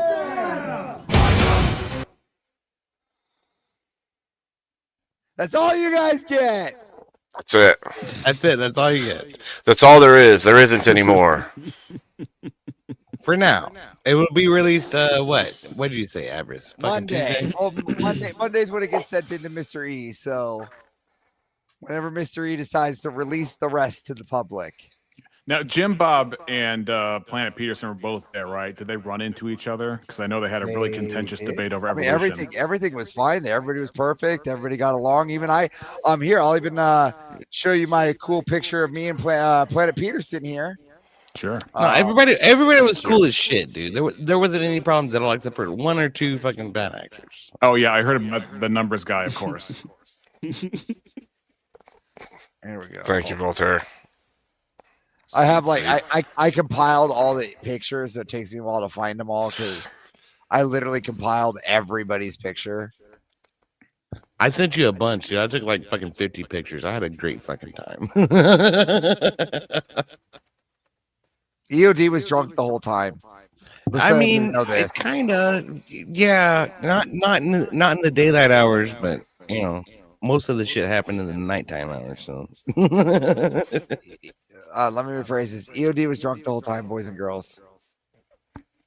Well, that's boys and girls. I mean, he did add boys and girls. Boys and men. I mean, I don't know if it's a rephrase or just an addition, but well, EOD's in the party, so I had to be, wary of that. Oh goodness sakes! You can't show my face. That's for damn sure. I mean, I hate showing your face because sometimes it breaks my mirror. I don't know how you see his face in the mirror, but it's a very interesting concept. I'm not a vampire, Abe. Fuck you. What are you saying? Well, he is a vampire slayer, as we know. Why do you think Emmett's here? I have to keep tabs. I reckon. He's grounded, of course. There it is. Why am I grounded? Why did I do I found that? it. Okay, so we right here. So I had a wonderful time with Planet Peterson.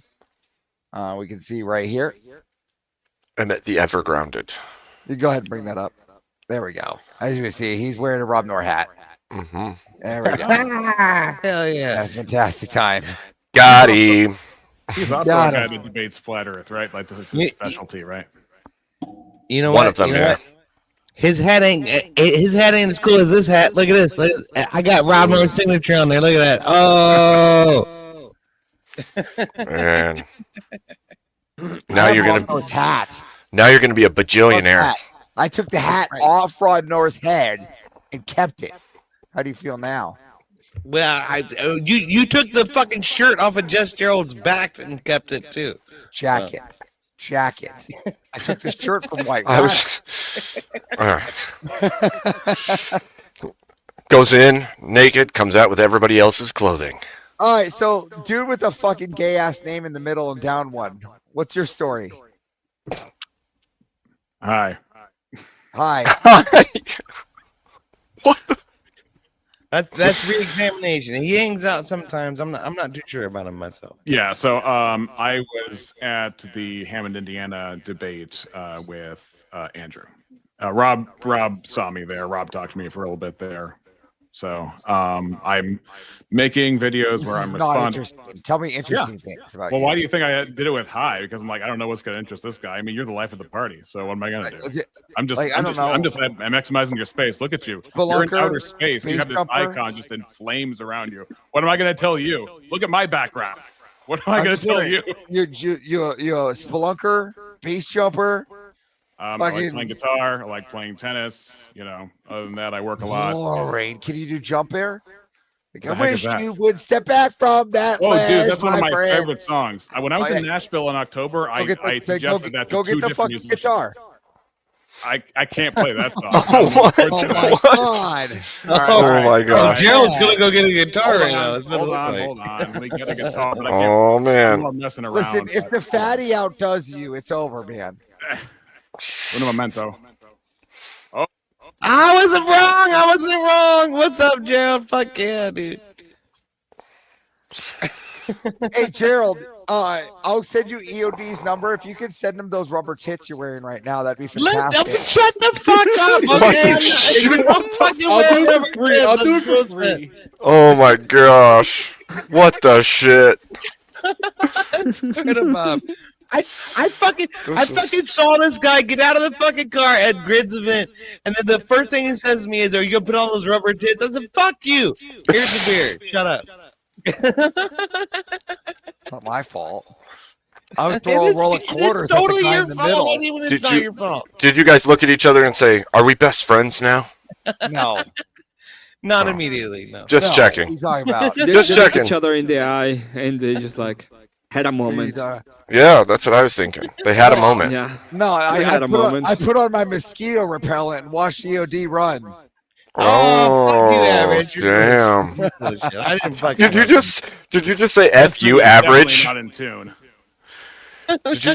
Did you just call Avarice average? Yeah, I did. He's like, you're basic. He's like, you're basic. Screw you, average. Screw you, average. You. You're basic. There was so many people to meet and greet, man. Like I couldn't hang around anybody for any real length of time. It was just bouncing from one person to the next to the next and the next, and everybody was as cool as they could fucking be, man. I don't even know what to say. I'm floored by how awesome everybody had been this past weekend. It was really fucking awesome. It really was. Especially fucking Avarice. Avarice was absolutely the life of the party and the energy source for everything. I don't know what you're talking about. I was not. I was a mean person. I did evil things, and I can't outdo a guitar volume here. It's not Jumper. This isn't Jumper. Yeah, I told you I can't play Jumper. Look, if you're not doing Jumper, man, I don't know what you're doing. Unless you're doing like Bittersweet Symphony by The Verve or Jumper, I don't know what you're doing, my man.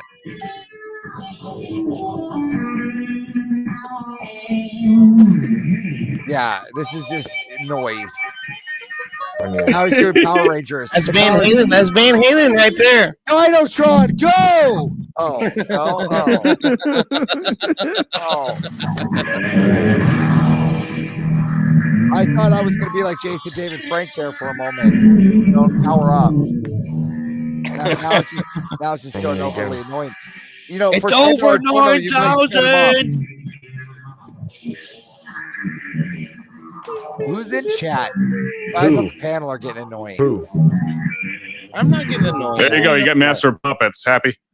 Yeah. No, All right. no, Exactly. never. Do I ever look happy to you? Wait. Only with a sense of ironic glee, I suppose. Yeah. I mean, I'm only happy when I'm playing Rust and I get to make kids cry. Wait, you can make people cry without a mask. Yeah, well, that's how I make kids cry. Yeah. Well, I don't have to wear a top hat to do it. No. Oh. Yeah. Well, if the top hat comes off, things go wild. See, even God smited him.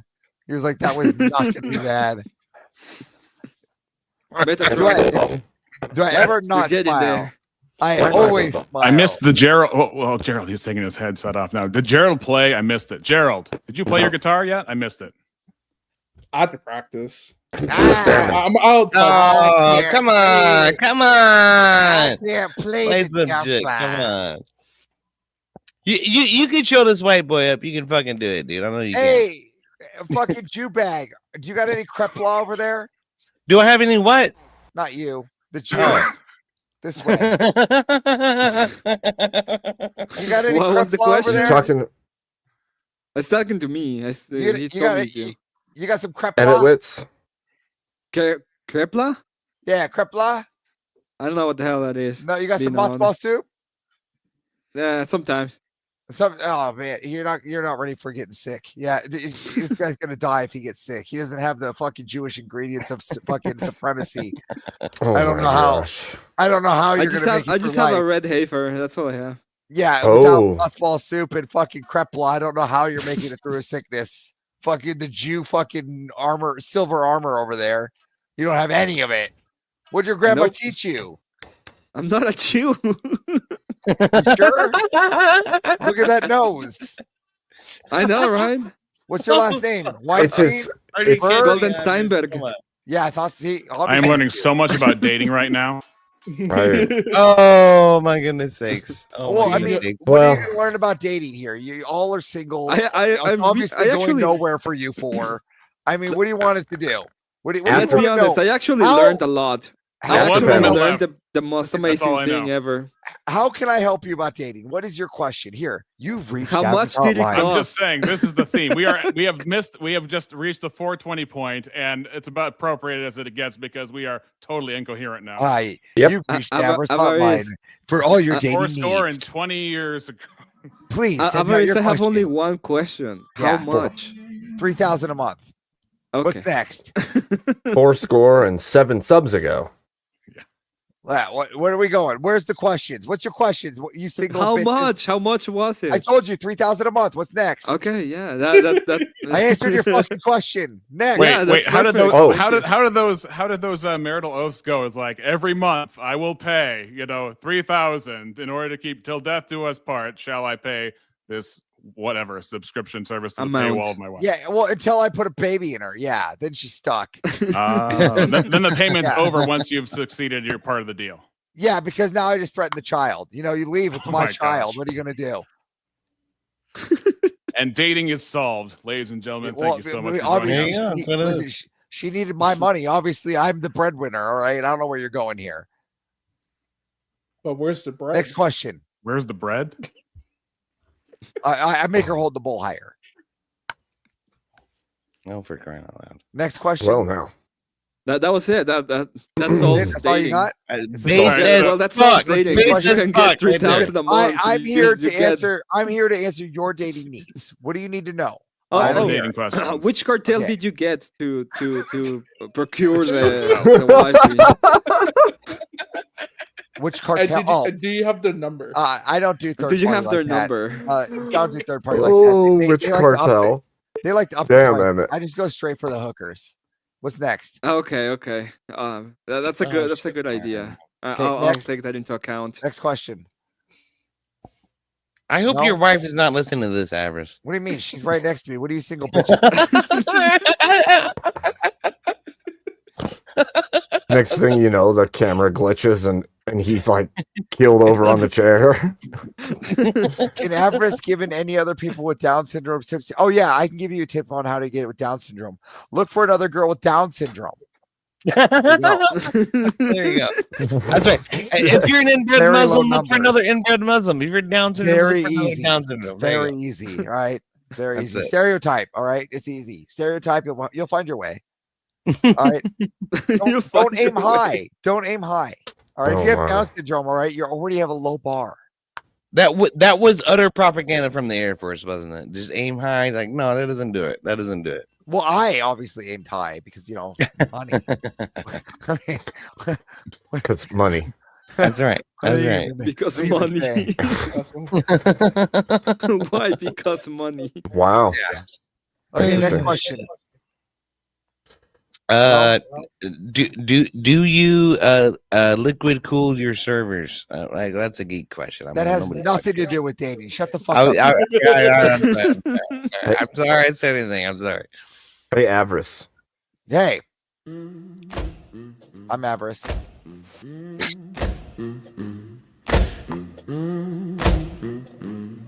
at that. He's trying to get some Avarice dancing. Well, I woke up this Hey. morning, thumb hurt from the scroll. Saw a Dinkus preaching on a live stream payroll. Top hat tip like a carnival barker gone rogue, claiming he's Lincoln reincarnate, spitting freedom's prologue. He says 407 subs ago, Don't I free leave this the channel without algorithm from donating, the you woke bastard. status quo. Got a beard so fake it's held on with glue. Looks like a possum died on his chin, still twitching too.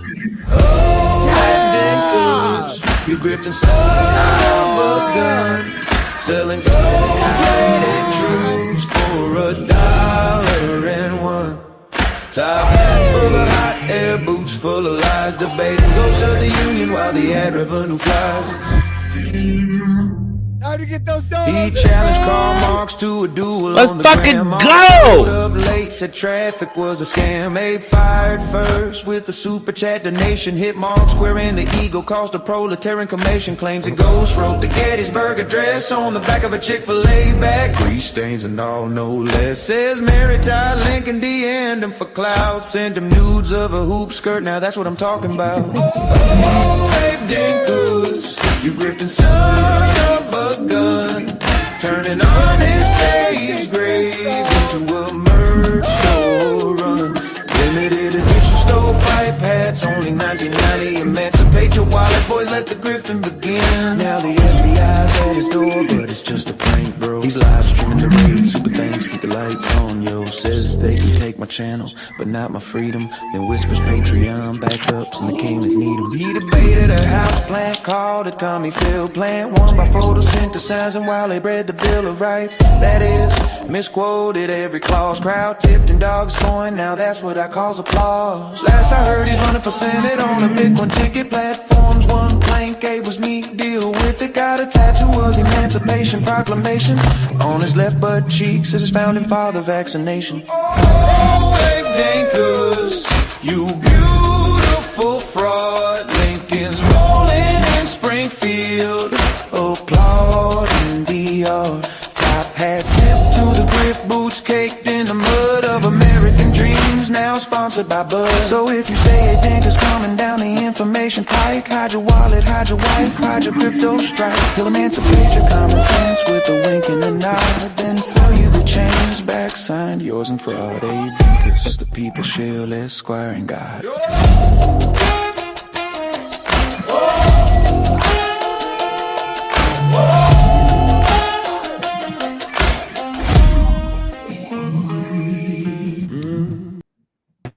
So I have an update. I have an update to share with everybody. This is not a parody, by the way. I've already seen this. You're behind everybody. You're behind. I'm behind, and you're behind. You're behind the ball. Daniel Pikachu. Okay, you say it right. Learn your Pokemons. What are you talking about? This is the Pikachu. Yeah, Daniel Pikachu. That's right. It's the Pikachu. I cannot believe he is still trying to fucking justify that garbage. It's ridiculous. All right. Well, But- I'm open for more questions First now. cousin. All right. We gotta welcome our new entrant. We gotta welcome our new entrant, Average. Look, I don't know the new entrant's hiding behind a camera. What do I know? It's a fucking goblin for all I know. Aw, but no one's a greedier goblin than you. I mean, it's better to be a goblin than a dirty bitch, though. You know what I mean? I'm not saying it's wrong there, but if you're gonna be the greedy goblin, at least own it. Well, I mean, no, I'm not a greedy goblin. I'm a greedy avarice. There's a big difference. It's nice to meet you. It's more like a dinosaur, but I mean, I don't know the perspective. It's nice. You got this is like probably the worst decision you ever made was meeting avarice. And you're hiding behind a camera. How am I supposed to heckle a woman behind a camera? Oh, everybody can heckle me. Everybody should know, at least if you've met me before around other streams. I'm a recovering lefty. The thoughts still come up, so I say recovering. My name's Myron. Is this like, okay, hold on. Like sees the means of production. Hold on. Hold on. The thoughts, is this like a suicide attempt? Like they're back there, like the lefty idealism, like more like it's been a lot of brainwashing, and the thoughts still creep up, and you're like, no, bad monkey, go back to your corner. Question: is this lefty thoughts or sisterhood? Because I can believe one, the other one's just fucking. Marin, you have to mute yourself when you're not talking. You're echoing a whole lot. Marin, I know it sucks. Listen. Like you need to. Are you ugly? Why are you hiding behind a camera? Well, I'm told that I'm gorgeous every day. I don't agree with it, but that is what I'm told. My husband's very good to me, and perfect. Okay, so you're not yes. ugly. Perfect. Sure. All right, that takes step one on the table. No, I hide behind the camera mostly because of self-esteem issues, and I'm also not trying to get famous, really. I mean, I'm up here, obviously, but that's because I like the people up here like Abe and the EOD and you and Emmett now that has a face, which I'm like, holy crap, I've never seen that before, but, I'm really excited about it. It's weird to have a fan. I didn't know I had one, but oh yeah, I say hi to you a lot in Rob's channel, but I don't think you see me because you're actively participating. I don't blame you. No, whatever. Farrier and Marin are my fan club. That's what it is, man. Y'all can't have them. You can't have them. Wait. Did you vote for EOD in the mod favorite pool? I always vote for EOD. I don't know what you're talking about. Oh my god. That could explain a lot. Oh, come on, Average. You know I'm the best mod. I'm the best. Look, that's a Marina. That's a $5 dono. Go get your husband's wallet. Funny thing is, already donated to Abe. Can't donate to you. Sorry. No, donate to Abe right now. Not me. To Abe right now. Already did. No, again for this mistake. You got to remember, my husband's retired. Okay, I'm the one who makes the money. Go take his wallet. Oh, that sounds like feminism. It's not feminism if it's the truth, buddies. He can make money. I just asked him to retire so he doesn't have to keep working and hurting himself. He's done enough. It's my turn to step up. Why are you working? Wait, woman working? What? Yes, I weld. She works hard. Yeah. She works and she welds. I think you broke his brain. His brain. She broke him. Avarice is over here. Does not compute. Your life, Avarice. I don't blame him. There's a lot of us women who aren't willing to step up in the relationship. You can't blame him. Avarice, you okay, all right, bro? here's a good idea. I'll take my welder and go against you. I got $1,000 on my guy. Oh, I'm sure your guy is more talented. I don't claim to be the best. Then why? I just weld. You could be at home making babies and putting them in your belly. Sounds like you more want to eat them than anything, buddy. No, I want you to spawn them like a demonic woman putting out babies like a machine. There's nothing wrong with having kids, and there's nothing wrong with having a job. You should be like a printer of babies. If I could print babies, that would be great because then we could take away all the things that would cause them harm mentally, physically. You pick. But unfortunately, I don't have that awesome power. I'm not CRISPR. Well, you have to accept that we have a demographic issue in the United States. We have a demographic issue in the West where Christians are not having enough children. And so we need more Christians to have more children. I think that's what Avarice is trying to fucking get at. No, I'm just saying that we need more white people to have more children. I'm not white. So okay. I didn't tell you to have children, now did I, Gerald? Oh my god. Oh, that's me. Don't tell examination that. He's going to get mad at you. And obviously, we don't Oh, want the man. Jew to reproduce either. My gosh. Look at that nose. Fucking Hobbit town. Like, hey, did you buy the little shoes off Indiana Jones so the taxi driver could reach the pedals? No, I have the big ones because I'm a hobbit. They have big feet. Okay. They have stilts built in. Yeah. Oh, do you reach it with a ski pole? Is that what you use to touch the Yeah. Okay, accelerator with a ski pole. Got it. Every now and again. Okay. Just making sure. I mean, I just don't know how hobbits drive. It's a new It's. thing. I don't think anybody knows that. It's a figured well kept mini- secret. It's a mini We don't Cooper. we don't have It's gotta cars. be a We Mini use Cooper. A we Mini use the Cooper? ponies. Yeah, we use the ponies. Oh, the small ponies ones. on Yeah, the we use whack ponies. like an Islam. Yeah. Okay. But they have donkeys. We have ponies. We're a Okay. little bit Does that above mean that Islam. do you fuck your cousins too? No, not that. I see two bad things going on here. I see It's like donkeys and fucking cousins. That's a close line, buddy. we're in between. They can do it with their familiar. We have to be 4. Okay, you got to be 8. It's a whole process. Okay, it's a whole Hey, process. can we get a donos in so this guy I'm- stops fucking his cousin? We need more Really donos. lost. This guy's having some cousins fucking over here. He doesn't fuck his I cousin. don't. Come on. But I don't even have a cousin. Well, he related to his mom. What do you want me to do? That's the problem, right? Well, maybe Yeah. it could be once removed for all I know. I don't know. He's matching Islam. The reason why I like to point out here that we're all worried about Emmett with his cousin, which don't get me wrong, it's a valid concern, but here's a bigger one. EOD still doesn't have his wife, and we just got to fix this problem right now. That's not possible. The man wears rubber tits. I don't know what else you want. I don't wear rubber tits. That's bullshit. Look Fuck at- you. have you heard? Were you around in the 90s? Yeah. Miranda, were you around in the 90s?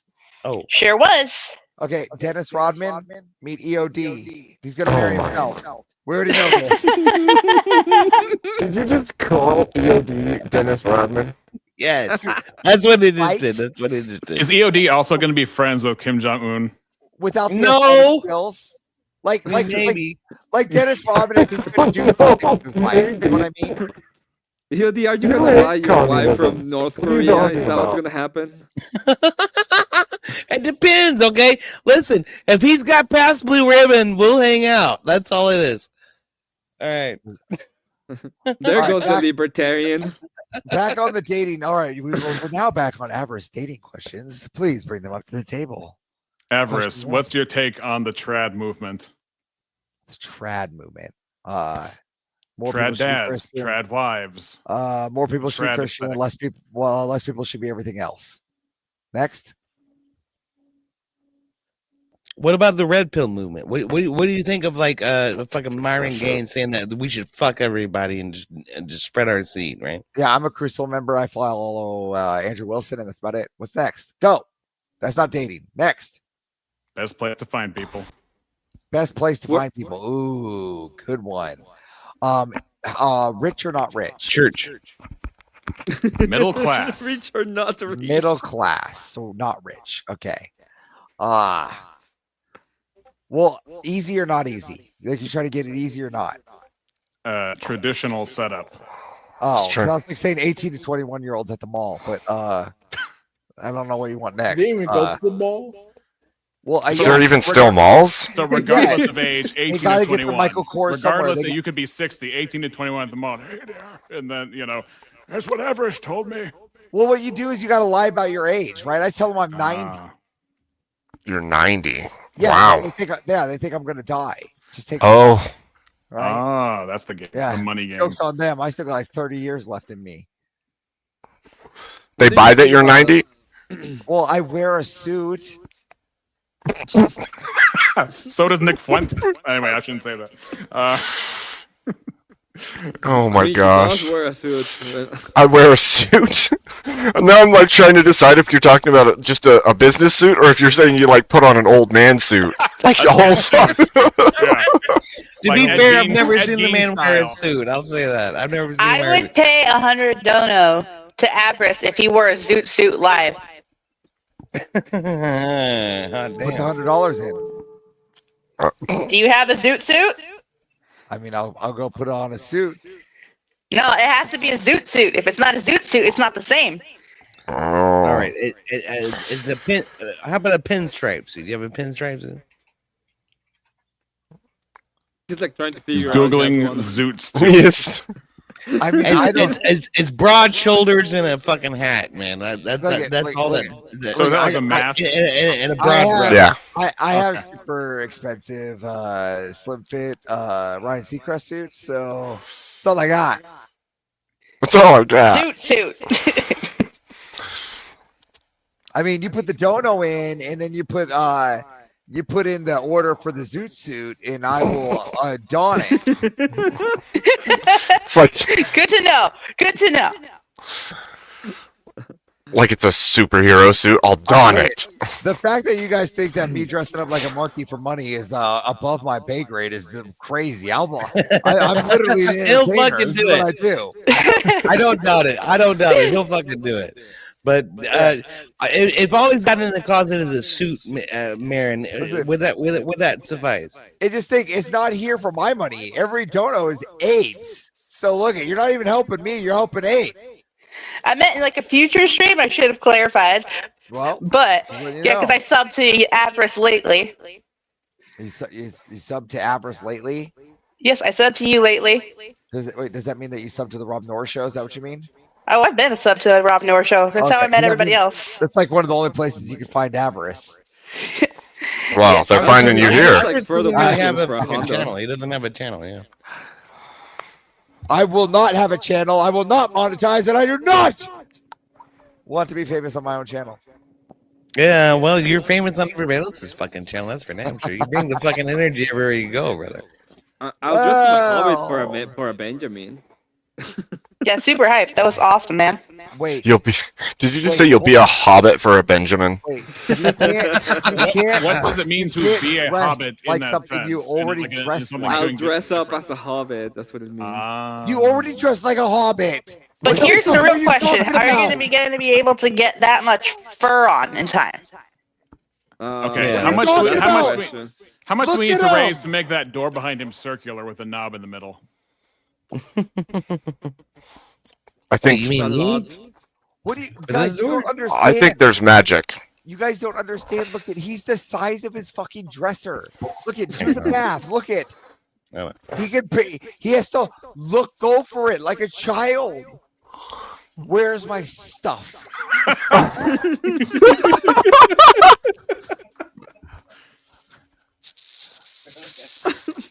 What's going on? What is this? I'm gonna cry. This is ridiculous.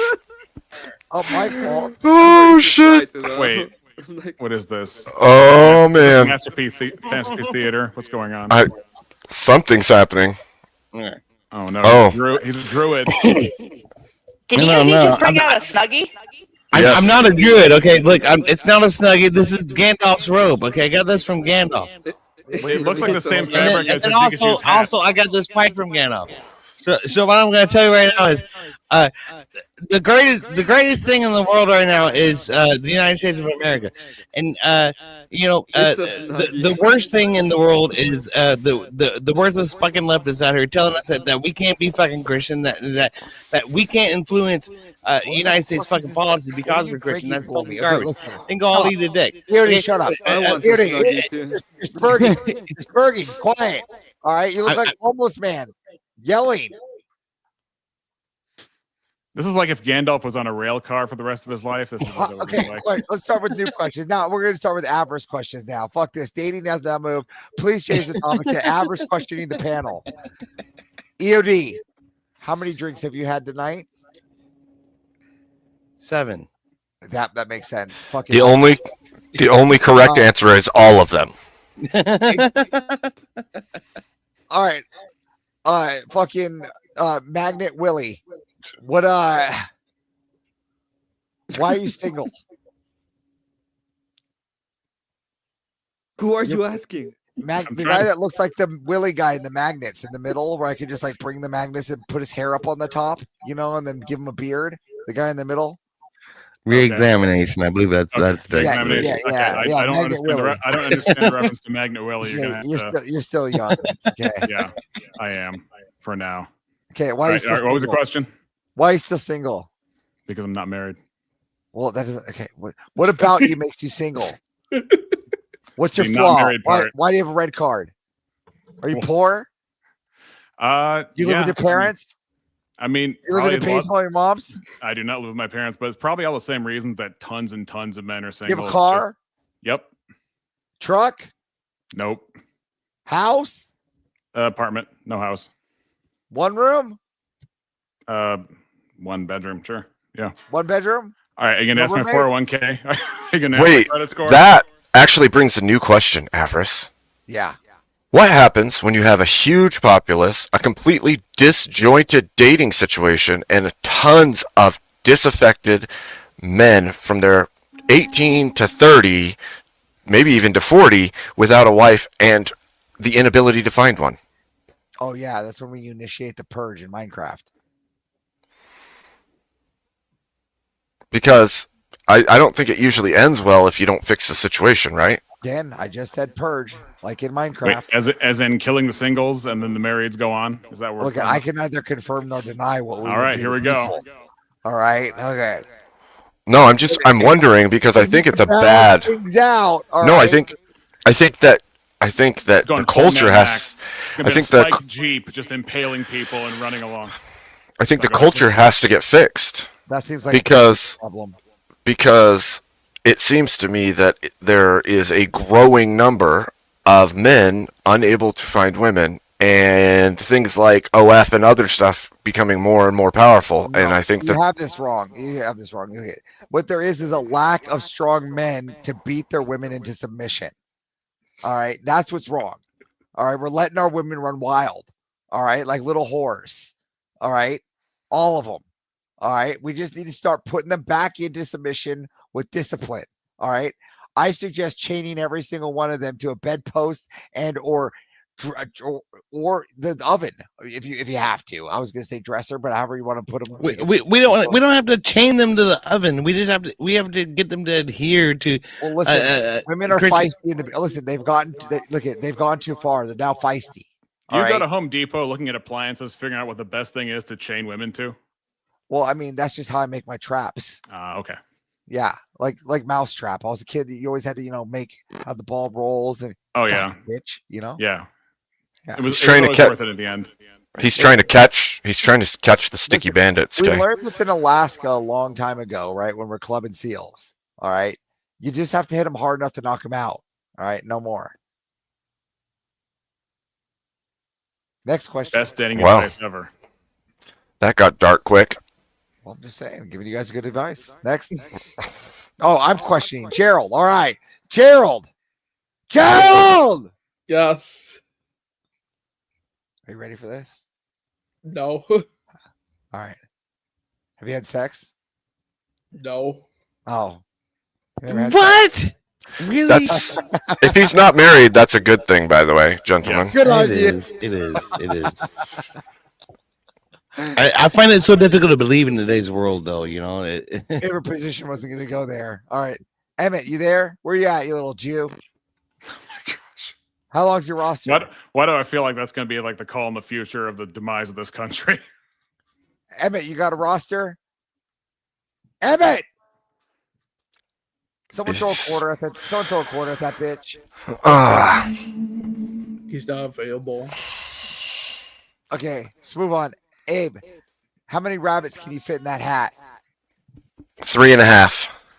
But I have to cut the third one in half.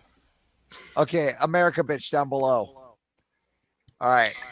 How many men did you have before your husband? More than I should have. Degenerate. EOD. Why are you gay? I'm not fucking gay. Go fuck yourself. That's bullshit. Okay.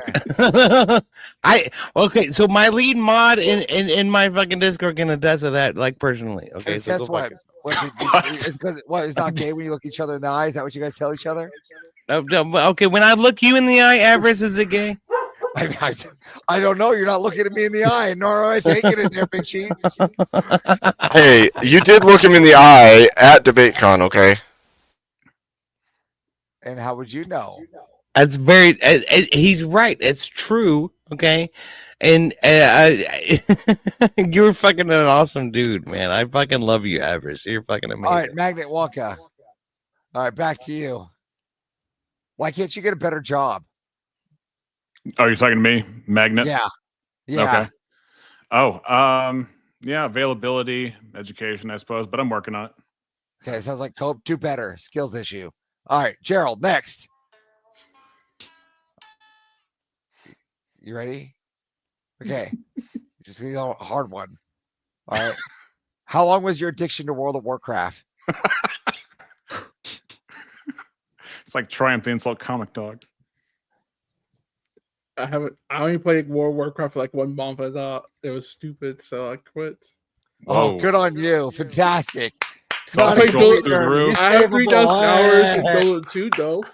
Oh, lame. This Rust what? What? I don't know what you're talking about. I don't know what you're talking about either. I don't know what any of you guys are talking about right now. I mean, Russ, what the fuck is that? Are you talking about like Shut up, you the drunk fuck. oxidization of fucking steel in the All right, environment? Here, Emmett, I got a new plan. All right. Every Okay. time EOD says something drunk, you have to take a shot. All right, go get a bottle. No, Go, Emmett. no. Emmett, go. Emmett, go Somebody get will a- somebody will look at- die if we do that. That's not you're- good. You're single. You got nothing left to live for. All right, go get a bottle. Yes. That I is don't have a definitely not bottle true. right now. Oh, Tomorrow.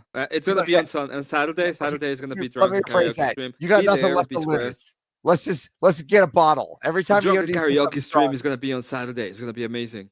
well, So, let's Avarice, start early. I think we start you early. asked right me now. if I have a roster. No, I don't have chickens. Now, next question. Oh, that's a perfect answer. Now, when you have sex with these chickens, do you go All right, inside guys, out or I have outside to, in? I gotta go work for a living. So now we're with all the chicken stuff. You guys have a good night. Avarice, Have nice a to meet wonderful you. night. EOD, nice to meet you. Bye, Wonka. Emmett, nice Have a to good meet you. It's good to see you re-examination. Dave, Thanks for thanks coming for by, hosting. bro. Phil Yes. those donos. Have a good night. Have a good night. Yeah, fill the donuts. You see, look at that. Look at you fucking pussies out there not filling the fucking donuts. What the fuck, chat? What the fuck? Letting EOD get fucking drunk on fucking chat. You're not even getting to fill the dono bar. This is pathetic. That's right. Come the fuck on. What the hell? Oh my God forsaken gosh. us. Y'all should be ashamed of yourself as man is up here fucking tolerating Here, Avarice's For bullshit. every dono I you put swear. on, we'll make sure EOD puts a new layer of clothing on.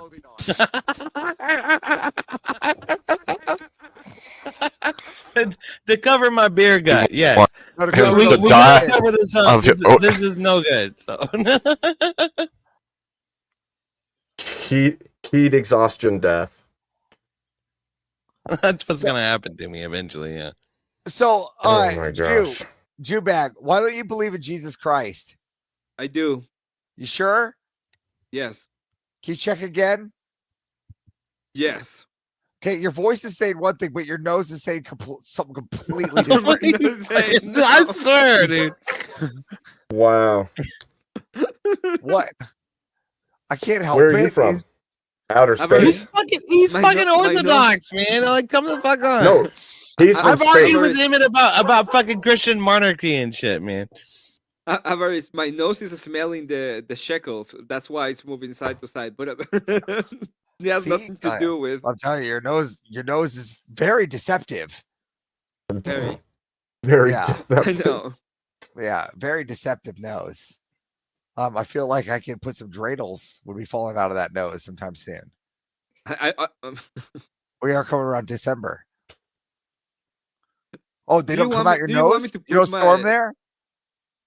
Do you want me to put my little hat on? Yeah, I want to see the little hat. I mean, I want to see the little hat. That's what I Okay, wanna I'll see. put my little hat on.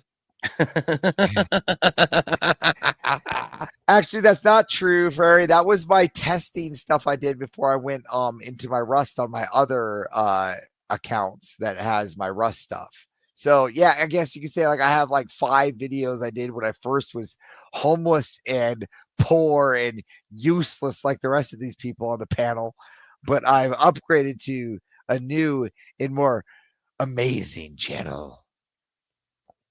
Oh, Is that the Rob Noor show? It's the Rob Noor show. it's not your show. It's the Rob Noor show.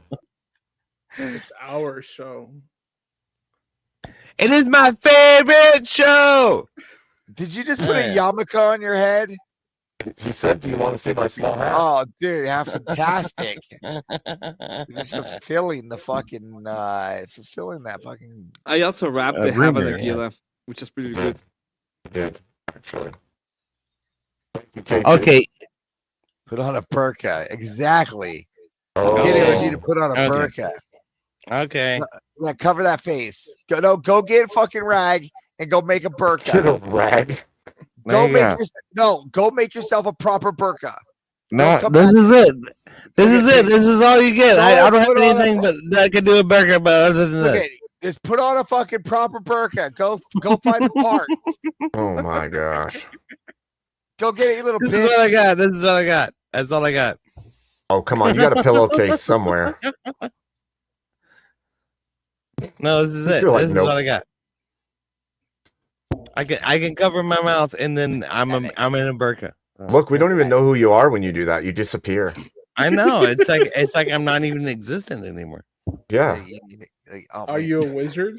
I am. You're a wizard, Eon. I am the greatest wizard of all, okay? I find ways to fucking integrate people and get people to fucking talk to each other. That's what I do. Okay. You're fucking gay. You're fucking gay, okay? Listen here, Avarice. Okay, I've never seen anybody as gay as you, except for that one time when Rob Noor was streaming on the way back, and like you fucking came to tears. So. Look at this dude's dicks. We're all a little gay on the inside. No, Gerald, stop that. Why are you letting feminism subvert you? You fuck. You're sitting too close to Marina. That's the problem. Can you move Gerald over one? Move the fucking fag. There we go. All right. The fucking woman is rubbing You know off. what? I am It's okay. happy. I like sitting by EOD. Yeah, I was going to say I'm happy to sit next to Marion. He's the closest to be like a woman. That's why. Hey, Marion, how are you doing? How are you and Farrier doing? You guys are fucking awesome. EOD sitting over there fucking 2-ply and shit. Yeah, Thank you. I'm doing pretty good. I'm enjoying my time hanging out here with you guys and learning all about Avarice and here. It's awesome. It's good to see that he's just how he is. Learning all about avarice and here. Oh, What are you talking about? This girl's just yapping. Girl's just I didn't even hear a single fucking thing she said. Can you start from the top? I'm gonna like talk like you're talking to a man. And she said she don't give a fuck what you say. That's what she like said. make a point. Oh, I'm supposed to talk to a man. Yeah. But why are you complaining like the bitch over there? Well, because I can't hear a fucking word you're saying. All I hear is yeah. That's a very good female impression. You must have done that before. Yeah, well, I've been around a lot of women. Obviously, impressions are easy to impress once you've been around a lot of them. That sounds like very degenerative behavior. Well, I was a degenerate. I did grow up in a cult. Most people know this. Next. Well, I guess I can agree with you on that one. Okay, Although most people don't see prattle that. music on. Okay, point. prattle, point. I'm gonna tell you, Avarice, a lot of people who don't talk to me at debate didn't realize that about Stop you. white knight, you stupid bitch. I'm talking to you, fuckhead. I'm cross-examining the bitch right now. So why don't you stop white knighting, you fucking whore? I'm not fucking white knighting. I'm fucking attacking you. Well, then shut the fuck up. All right, go ahead, right. Marina. No, I was just gonna say, no, I get the whole cult thing. At least that's what I've told people see Jehovah's Witnesses as. So I could be mistaken there. On a scale of 1 through 11, where would you rate EOD on being a woman? 0. 9. A zero. Oh, you're wrong. It's 11. The correct answer was 11. Okay. I'll ask you again next week. Oh, it'll be the same fucking answer, you fuckhead. For the 11, let's just see $11 donos for EOD's female bitch movie. Okay, I tell you what. If you give 11 $11 donos, then Avarice will send me the rubber tits, and I will put them on and then wear them on stream. That is a dangerous wager you just made. I know. 11 $11 donos. That's what I want to see. Babe, credit card. Shit, fucking fire. I told you. I literally told you. That was a dangerous wager to make. He warned you, EOD. You put that Snuggie on and you just dropped the listening scale, man. Baby credit card. I'm gonna get in trouble. I'm gonna tell you what.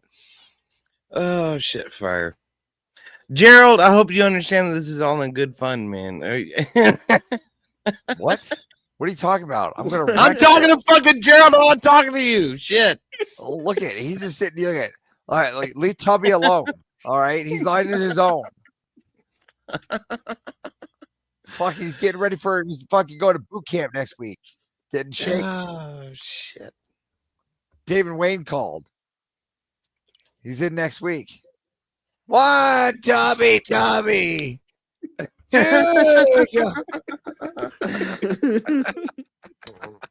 And you'll be bald like me.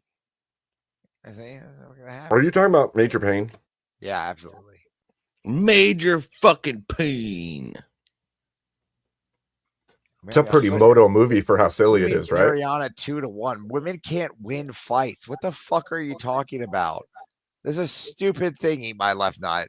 You're just a feminist person in the party here, thinking that women can win an argument. What did you think about what did you think about that lady fucking security guard who's talking shit outside of fucking Jake Rattlesnakes to me? I don't give a fuck. I mean, I gave her a t-shirt, I guess. She put you up against the fucking wall. You let her put you up against the wall. You mean I took a great Polaroid? Yeah, absolutely. Oh my gosh. Polaroids are great, man. You're gonna sit here and lecture us about fucking manlyhood. Huh? I see how you do. I see how you do, Everest. Okay, I see how you do. Question: who caused the security woman the most aggravation that entire weekend? You, without a fucking doubt. But why? What'd you do? But why? Why? In a man's job. Just to aggravate? I literally don't think she could take me. She was fat. She was a little fat. Look, man, that helps. Okay, like some extra weight will give you some fucking advantage. I mean, I was gonna say, if she just ran at you and you were close to a wall, I just hold out a fucking donut and she's distracted. What's your problem? 99 cents, problem solved. Oh my gosh. Wow. Oh, we got one. Yeah, we got one $11 dono. There it is. There it is. K fucking 2 ginger wave, bitch. Hell yeah. It was asking how much for EO to wear white robe. Oh, he wants EOD the white. EOD. Well, we're gonna have to get Frodo to fucking Mordor in order to get that, but hey, we'll Gerald, or a bucket of bleach. Wait, yo, didn't fuck you? stick. Why is your mic? Why is your fucking camera off? Because he went. He went to the bathroom or something, man. Yeah. Yo, Tubby, get back here. Ow. No, Tubby. Stop pinching him. Gosh. There you are. Oh. We thought we lost you there for a minute. I had to go to the bathroom. Yeah, well, it's kind of hard to lose the Stay Puft, so I was a little fucking told you. He can't go to the bathroom and keep the camera on. Okay, calm down. I can't watch it. Are you watching? I'm gonna keep my camera on, and I'm still gonna go to the bathroom. Don't you do it. Oh, Don't you do it. EOD just pees his pants. He's like Miles Davis. No, he's got that toilet seat for the computer, remember? Like on South Park. It's just built in. We need know. more donos to come in, people. We are lack of donos. Even though this is probably a good day for Dave, it's not a good day for Avarice. More donos. I've been telling people I need some of those donation bots, you know. Yeah, you need to get them donos The in. Rob bot. The Rob bots. Well, Yeah. what you Yeah, need how- is a fucking mic that works because you fucking sound like a roboting fucking degenerate over there. Our robots degenerate. There we go. That's a lot better. I just have to use this mic until Yeah, I can get a better mic. All clankers are degenerate. You don't know that? Yeah, they all lead you to the masturbation machine. Well, they all. So the Republic was right. We should shoot them all. Just like birds. Yes. Oh my gosh. What? No birds are real. I saw a website. Birds aren't real? Yeah. Bird. You know what else is not real? My Oh mom. no. I know. That's not. Emmett's not real. Oh no. Oh no! Oh, there he is. Did you miss the commercial earlier? The infomercial, Avarice? I mean, I was on the Rob Noor show. How dare you? That's This is the Rob Noah show. Okay, I'm sorry. Maybe you're My favorite degenerate show. for missing the infomercial. You know the funny part is that whole song was my idea. I fucking love that song. That's I a know. fucking great song, dude. It was really good. Because I it's my fucking love show. it. Yeah. I didn't fucking steal love it it. from anybody. How did you I don't You know- miss? I don't you know- I totally don't know stole this it from man named fucking Tom Green. Green. You stole I it from don't- Tom I've never- Green. That's bullshit. Never heard of this man named Tom Green. You have heard of him. You have certainly heard of him. Oh no. I don't. Yeah, I got to. Can I got we to. not? No, I got to play the commercial for Avarice. He'll enjoy it greatly. No. Is Emmett in a commercial? I think this is a lie. Jared speaks by $5. That's a 5-minute monologue on how great Emmett is. No, he didn't pay me to put this in, or did he? Shit. Emmett is so great because he's really good to slap around. He's so grounded, and it makes it really fun to kick him because he can't go anywhere so long as he's grounded. I mean, he's like so grounded, he's got his legs stuck in the ground, so he can be slapped or kicked no matter what, and he goes nowhere. He just stays put. Like, perfect for being a punching bag. I mean, have you ever had a punching bag, you hit it, and it just goes flying off into the middle of nowhere? Yeah, that sucks, okay? Because then you have to fetch the bag. You don't want to fetch the bag. You want something you can hit repeatedly, and it just stays put. That's Emmett. Emmett is the bag that stays put, and you can just keep hitting. And he only gets better as he's hit. He gets more brown. So I don't know how you can beat a bag that you can beat while it can't move, and it gets more color as it's hit. It's magic. It's magic, and everybody needs a bag they can hit repeatedly that never leaves. So get yourself an Emmett today. Something you can just smack and ground, throw rocks and give hot dogs to. That's all you need. That's all you need in your life is an Emmett. Everybody get yourself an Emmett today. I don't remember the price for an Emmett, but I'm sure Emmett can tell you the price of an Emmett because he's an Emmett. Pause. What? Are you married to Emmett? No. Oh, you just about that's everything that you mean. You're just defining a wife. Well, I don't know what to tell you about that. Oh well, I'm now just confused. It sounds like you're just putting all the descriptors for what a wife should be. Abe has a wife.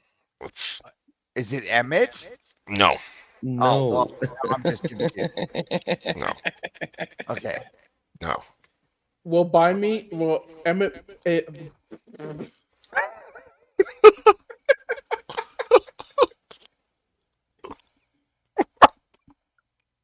What? Holy crap! Well, all these things you're describing are things you do to a spouse. It's also what you do to a good friend. You even look at it. Go back 30 seconds. Go back even 10 seconds. 10 seconds, right there. But it's gonna get good. Just go 10 seconds. See, right here. No, this is the Right, beginning. right, watch right here. Just right there. Right there. 10 seconds, right there. And Hit you play. can just keep hitting, and right here. he only gets better as he's hit. He gets more brown. So I don't know how you can beat a bag that you can beat while it can't move, and You went it back, you gets missed the part. more color as it's hit. No, it like you didn't pass. It's You magic. passed it. It's magic. You didn't go and back. everybody. I don't think I passed it because that was the beginning of it. No, you didn't go. You passed the part I wanted you to go back on. Are you Nothing wanting really. to? Are you wanting to go? In monologue on how great Emmett is. No, he didn't pay me to put this in, or did he? Shit. Oh, okay, yeah. Go forward. Go for it. See where you go. Talk about the money. It's You- so you great. jump into it. Okay, keep going. For the low price of Right there, see? $4,455. Right there, you put a price on it. per See? week, get That's a yourself woman. in it today, because You see, there's a woman. You just put a price on it. He also used to be Emerson, a Mogwai look at- farmer. Hold on. So- Pause. Pause. Why is Emmett $1,000 more than my wife? He's obviously less attractive and probably more useless. Because he used to farm Mogwai. Yeah, that means nothing. Like $200 at most. I don't know what to tell you. You put too much of a high price on him. You overpaid. It's just an infomercial, man. Okay, You know now I know everything's what- overpriced these days. Now I know why you're poor. We're all I'm ju- on the inside. I'm just the humble reader of I don't know. the ad. Okay, that's all. Even though there wasn't an ad, it was The just fact that you put a price ad-libbed. on it for $4K for a $200 Emmett. That's the issue. You got to hike the prices sometimes. Okay. Well, you had to buy it to begin with. No, remember Emmett he was a asked you. He asked He's you. like a bicycle. He's just Well, no. riding Do you around- do you riding remember? around. He asked you which cartel did you go to? Yeah. Yeah. Well, cartels still cost money, especially the Jewish ones like his. Oh my gosh. Jewish fucking cartel. What the shit is even happening? Avarice? What the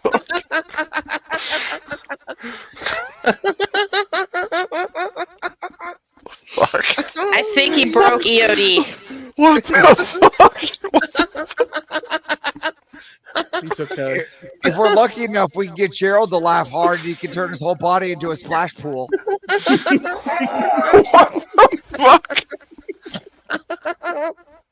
Zach Gilpy, everybody. That's Zach Gilpy. Fucking Zach Gilpy. That's fucking Zach Gilpy right there. Fuck yeah. $10. Thank you, Zach. That's Zach Gilpy, everybody. Zach Gilpy. Oh my gosh. Build that dono bar. This has got to be one of the wildest wilds there's ever wilded. What are you talking about? Everybody. You ain't fucking lying, brother. When you put Avarice on the camera, you put him on your stream, you already know what's going to happen. Unlimited energy.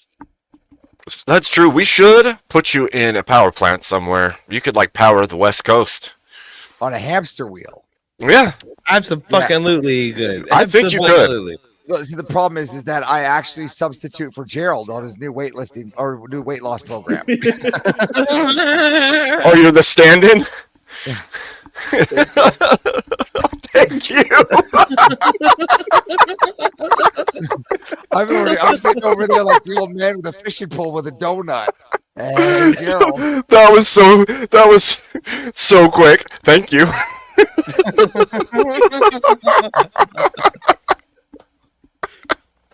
Holy shit. Oh my gosh. So EOD, how late are you streaming drunk? I'm not streaming right now. Why not? I'm just hanging out with you, brother. So should have been live. Yeah, see, it's we're bringing the crowd your way, which is a whole crowd of like what 41 people, isn't that right? Yeah. Yeah, Mhm. 47. Look at that. That's 47 47. dono. More than the panel verse. More than the More than the panel verse. That's right. That's right. Oh shit. You know, it That's would be good. funny. It would be funny to see one of them come up here and then like one of them try to contest me. They're like, "Oh, you're the financial backer of everything else I hear." You know what? I never said anything, motherfuckers. I didn't say I wasn't. It was All come I'm on. saying is that you should beat your wife and chain her. That's it. It's not my fault. Damn. That's a rough one. That's a rough one. Oh, shit, man. Listen, patriarchy comes in multiple forms. True. Lots and lots of them. Yeah, in my house, we don't rack discipline. Discipline. Rack discipline. That's right. Discipline.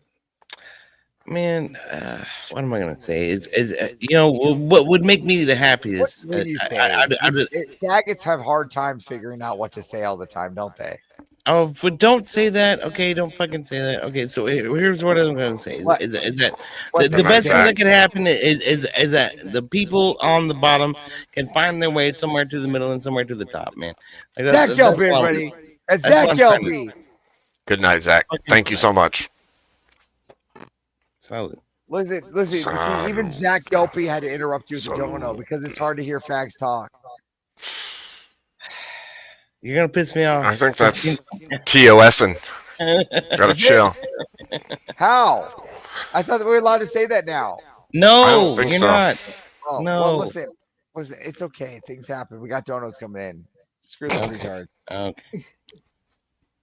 It's called capitalism. Listen, What I'm was I gonna say? talking. I'm talking about a bundle of sticks. Uh-huh. Jeez. All right. Oh, you mean cigarettes? What means the most to me is that the people on the bottom can find a way to fucking forward up, man. And like I'm trying to do that the best as I can, but I don't know what I'm doing. I mean that's the reality of the situation. So I'm at the mercy of the algorithm, at the mercy of the people who are above me, and all it is trying to send the success downstream. I think at the end of the day. So agreed. Can you say that from the top without slurring like a drunkard? No, I'm tired. It's fucking 3:00 in the fucking morning. I'm ready for bed. I'm sorry. Then get the fuck to bed, you fucking coomer. I'll tuck you to bed. Oh, look at that fag wants to tuck you to bed. Look at Roly Poly Oly and a faggot. Oh my gosh. You're gonna get Abe in trouble. Fucking stop it, Harris. Listen, it's just gonna demonetize. That's the worst that could happen. All right. Wait. Yeah, that's bad. What do you mean? He's already making donut bars. It's not like he's getting monetization to begin with. That's true. What he means is advertising monetization. I mean, that's really Yeah, what it boils down to. Look at. Trust me, we're good. It's golden. Don't worry. All right. I'll just send in more he'd know donuts better later. He would know better than that. And also, I say it all the time on the Rob North show. You do not. That's bullshit. You do I not. have. I've said it twice. That's not all the time, average. All the time. this fucking guy all the time, twice. Hey, I don't use the worst words. You know, like when I call EOD a cunt. No, that's You the fucking safe dick word. face. What do you mean? Oh man. Yeah. Crazy asses. What? Holy. Okay, we're winding down anyways. It's not like That's true. It's not like they're sitting here at 4 a.m. going, yes, Abe Dinkus' stream. I was waiting for Avarice to be over here. I don't know. Last night when I was live, there was somebody who kept changing their name to different people in the chat and jumping on just to come up and say a bunch of TOS over and over and over again. It happened like 4 or 5 different times. It was freaking crazy. I banned him and a new one came. I banned him, a new one came. I was like, holy what the fucking haters, man. Fucking haters. Look, I just need to have a list up of words I can't use on YouTube. Well, the F slur is one of those. Yeah, put that on there. The what slur? The F slur. Fuck. F as in F as in EF Fairy? as in A B C D E F. Yes, fairy. Yes. Fairy? We can't say fairy. No, not fairy, but the Almost. letter that word starts The with. Yeah. bundle of twigs? What's that? What's the word you're The talking bundle about? of- The Yogi? bundle of sticks. The bundle of sticks. God forsaken us. Are you serious? You're fucking with cigarette me. sticks. Stop it. Logs? You're fucking with me. Stop it. Kindling? Yes. Kindling. No, not. But Kindle. What? What? I'm not gonna say it, Everest. I'm not gonna fucking say it. What Fuck? people across the pond call cigarette? Fairy? Yeah, what the British cigarette? That's it. Yeah, British cigarette. Flamboyant? British cigarette. You fucking dick face. I swear to Bob. Flamer? You're trying so Flame hard. on? You're not gonna get it. You're not gonna get it. No, it's not happening. Flatulent? Fat? Fat. I don't know Yes. where you want to go here. Fat. Yes. Fat? Oh, fat. Fat. So Fat. fattets. You don't like fattets. Mhm. Okay, Gerald. correct. Sorry, he doesn't That's like correct. you. He's against the fats.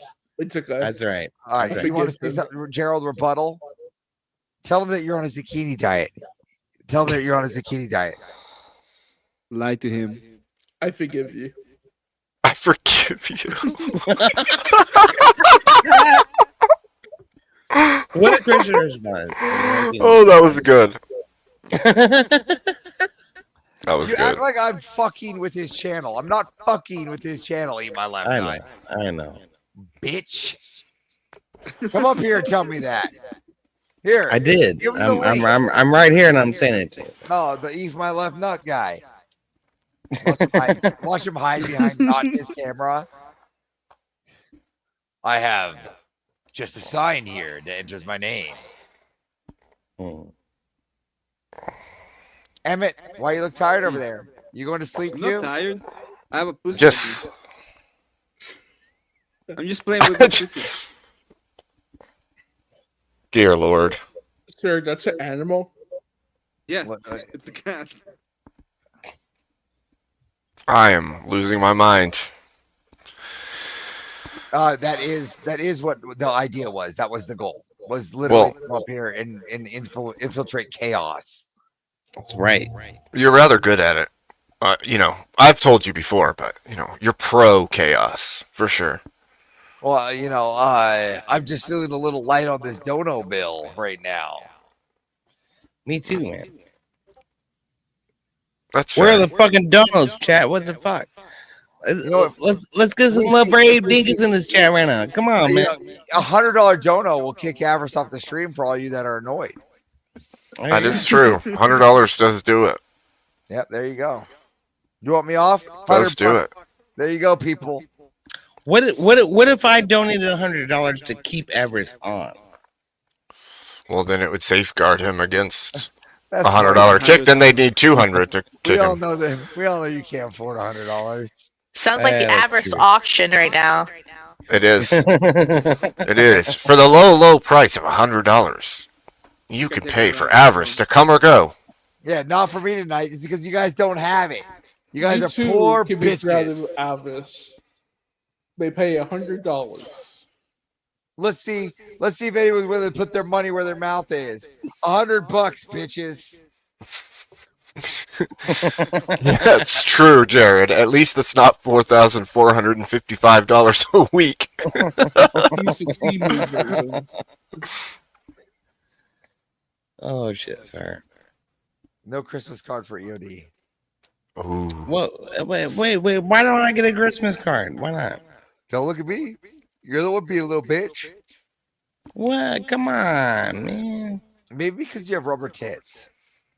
Well, it's only because you gave me the rubber tits in the first place. I didn't give it to you. I saw you buy it. It's just like fucking Austin Powers here with a fucking handheld receipt signed by EOD for Swedish made rubber tits.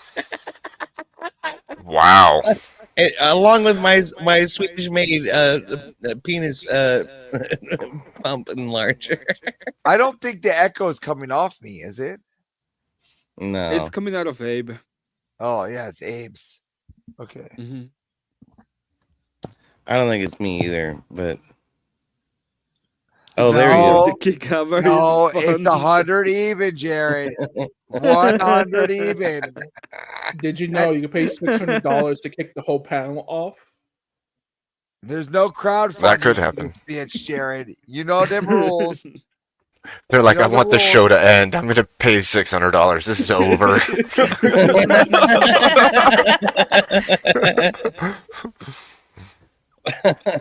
To be like, go to bed, waiting for you to Degens. pay for the kids. You said you were going to get your credit card. What's going on here?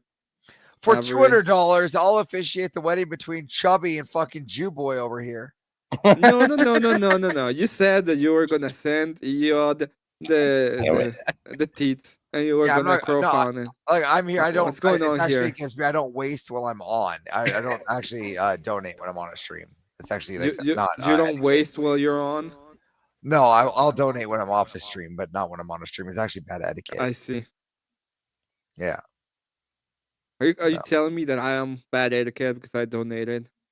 No, like if you donate, like if like I donate randomly, right? And like now it's just easier. Like for Rob or whatever, I really don't super chat much. I just send it directly because it's easier.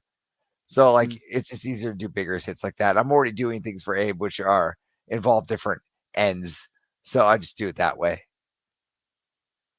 How many ends does that None of your involve? business Dave? what I do. Are you getting them babies? Is that what you're telling me? I don't even know what that statement means, Emmett. I don't know, but I'm just waiting to see. I'm just trying to see if your crowd will put the money where their mouth is and try to kick Avarice off for 100. Let's fucking do it. I don't think. You shut up, I don't bitch think boy. it is. Look, listen here, okay? Like, nobody on this fucking panel looks more Jewish than you. I don't know what the fuck you're even talking about right now. What do you mean? There's right above you. Look up. Yeah, well, I'm looking at him, and I'm seeing a Mexican who seems very white. And then when I look at you, I'm Thanks, EOD. Point at me, why don't you? Yeah, I see. I see what's happening here, EOD. I'm trying. This shit is not working very well.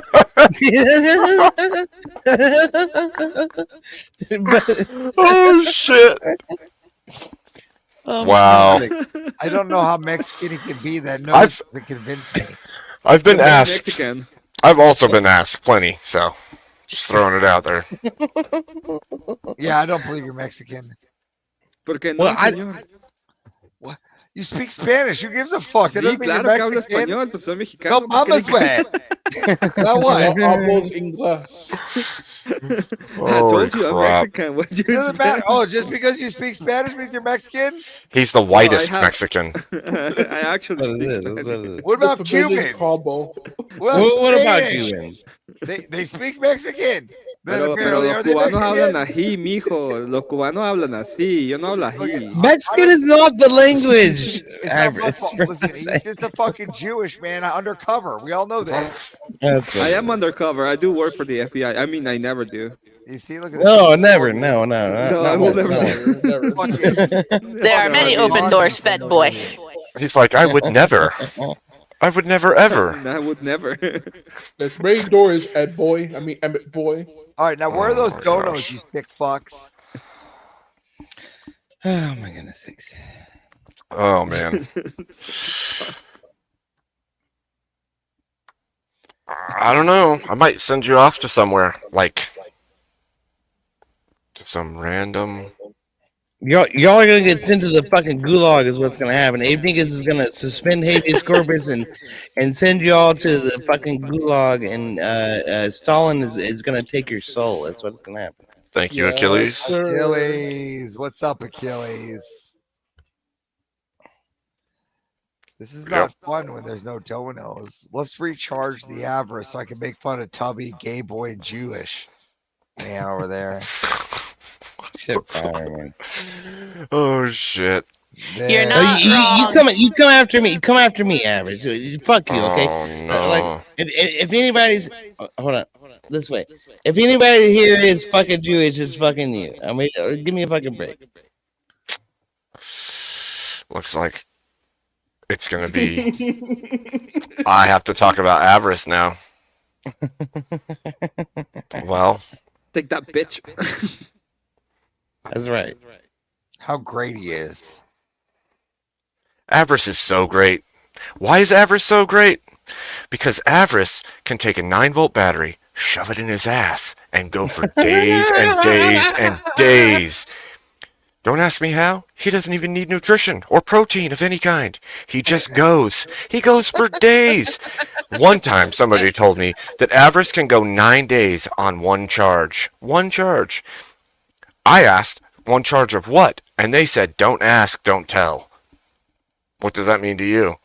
Avarice went so fast and so far that I heard he climbed Everest and saw the Marianas Trench in the same day, all on one 9-volt, okay? So, if you ever really need energy, just go to Avarice and plug straight into him. It doesn't matter where. You can just shove the plug anywhere onto him, and you will have all the energy you need. I saw him charge an entire Tesla with one charge of a plug into him. That's all it took. One click. Boom. Full charge. In fact, not only did that happen, they plugged it in, and the car was fully charged instantly. There was no time delay. The guy is like 7 million hamsters on one wheel running 1,005 miles per hour. That's how much energy comes from Avarice. You put one battery in, and you get nuclear power plant level energy, okay?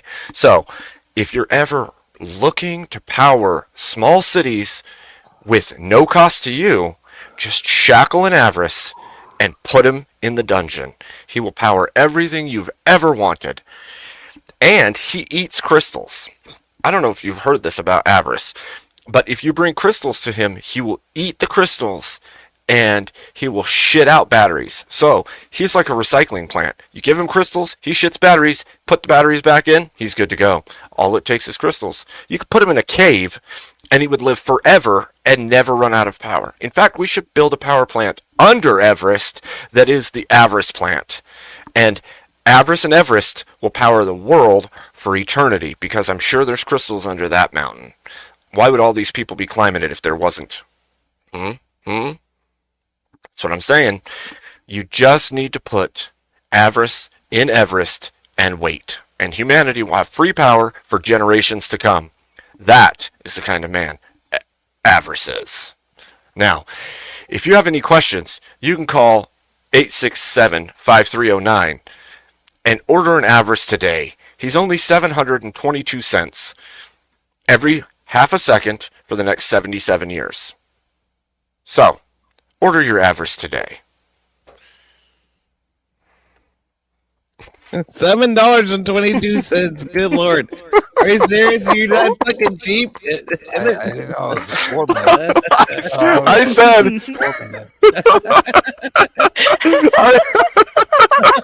Make me poor. Take that, bitch.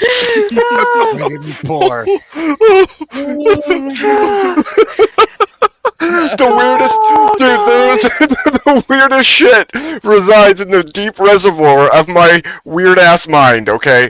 Making me poor. That's okay. Doesn't matter how poor you make me, I'll never be as poor as the bitch below me. Oh, for shit's sake. You're right. You're right about that. Holy shit. Take that, bitch. Take that, bitch. Holy crap. The quicker filler upper Avarice. just put Avarice in Everest.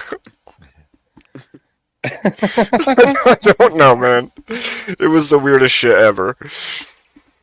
Oh, that was good. That was good. That was good. That makes me laugh. Some people could call you a mountain man. It could. And I think this is where we call it for Avarice's night. It was a fantastic ending. So you guys got about 10 more minutes with me. Let's bring those donos in. Fucking super chats. Where are the super chats at, chat? Come on. Let's get $2 for that. Let's get $5 for that. Come the fuck on, chat. Come on. At least give him what he's worth. $7.22. Damn it! Right? I still got a wife to get to. I still have yet to cook dinner, and it's 12:42 a.m. Where are you cooking dinner? I don't know. What the fuck are you talking about?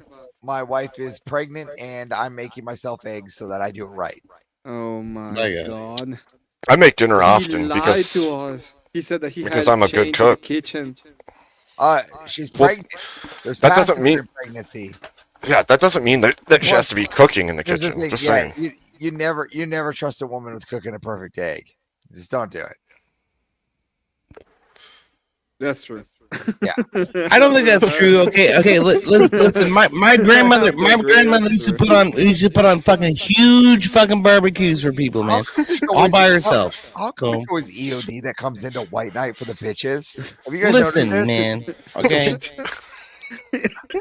Wait, that wasn't Was that poor. your fucking sassy girl shit head? What the fuck? That wasn't poor. I said like how much cents per half a second for 77 years. That is not a small amount. That's $51,000. Okay. Yeah, I need more than that. An hour, $51,000 an hour. Oh, per hour, per hour. It's not in the 77 years. That's per hour. So Per hour. that would be so much money after 77 years. Okay. Hey, EOD, while we're asking questions, what's your boyfriend's name? Frodo. That's my dog.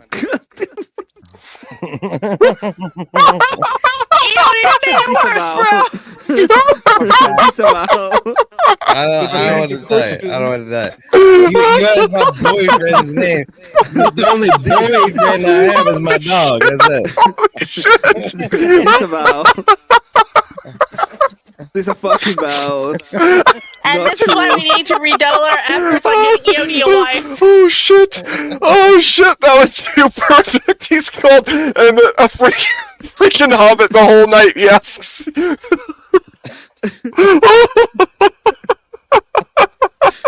Fuck you, Alvarez. That's so fucked up. And on that note, oh, shit. Avarice out. Oh my god. Holy shit. Wow. What the fuck? Holy shit. That was ridiculous. Oh. Now I'm actually cry laughing. This is ridiculous. What the fuck? I'm having a good time. Holy smokes. Oh my gosh. Woo. This is a wild night. Yeah, see, look at that. You see that total? That's how much after the 77 years, gentlemen. 800 billion. 800 billion. Okay. That's a lot of money. That's a lot of power. Just one Avarice and one mountain. That's all you need. Don't let the AI overlords know. Oh, did Avarice leave? Yeah. Oh man, I thought he was gonna be here for like 10 more minutes, and I was gonna say bye. I'm sorry, Avarice. That was rude of me. Bye, Avarice. He made me laugh cry. That was ridiculous. Try saying that like pretending you're sad because that was so right happy. You sound so happy saying that. A piece of him lives in all of us now. I don't feel like I should cry. I think I'd be lying then. It's okay to cry for him. Very clever. Very clever. Well played, Mir. Well played. Well, she's smarter than she sounds sometimes. I'll tell you that. I don't think she sounds stupid, so I don't think. I think she sounds pretty smart, Yo. What are you talking about? Well, like I said, I do have the recovering lefty problems here, so he's got somewhat of a point there. I was very stupid for a very long time. We're all recovering from something, Marin. Okay. Someone lost half a brain. Dear Lord, please forgive me. Understatement. He says, "Dear Lord, please forgive me, for he has sinned." ELD about to drop dead, but take his his nappies. I'm nappies. awfully tired, man. I'm Only gonna tell you 17 million? That makes no sense.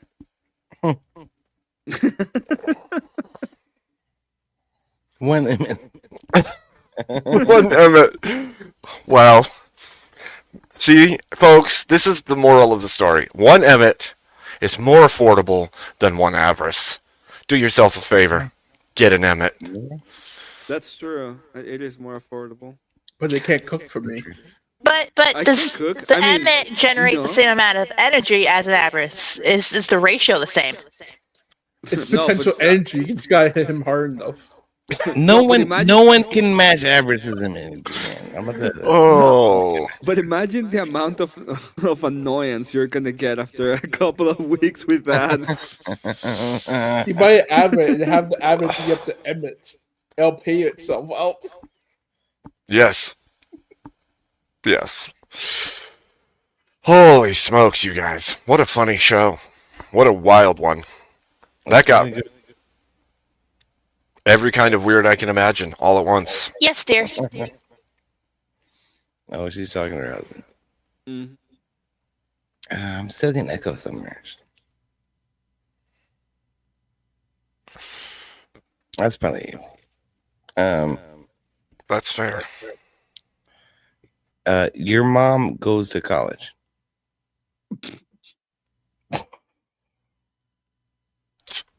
Wait, what? I know. That gets people off guard, doesn't it?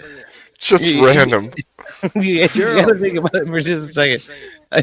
It's a fucking Napoleon Dynamite fucking reference. So. Gerald, say something. What, Oh, shit.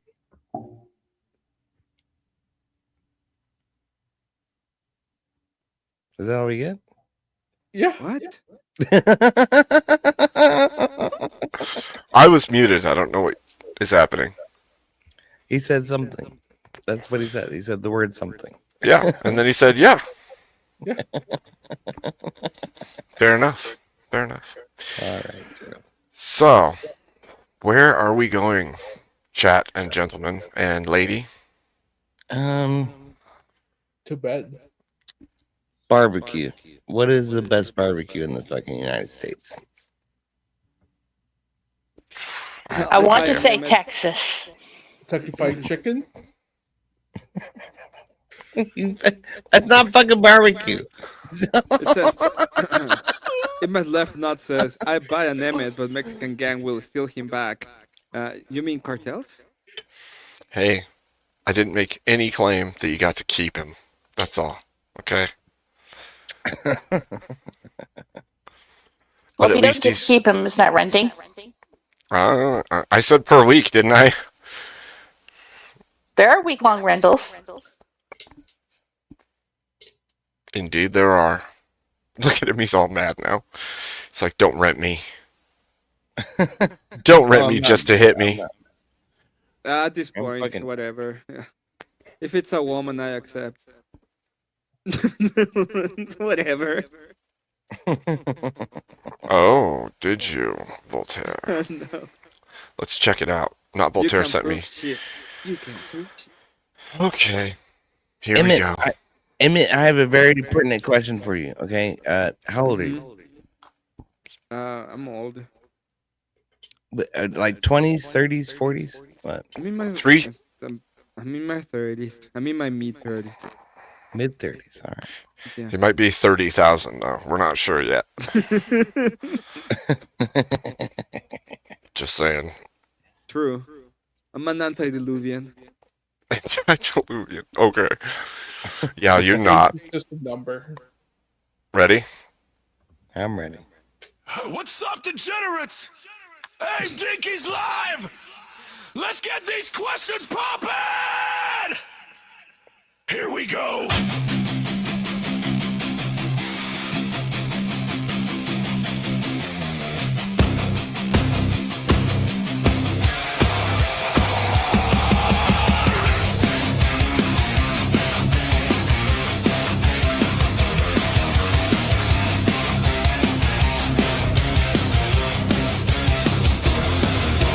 Click start streaming, webcam light turns red. Chance moving faster than the thoughts in his head. First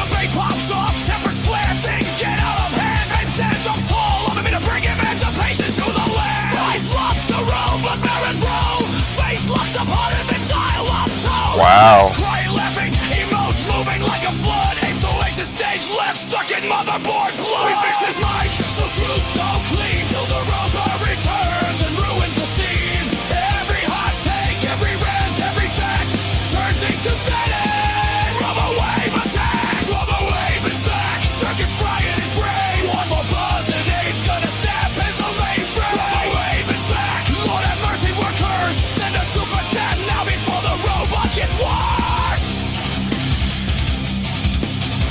That's pretty good. That's pretty fun.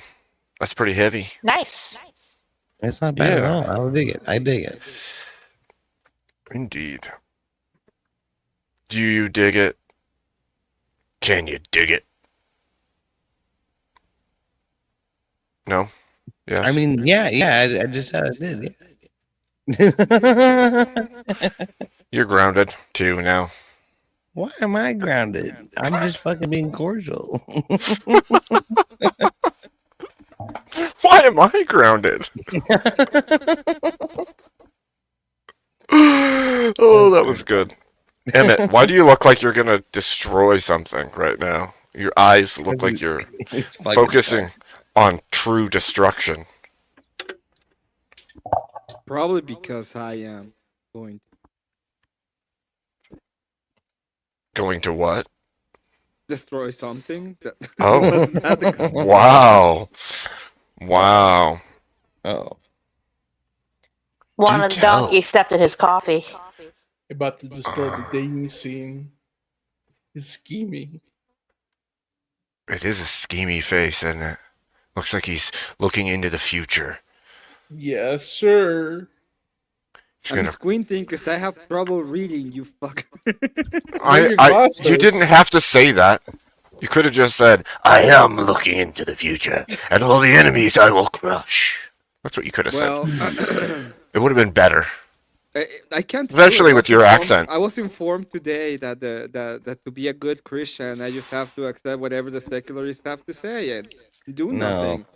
No. That's the way of the future. Remember, like, have you thought about going to heaven? Like, being honest, okay? You have to think about that kind of stuff, okay?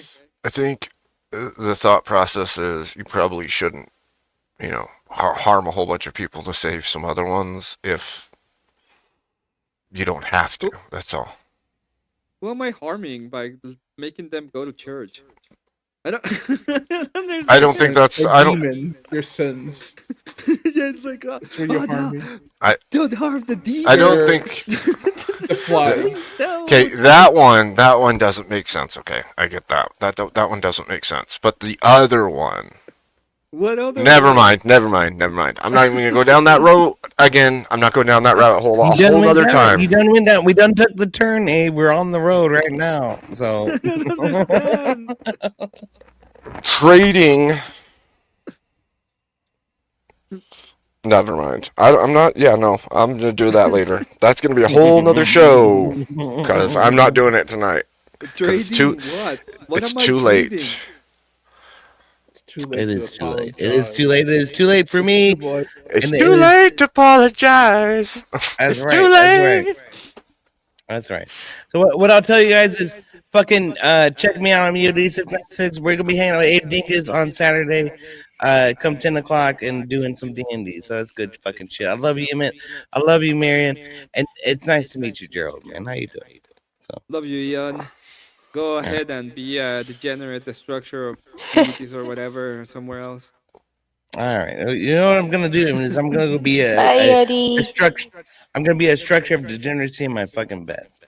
Ah, that's a good one. Take it I like easy. that Don't one. strain Alright. yourself. I love you guys. Thank you so much for having me up, Abe. Thank you so much for course. fucking dealing with Avarice as well. So. Yeah, you know. Yeah, you know. All right. Yeah, you know. Yeah, you know. Anyway. Thank you for coming up, EOD. It's always good to have you. Get some good rest. I'll see you probably tomorrow, but if not, Saturday for sure. Absolutely, brother. I'll Thank be you. seeing you. Cheers. Cheers. Cheers. And then there were 4. Marion, Bum, Gerald, bum, bum, bum. That's right. The Hobbit, and Abe Dinkus, the president. Yep.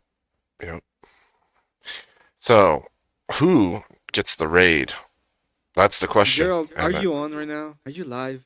Are you No. alive? I am not alive. I'm dead inside. But thank you for asking. Oh shit! Gerald, Damn. Amanda, you're my favorite black person now.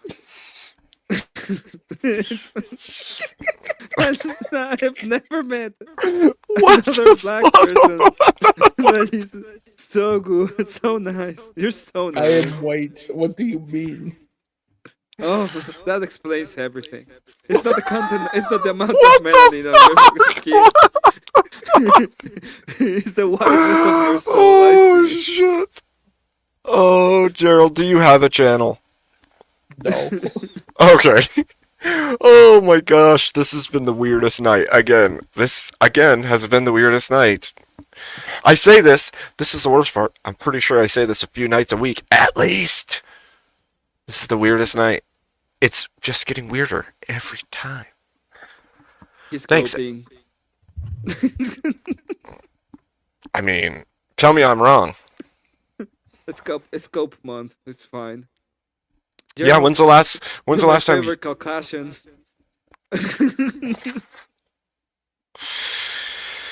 Emmett, you're an odd fellow. Oh, you're such... I just like him. He's cool. He's like a white person, but a little bit of brown on him. You only like him because you're similar to him, okay? I haven't received your hairline, okay? The receding hairline, okay? No, you don't. What the shit is happening?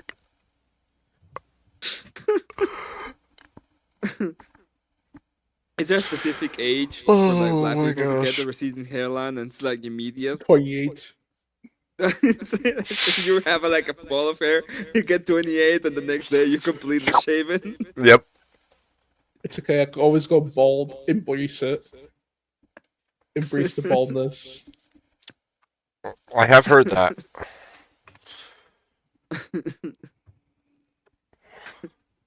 What's it they call it? Oreo Sempra? Holy cow, you guys are crazy.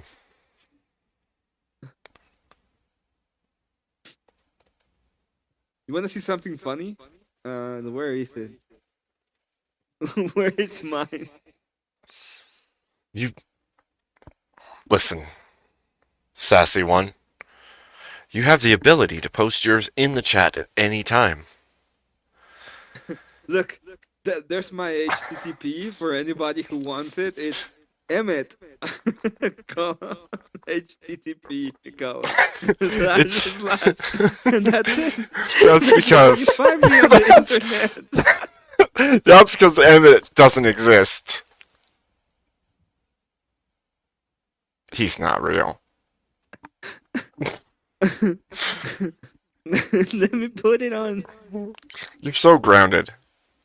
I am. So you're saying that, like Nintendo's property, you pay for him, but he's not yours. Just like you don't have the license. I just posted my my channel on for everybody. You want to go to my channel? That's my channel. You're such a smart ass, dude. Holy shit, Emmett. Farrier says This apparently freaking Teriyaki guy. is live right now. Okay. Is that where everyone wants to go? I think so. I just heard Emmett accepts all women. No. Not all. Nope, not even close.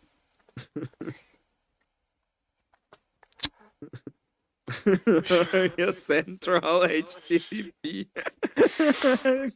question Oh mark. my gosh. I read that as Oreo. Apparently, I can't read today. That's Emmett's channel right there. That's Emmett's real channel, not the imaginary one because he doesn't exist. Okay, just to be fair. So he's a leprechaun. No, the leprechaun is teriyaki. If I take Teriyaki if is I not take a leprechaun. bag of gold, will you hunt me down for the bag of gold like that? No. Just like that one movie. Like the leprechaun? No, but Teriak, the guy I'm sending the chat to, probably will. He will hunt you down, and he sounds like it. Yeah, he's an actual leprechaun. You will see. He takes the form of a human All sometimes. right. and Bye, talks and everybody. It tries was to nice to debate, see you. but Nice to meet he's you. trying. Thank you for having me, Abe. Yes, thank you, Marin. Have a good, Thank you, Marion. great night. A good, great night. Emmett, Yes. you're grounded. Gerald, you're cool, but Emmett's still grounded. Okay. Chat, Emmett's grounded. Don't forget it.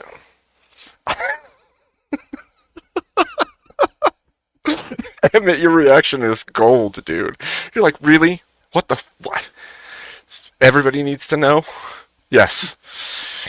Because what's I don't another even word? like ground type. I want to be water. Be like water? What's another Be like word? water. Emmett, what's another Water word for? can flow. Be still. Oh, be like water. You pour it in a teapot, it becomes the teapot. Yeah, exactly. Now, wait a minute. What?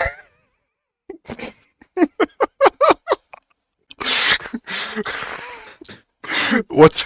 If you heat it up, it becomes vapor. If What? you turn it down, it becomes ice. What Hard. is another word for grounded, Emma? Ground type.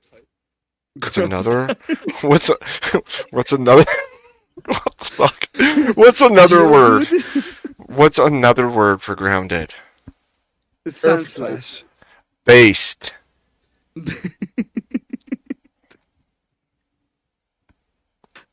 I was thinking about being a Pokemon here.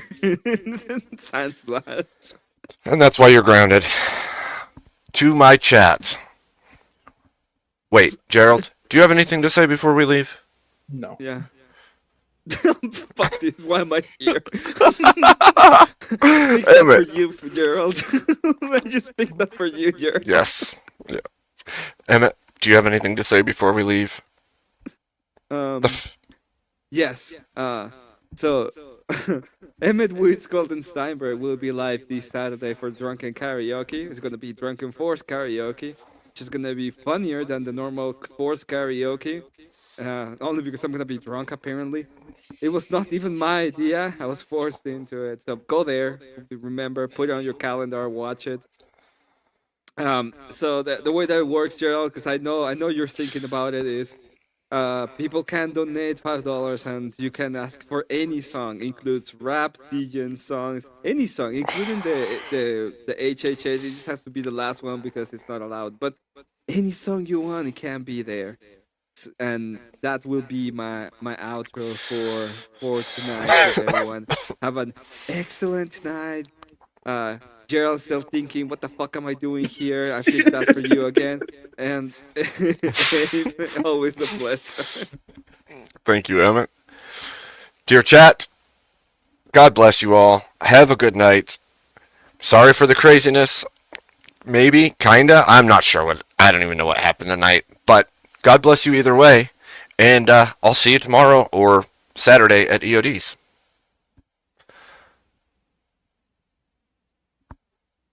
What am I doing right now?